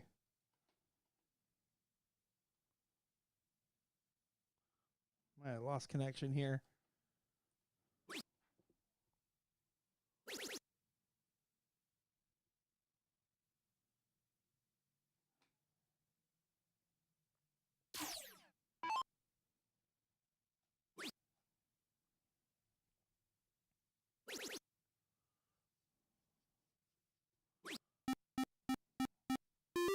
Solid opening from both players.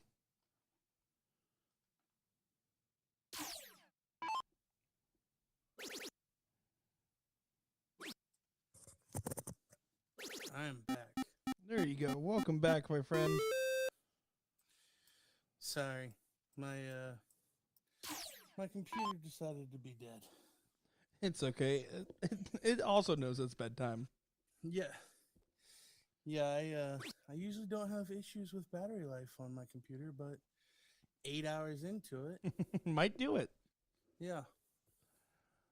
Well, you didn't miss much as the first best of 3 came and went, and here we are in the next one. Oh, the double dip is on, huh? Double dip is on 2 straight, and this is kind of exactly what we saw in the last one. Game number 1, Joshua was way ahead and let a harder get back into it. And let's see if that's going to be the case again, or if Joshua's going to hold a firm grasp of this lead he's built for himself in the second set.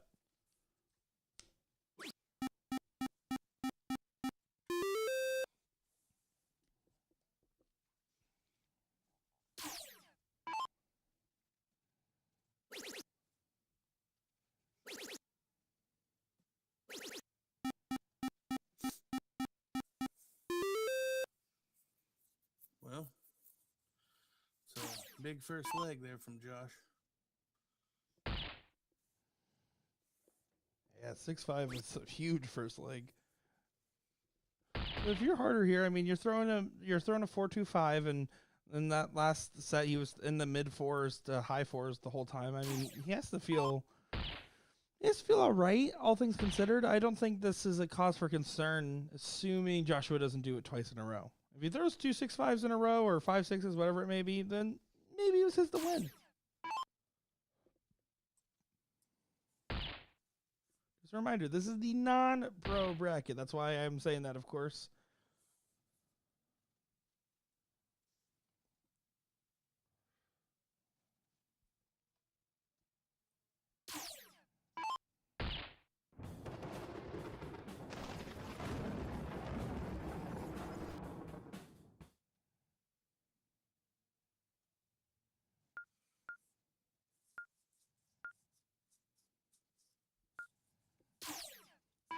Game number 2 here. Harder to start off.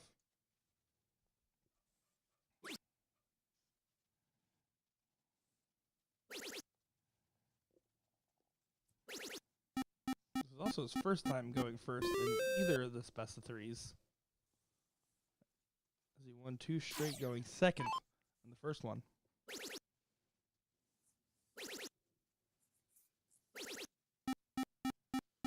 Big 9. Let me see. 7 plays 9. Now you said when you went and told Harder where he was at, you noticed an accent. Mm-hmm. Do we know where he's from? Not. First guess is not Baltimore. That's about as far as I got. Not Baltimore. I could have named quite a few places before I ever got to Baltimore. I was just thinking about the future Super Bowl champ. I'm just kidding. Please be the Browns.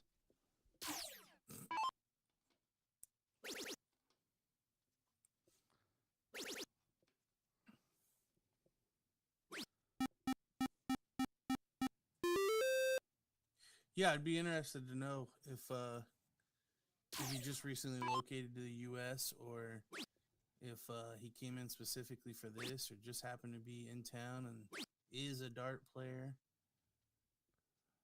How did Nanoy end up at the Houston BullShooter Regional?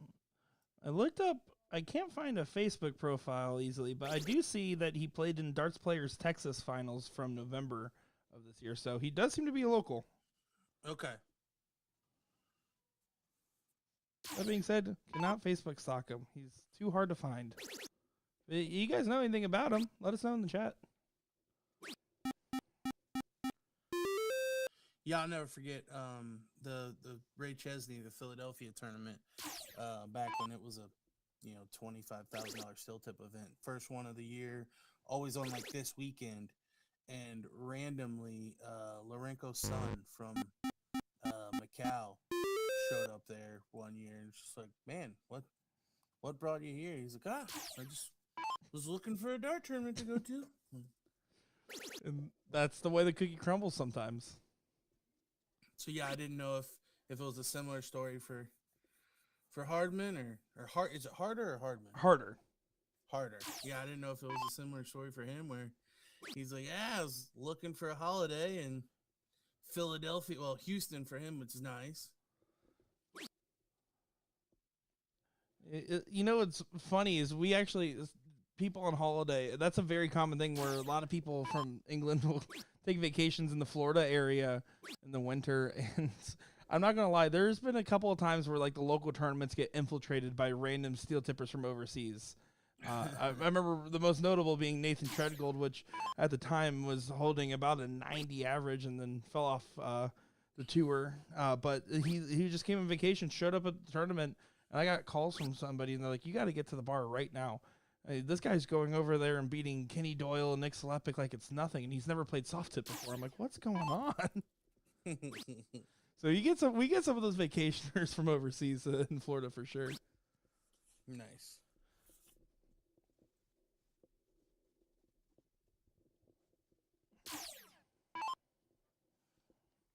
Yeah, I can't say that we get any travelers to Waverly, Ohio. Don't be so modest. Everybody's lining out the door to go to Waverly, Ohio. Shoot, we don't even have a draw hardly. Oh, man. Hey, let the 12 of us meet at the Eagles. Oh, boy. This is definitely a neck-and-neck battle still on this one. Yeah, a good bit of back and forth. Not seeing the high-powered gears we saw in the last one from Josh. Only a 4-5 in this one. But that's like one of the differences we expect from watching some of these non-pro matches, right? It's not that they don't have the ability to throw the pro level numbers. It's how consistently can they do that. Yeah, that's honestly what separates the top 20 guys in the U.S. from the next 200. It's just the fact that the top 20 don't have the 4-5s that often. Absolutely.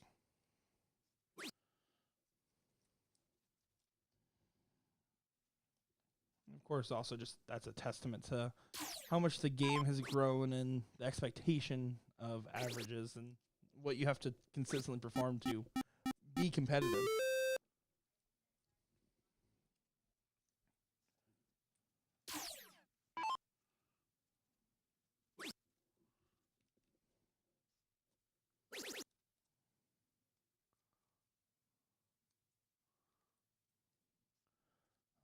Harder kind of pushed that last dart a little bit there. Wasn't happy with it. Gives Joshua a chance here to get some quick closes. But he wanted that first dart to trip. Yeah. A little frustration there because he really needs to get those 20s and 18s out of there if he can.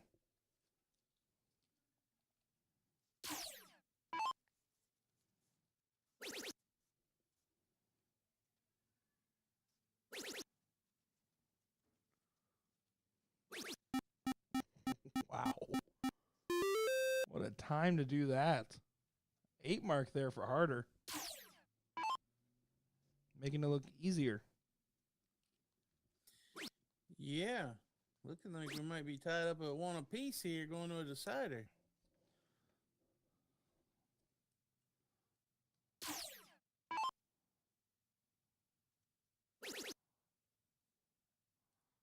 Continuing on with the hot hand at the moment. The right time.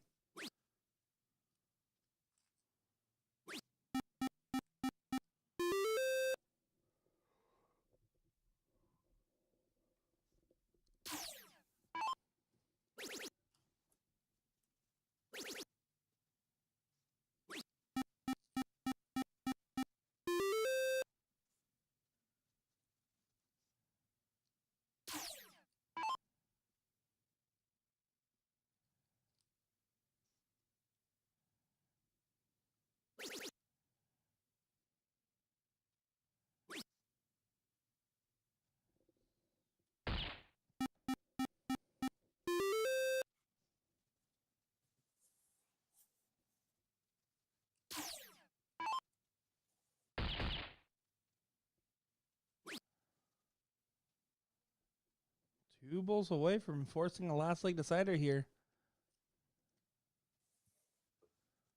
No Noi, how about yes Noi?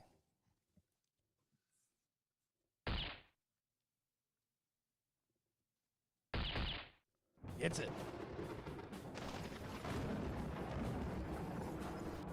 Both players averaging exactly a 4.43 in that leg. So the difference just going first there for Harder.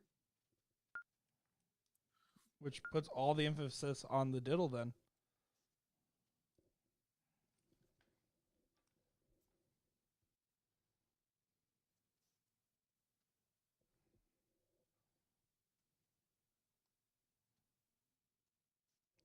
Great dart.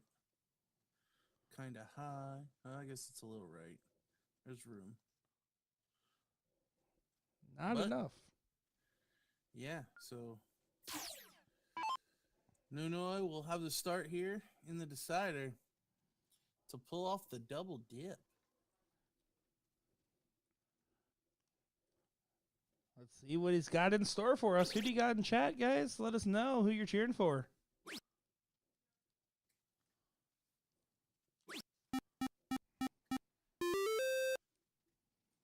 Cheeky move to the 19.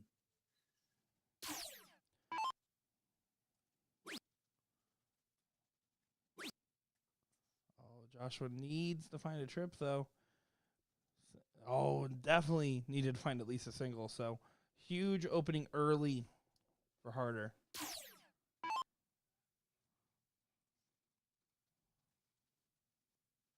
Looking up. Got to take away that 19. Yeah, he does get it there, but yeah, there's no version where you're going up to that board state and not immediately attacking the 19s. Yeah, you have a mark and your opponent has an X. Get rid of it. Josh really needs to find a couple of triples here. Not enough.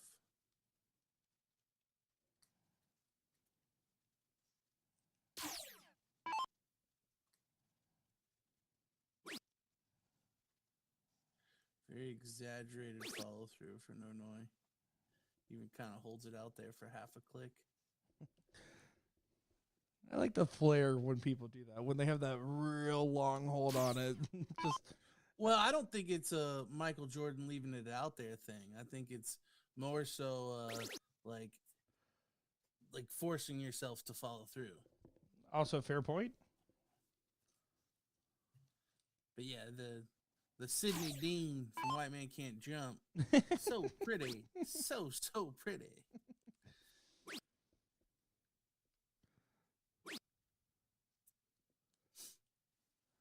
All right, now this is just normal textbook clinical closes from Nonoi, and Joshua here is just, this is his first leg where I feel like he's truly been off that we've seen in this final, and what a bad time for it to rise its head. And the crazy part is, I think his first turn only going 2 19s is what caused this, but this leg has been very winnable even after that. And Yep. Nonoi has not done so much that he wouldn't have been able to come back. Exactly, it's a mentality thing. Yeah, he almost, after missing that third dart on his first turn, resigned himself and really didn't need to.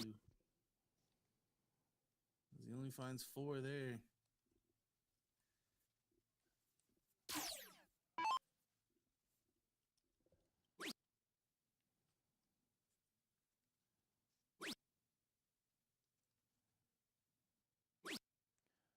Doesn't get the close, so this is kind of do or die moment here for Joshua. It really needs to just stack up a big round on the 15s and hope he returns with the point lead to get the closes after. Oh, he's blocked himself out. Oh, wow. He does sneak it in there. Well He thrown. throws it kind of hard. I feel like he can wrestle him in there. Yeah, that's a really well thrown last start, but is it enough to give him the point lead on his next return? We're definitely seeing a little bit of finish line-itis here. Is he taking 15? He is. So a 7 mark to take a 21-point lead into the bull. The 15 was absolutely the correct shot there from Nonoi. It just depends on if Joshua can really make it hurt, and kind of just went right at those 20s there. I think I personally would have been more keen to see the easy one taken away, just because it was a 20 or 19. It's a more minute difference. It gets one less dart out of your hand you have to throw. So I actually am in the other school of thought. I think you got to start with the 2 harder darts because you could pull the cord if you ever miss. That's also a fair way to think about it. Like right there, I mean, he went single 20 and then went at the bull. He catches a couple of double bulls. He extends the points.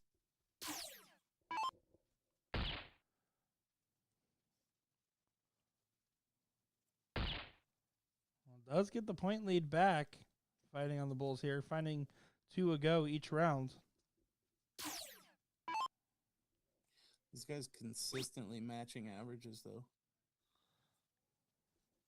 What you do, I can do the same. This is the saying sometimes goes. Well, Josh will not want to do the same this time. No, I only put in 1 bull, or 1 mark, excuse me.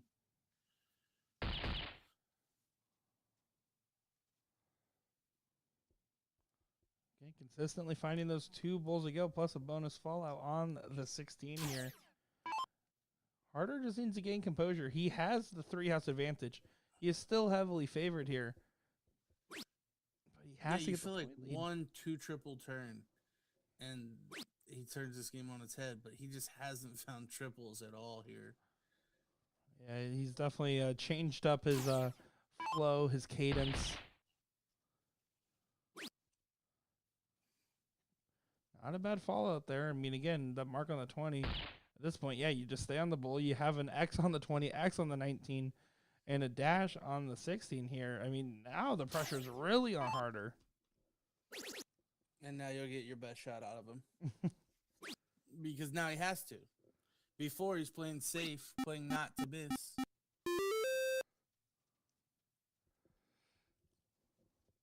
He was going for the bull in the last start, falls into the 19, which is inconsequential because it only makes it a 24-point lead.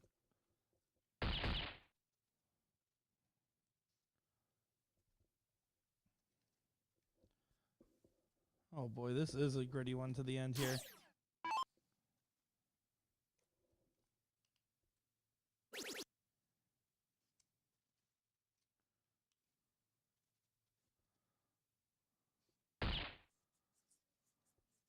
No, he finally gets his first bull out of a couple missed attempts at it there.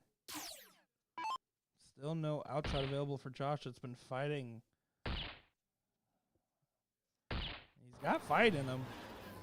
You almost have to ask yourself, like you said, DJ, if he started doing this earlier on in the leg and not to the bull's point, would have been a little bit more advantageous for him.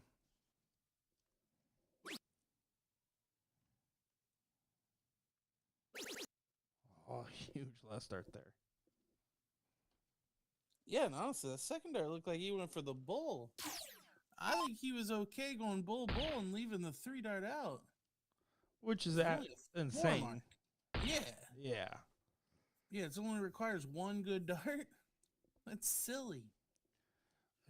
It's fatigue, I would have to imagine, right? There's no other justifiable reason. He's doing it again. Fatigue at this point, you're getting over the line. This is just silly. I think he's playing the first dart. I don't necessarily hate because if you fall out, you've got 3 chances to score. But the second dart, crazy. But I think he just needs to attack the board 1 turn. Just I'm gonna put it on 140 or 180, and then I'll finish it my next turn. And they're getting further away from that treble bed. Oh no! Nerves. Yeah, that has to be the case. Is now Joshua finally gets to come up with a point lead here. This is gone. Gets it in style. What a way to save it there, and a heartbreaking loss for Harder as he really wanted it, truly had it, but you got to give respect to Josh there for just really sticking through there. Wow. Incredible stuff. So coming up next here, I believe we're going to get the third place or the finals of the Pro Cricket. It looks like they just called that third place match. I'm going to see if they actually started yet. If not, go ahead and get it on over to our stream board here. So, guys, we'll be back in just a moment here. Don't go far. Nick Teixeira and DJ Sayer. Be back in just a moment.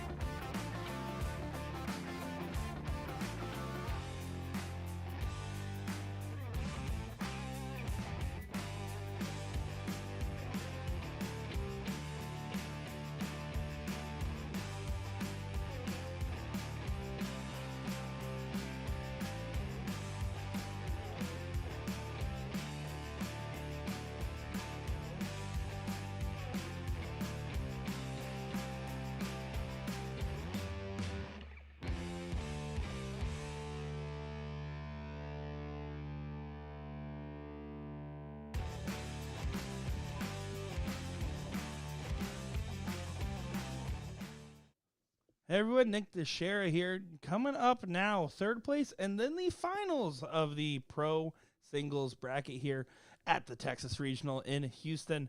If you're tuning on Facebook, guess what? It is that 8-hour mark, which means your feed's about to go down. Guess what? It's coming right back up. If you're on YouTube, don't touch a button. You're already here. You're watching along. You're going to reset that Facebook feed, so just make sure to click and find us because we're right here. We didn't go anywhere, so why do you get to leave?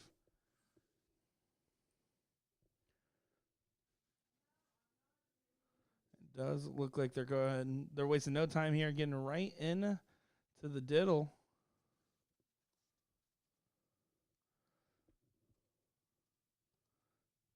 As it looks like we're set for a great third place match here for the pro cricket singles.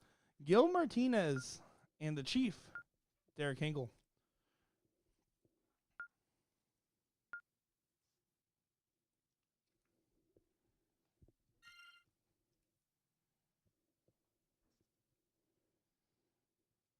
So they're just going to get set up here real quick.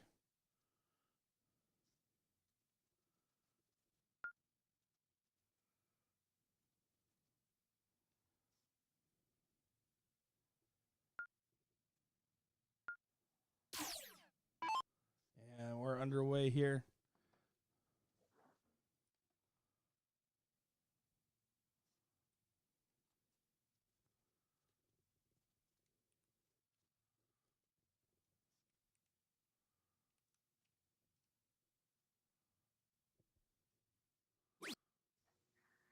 And we are back and live on Facebook. So if you're on YouTube, you didn't miss anything. If you're on Facebook, welcome back. Good morning or good very late evening.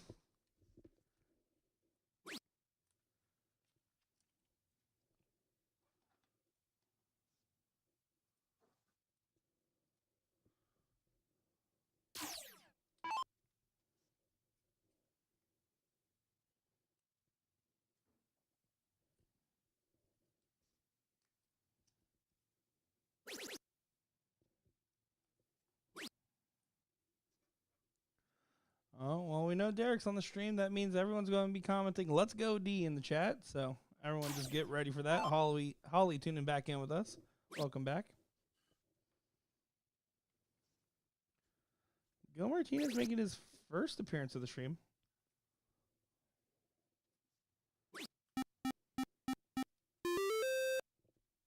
Now, DJ, you said it best, but can you explain to everybody why making sure you get at least to the finals and for the ESPN to get into the finals of the singles is important in regards to the ESPN Invitational?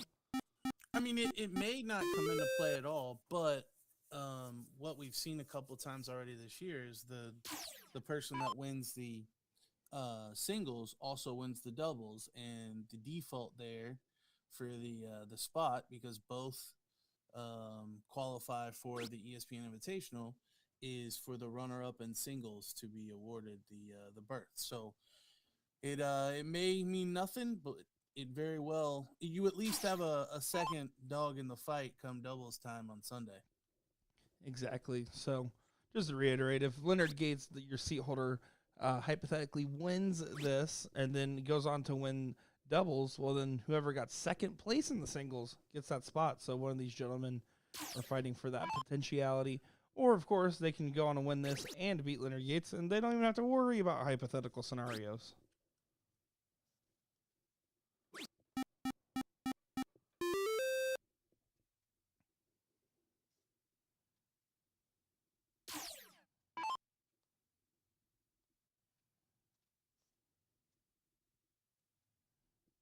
Mason Saster saying this will be a good one. Mason, I'm certain it's probably your bedtime.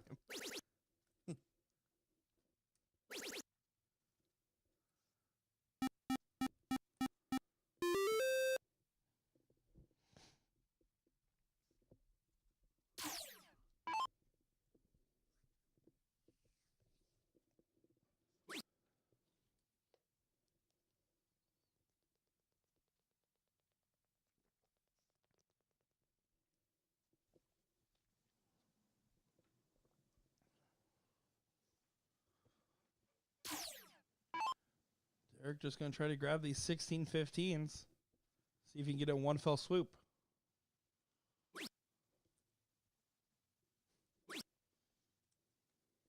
Fair enough, Mason. Darts knows no bedtime.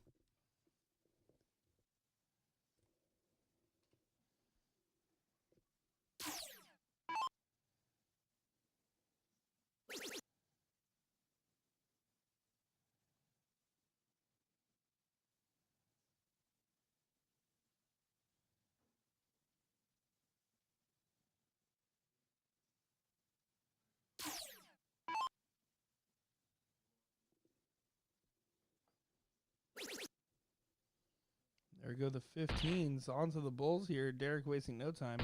Best of 3 and the losers aside. As Eric Holmes says, wow, I woke back up. I believe last time we saw him was when he was dancing around while on the way to watch Christy Davis's Queen Seat match. So that was the last time we heard from him. Welcome back, Mr. Big Dummy.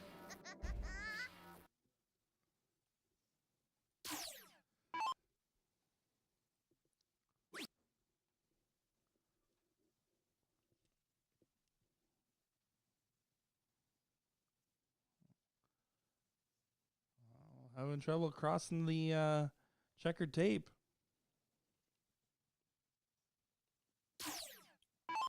Checkered flag. Whatever.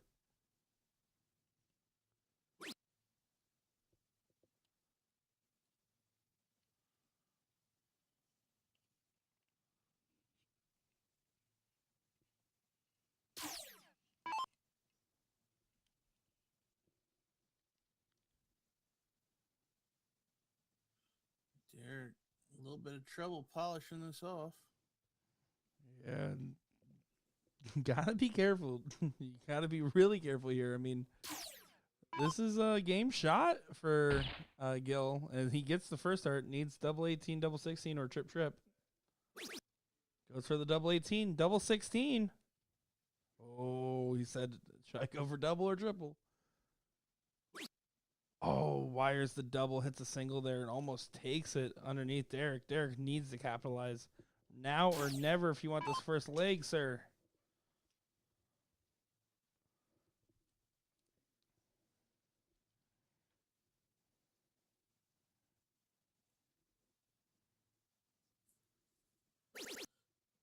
Oh, it's a great first start. Gives himself 2 chances at the bull, but he only needs 1.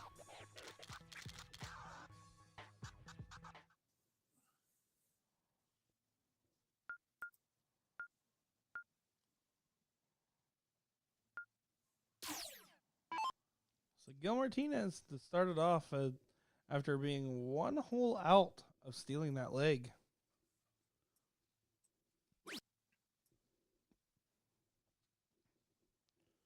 Let me tell you, as it gets to the wee hours here, it's getting real somber out in the dart hall, excuse me. This is Gil's 7th match in the losers bracket. Well, that's some never say die mentality if I've ever heard it. Yeah, hanging in there. Hanging in there. I'm.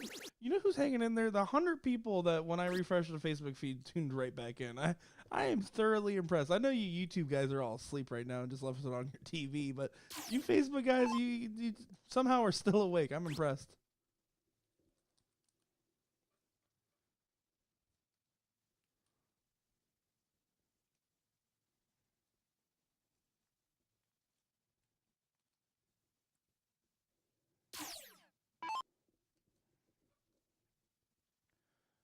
Big opportunity for Derek here and is going to capitalize.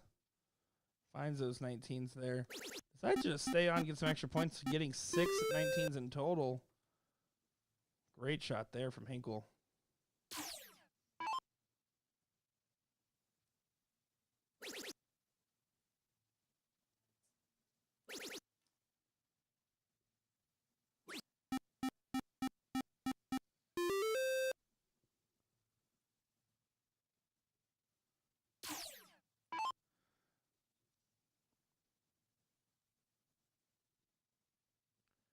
Chris saying, coming to Pittsburgh to announce I will be in PA. Always try to make it out there either to play or in this time to commentate. So excited to be out there. Abby took the wrong medicine, so she's awake. Well, at least you don't have to see the Hat Man. That's what happens when I take NyQuil. The Hat Man? You know, What are you talking about, Willis? yeah, let's just not worry about explaining that reference. We'll worry. That's a different day. Have you ever, like, seen the Hat Man when you accidentally took, like, a little too much NyQuil? I don't know that I've ever taken too much NyQuil. I feel like any amount's too much. Okay, well then I haven't seen the Hat Man. All right. Well, that's your Google search for when the stream's over, assuming you don't immediately fall asleep at your desk. Gotcha.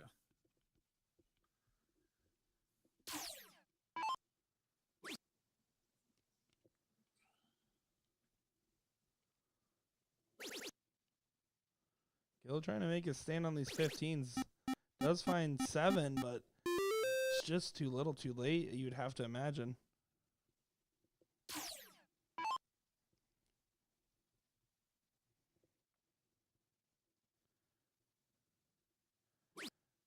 I do appreciate that Derek had to switch to a dart tip since the bar closed instead of the bar straws. He does have a dart tip in his mouth. Whatever works. All right, I'm not here to yuck his yum.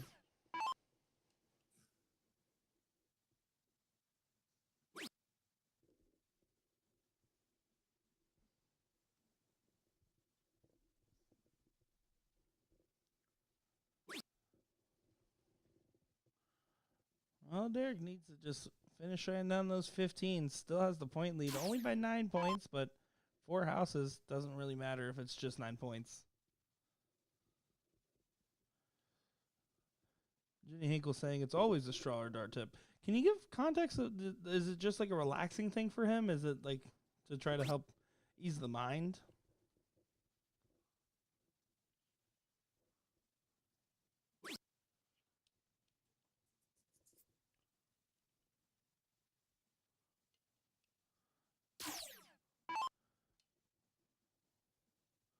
Gil needs to dig it deep on the Bulls. Needs 3 to close and 2 to get ahead since he's at a 29-point deficit. And 1 is not going to do it here.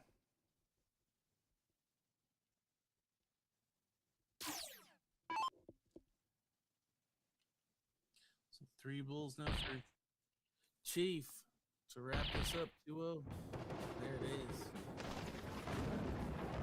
Gets it done. 4-6-5. Back into normal form there. And yeah, Leonard Gates, by the way, sitting right around the corner, so he is ready to get up and go in here. Derek realizes it's 2 out of 3. Oh. I think he's trying to set it up. Yeah, they just realized it there. Yeah, they just had to laugh as they looked at the screen. Oh. They're asking the audience. The losers bracket match, so. Yeah, losers bracket is 2 out of 3, so that is a win for Derek, and it is going to be time to see Leonard get. Yeah, there you go. They hug it out there. Leonard Gates taking on Derek Hinkle here for your finals of the pro bracket here. So give us just a quick moment, folks. Leonard Gates is literally sitting at the table right there. I don't even have to go find him. So it's time for the finals. We'll be back in just a moment once they get underway.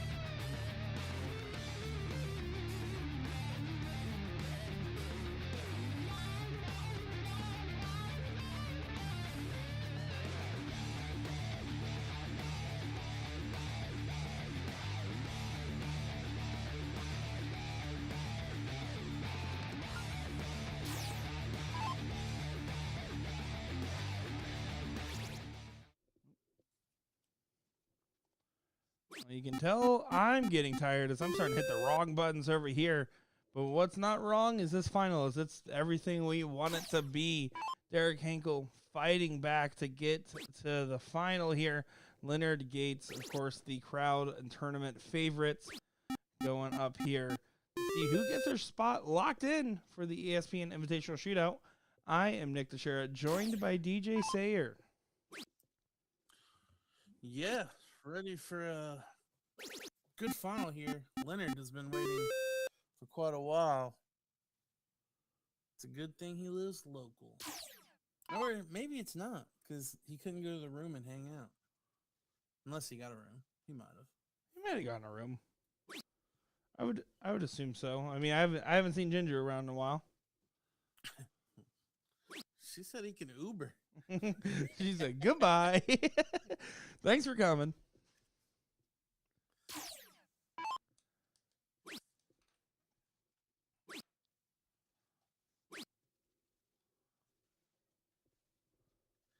Honestly, Leonard still looks kind of fresh.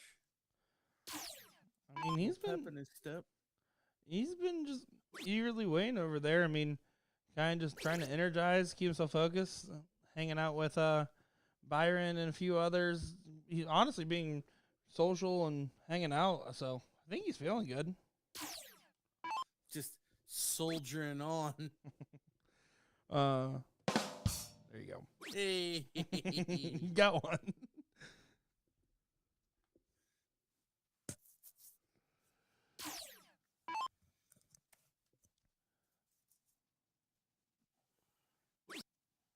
They're trying to dig on these 17s. Oh, both of those just hugging the wire, though.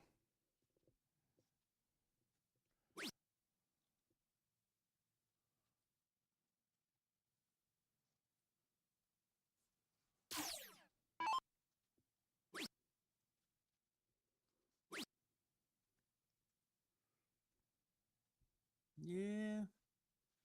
Leonard playing around a little bit here. The 16 was a bit silly. Could have taken the 17, went back at the 20. Made sure he got 2 marks for the lead. Instead, could potentially lose the 20 and 18 here. 18s are gone. Probably going to stay. Went for the double. Derek is the only person to take a leg off of Leonard Gates, as he has only lost 1 leg out of otherwise a perfect run. Which is truly incredulous.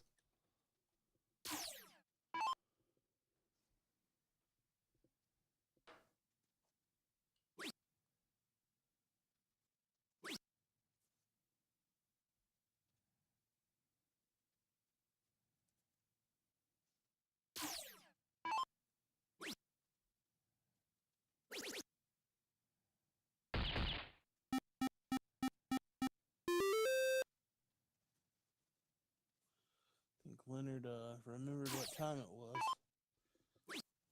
Oh, why am I averaging a 3.3? It's past my bedtime.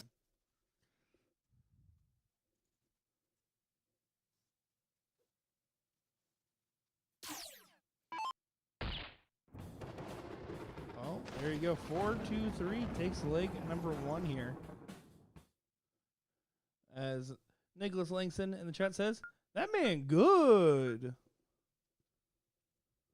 At least that's how I assumed he meant it from the way he typed it.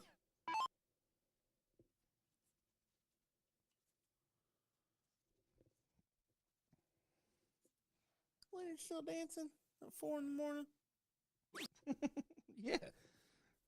Absolutely. I don't know. He's old too. He is on the seniors tour. Yeah.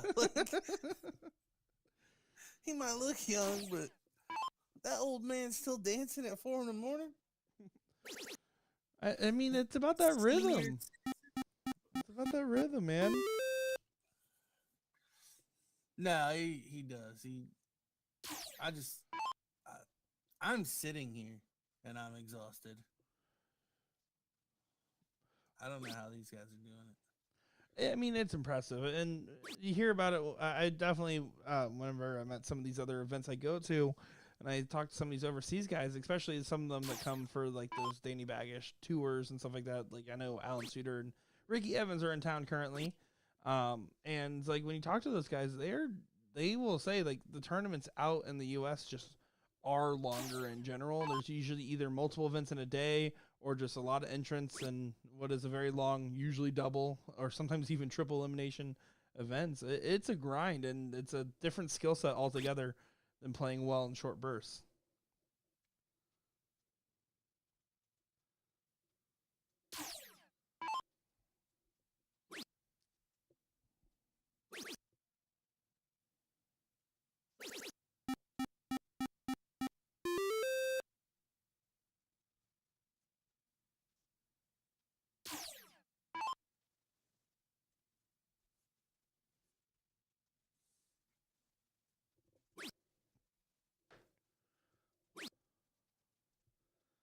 Jody saying, is it me or is Derek sped up a little bit playing Gates? Certainly could be a factor. Also, to be fair, I think he's a little bit more settled in potentially. I mean, it doesn't show in this leg, but he did just immediately come off a match. And before, when we saw him in that last match, I was coming off a sit. We've seen a lot of head nods and head shakes and that kind of cheesy grin from Derek every time Leonard hits a triple. I think he's resigned to his fate, to be honest. I don't blame you, because the sooner you resign to fate, the sooner you resign to a mattress. I get it. I just think he thinks he can't win. You see, I mean, every time Leonard hits a triple, he's nodding or shaking his head of something like, "Yep, that's what's gonna happen. Here we go."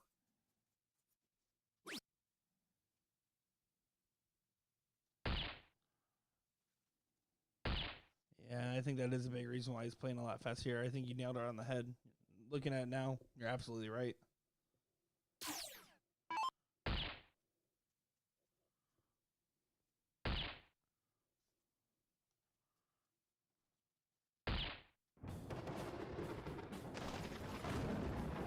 Gates one leg away.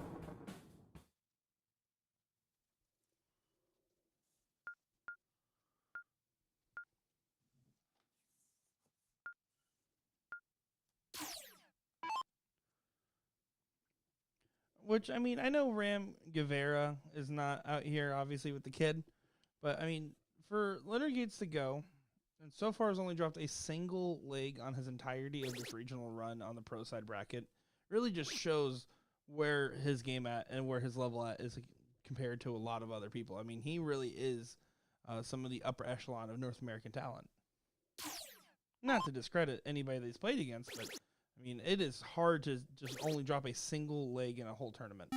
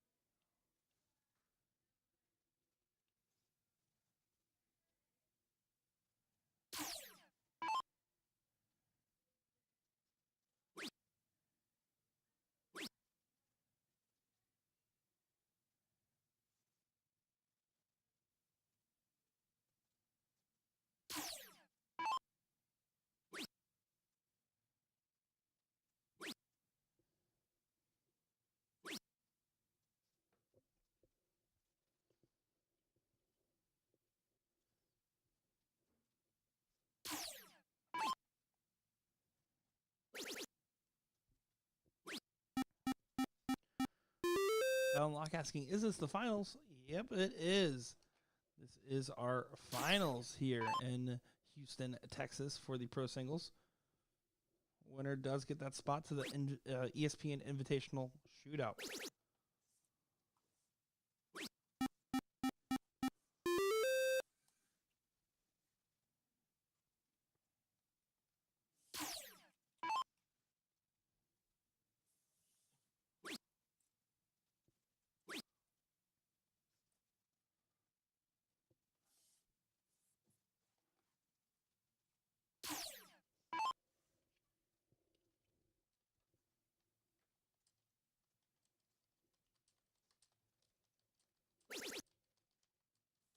right, take the 19. No, he stayed on the 16. Well, maybe just to try to force Derek's hand.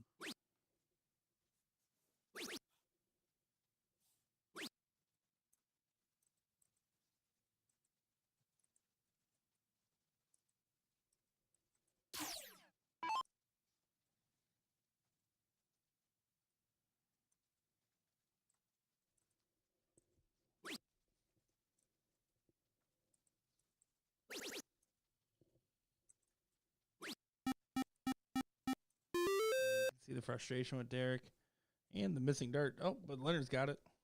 Got that eagle eye.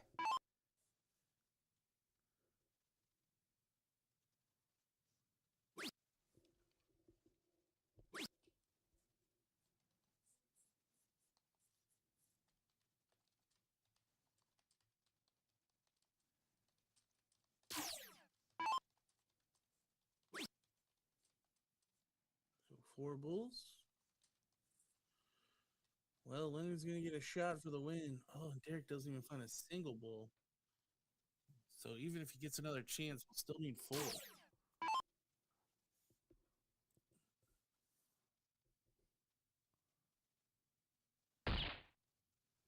But Leonard only going to find 1. So a chance. So you're saying there's a chance.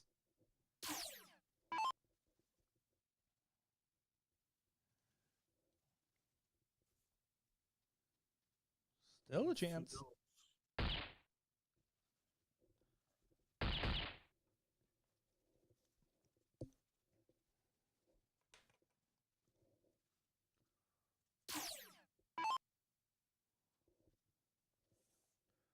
Leonard needs these 2 bulls.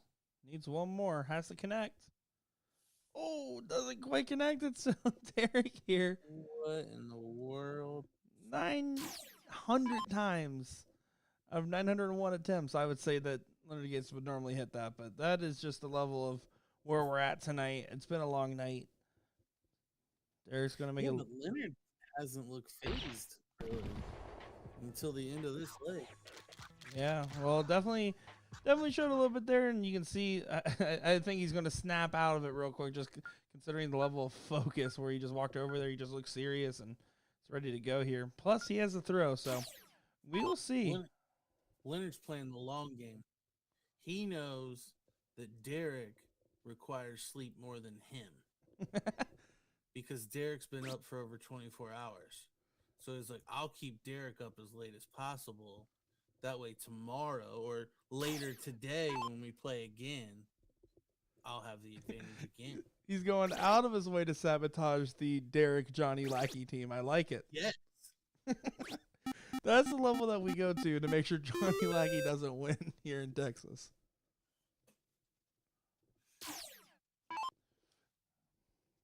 Now, all jokes aside, though, if there is a player in the pro bracket that does have the game and the ability, and honestly, right now, the stamina to keep up with somebody, I mean, again, the only person to take a game off Leonard today is Derek, and he's done it twice now. Well, we know Johnny should be well rested because he's been out for ages. I knew you were going to say it. I knew it. And actually, Leonard's probably playing with Donnie Ram. Same. So these two are going to be relying on their partners tomorrow. Hey, Red Bull gives you wings, not sponsored. Derek's throwing a 5-5 saying, you know what? You're going to make me want a leg, and then we're going to keep playing. And that really is some grit from him. I know we're joking a lot around here, but, I mean, Derek really has the ability to hang and beat Leonard here. It's just a matter of who wants it more at 4 in the morning. He's free rolling at this point. He was already supposed to lose. True. Leonard was supposed to win. They're both supposed to be taking pictures and heading to the room. Instead, Leonard chose to let him hang around, so he has a sense of freedom. I mean, even there, you see a longer pause. He's taking a step back, resetting. He wasn't doing that before.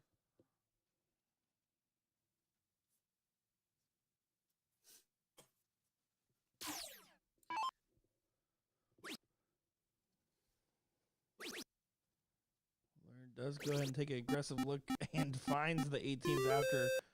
Great shot there from Gates, putting the pressure on Derek to find a household right now. Derek again is more engaged in these legs.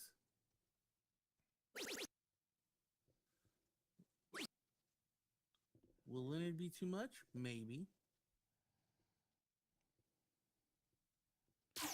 We will see.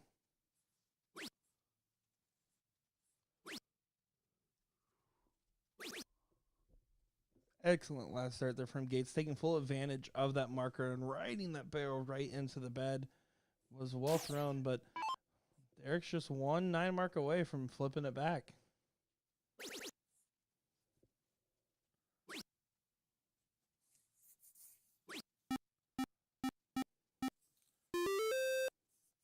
Both players throwing a 4-1-7 on the game. Looks like he's looking up. Ooh, terrible first start. Well, I don't think you can go 16. Okay. You don't want to leave the 3 singles.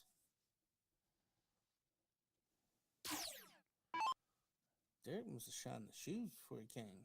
Those were reflective. That's the real secret. It's not the straw. It's not the dart tip. It's the shine of the shoe that makes the player. You got to hit the old shoe shine booth in the airport on your way here. I always wondered who uses those. Derek. Yeah, well, now we have our answer, right?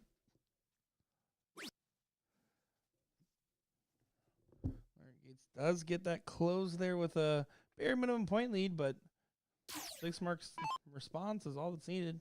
Trip 15, single 15 to tie it would be enough. Is that police officer in the background the tallest human alive, or is it just our camera angle? It's the camera angle. He's pretty tall. I mean, he's 6'2" probably, but not exceptionally tall. He looks towering. Like, I was going with 6'8" at least. No, I will say the police officers that are tasked with the event and the different security officers have been having a lot of fun. They've just been sitting at whenever I do go in there, they've been sitting at the control desk, joking around with players, asking questions. They seem to be having a good time. Although you're right there, he looks very ominous. I'm not gonna lie. Yeah, like, guess who didn't make the team of the Houston Rockets? This guy. Now he's a cop. That's right. He could probably still make the Detroit Pistons, though. I mean, wasn't Houston pretty terrible this year? That's also fair. Listen, my sports references are limited, and so we take what we can get out of me. Got it. All right. Derek's going to need something big here. 4 bulls and 2 18s to force a decider. I don't think Leonard's going to miss 3 clear at 1 bull again. Ready, go. Let's see. Do you have it in you? Do you have it in you? The shot is on. Oh. But now a double bull here will force Leonard to have a good shot to win the leg. Yeah, but, that was a full adrenaline dump after the miss. He didn't continue with the momentum there, and now Leonard Gates primed once again to take it, and does so, making Leonard Soldier Gates your winner in the pro bracket here, and gets the job done and does the thing there. The thing with the things and the thing. LJ's still awake. That's good. Yeah, honestly, I haven't seen him in a while, so I was surprised. You see a trophy presentation here and some pictures. So congrats to Leonard. I don't know if he already had his spot or not, but certainly does now. So we will see him in the ESPN qualifier for the Invitational. For Derek, he's got another chance in the doubles. I assume he's playing with Johnny Lackey, so Yes, they are playing together. he'll have to depend on Johnny to do better. Get some pictures there. We downgraded from our professional camera to LJ's phone at this point. Oh, Yeah, boy. At 4 a.m., you're lucky we don't use a toaster. Be a heck of a toaster, though, I'll tell you what. Well, you guys can see here, the room is pretty much thinned out.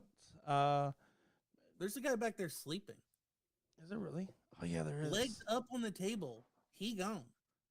Game over. Hold on. Let's everybody tag your friend.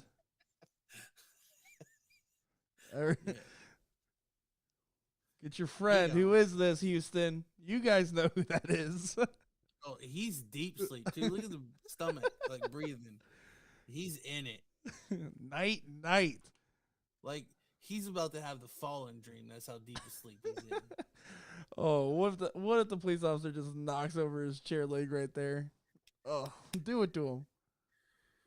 Oh, boy. Alrighty, guys. Well, I believe that will actually conclude our coverage for the evening here, as it looks like I'm not even sure if the ladies are playing yet or not. What's going on there? No, they just got called. They just got called? Yep, and that's not the final. Yeah, they just started the third place. It's 4 a.m. We have an early start tomorrow, so what we're going to do, we're going to leave the recording on so that way we get the coverage of the matches. But unfortunately, we will have to bid you adieu here as we are only human, turns out. Fun fact, DJ. True So, story. but no, it's been a good day of coverage. I'm looking forward to the rest of the weekend, although I believe this is your only day for this weekend, correct? Yep, I am done. So you have fun with old Gordon. Will do. Well, guys, thank you so much for staying up with us. The fact that there's 200 of you guys still awake is truly impressive. It means a lot to us for all the love, support, and kind words. And we will continue bringing you coverage tomorrow for the Texas Regional here on the 38th Annual Tour here. Have a good night, everybody.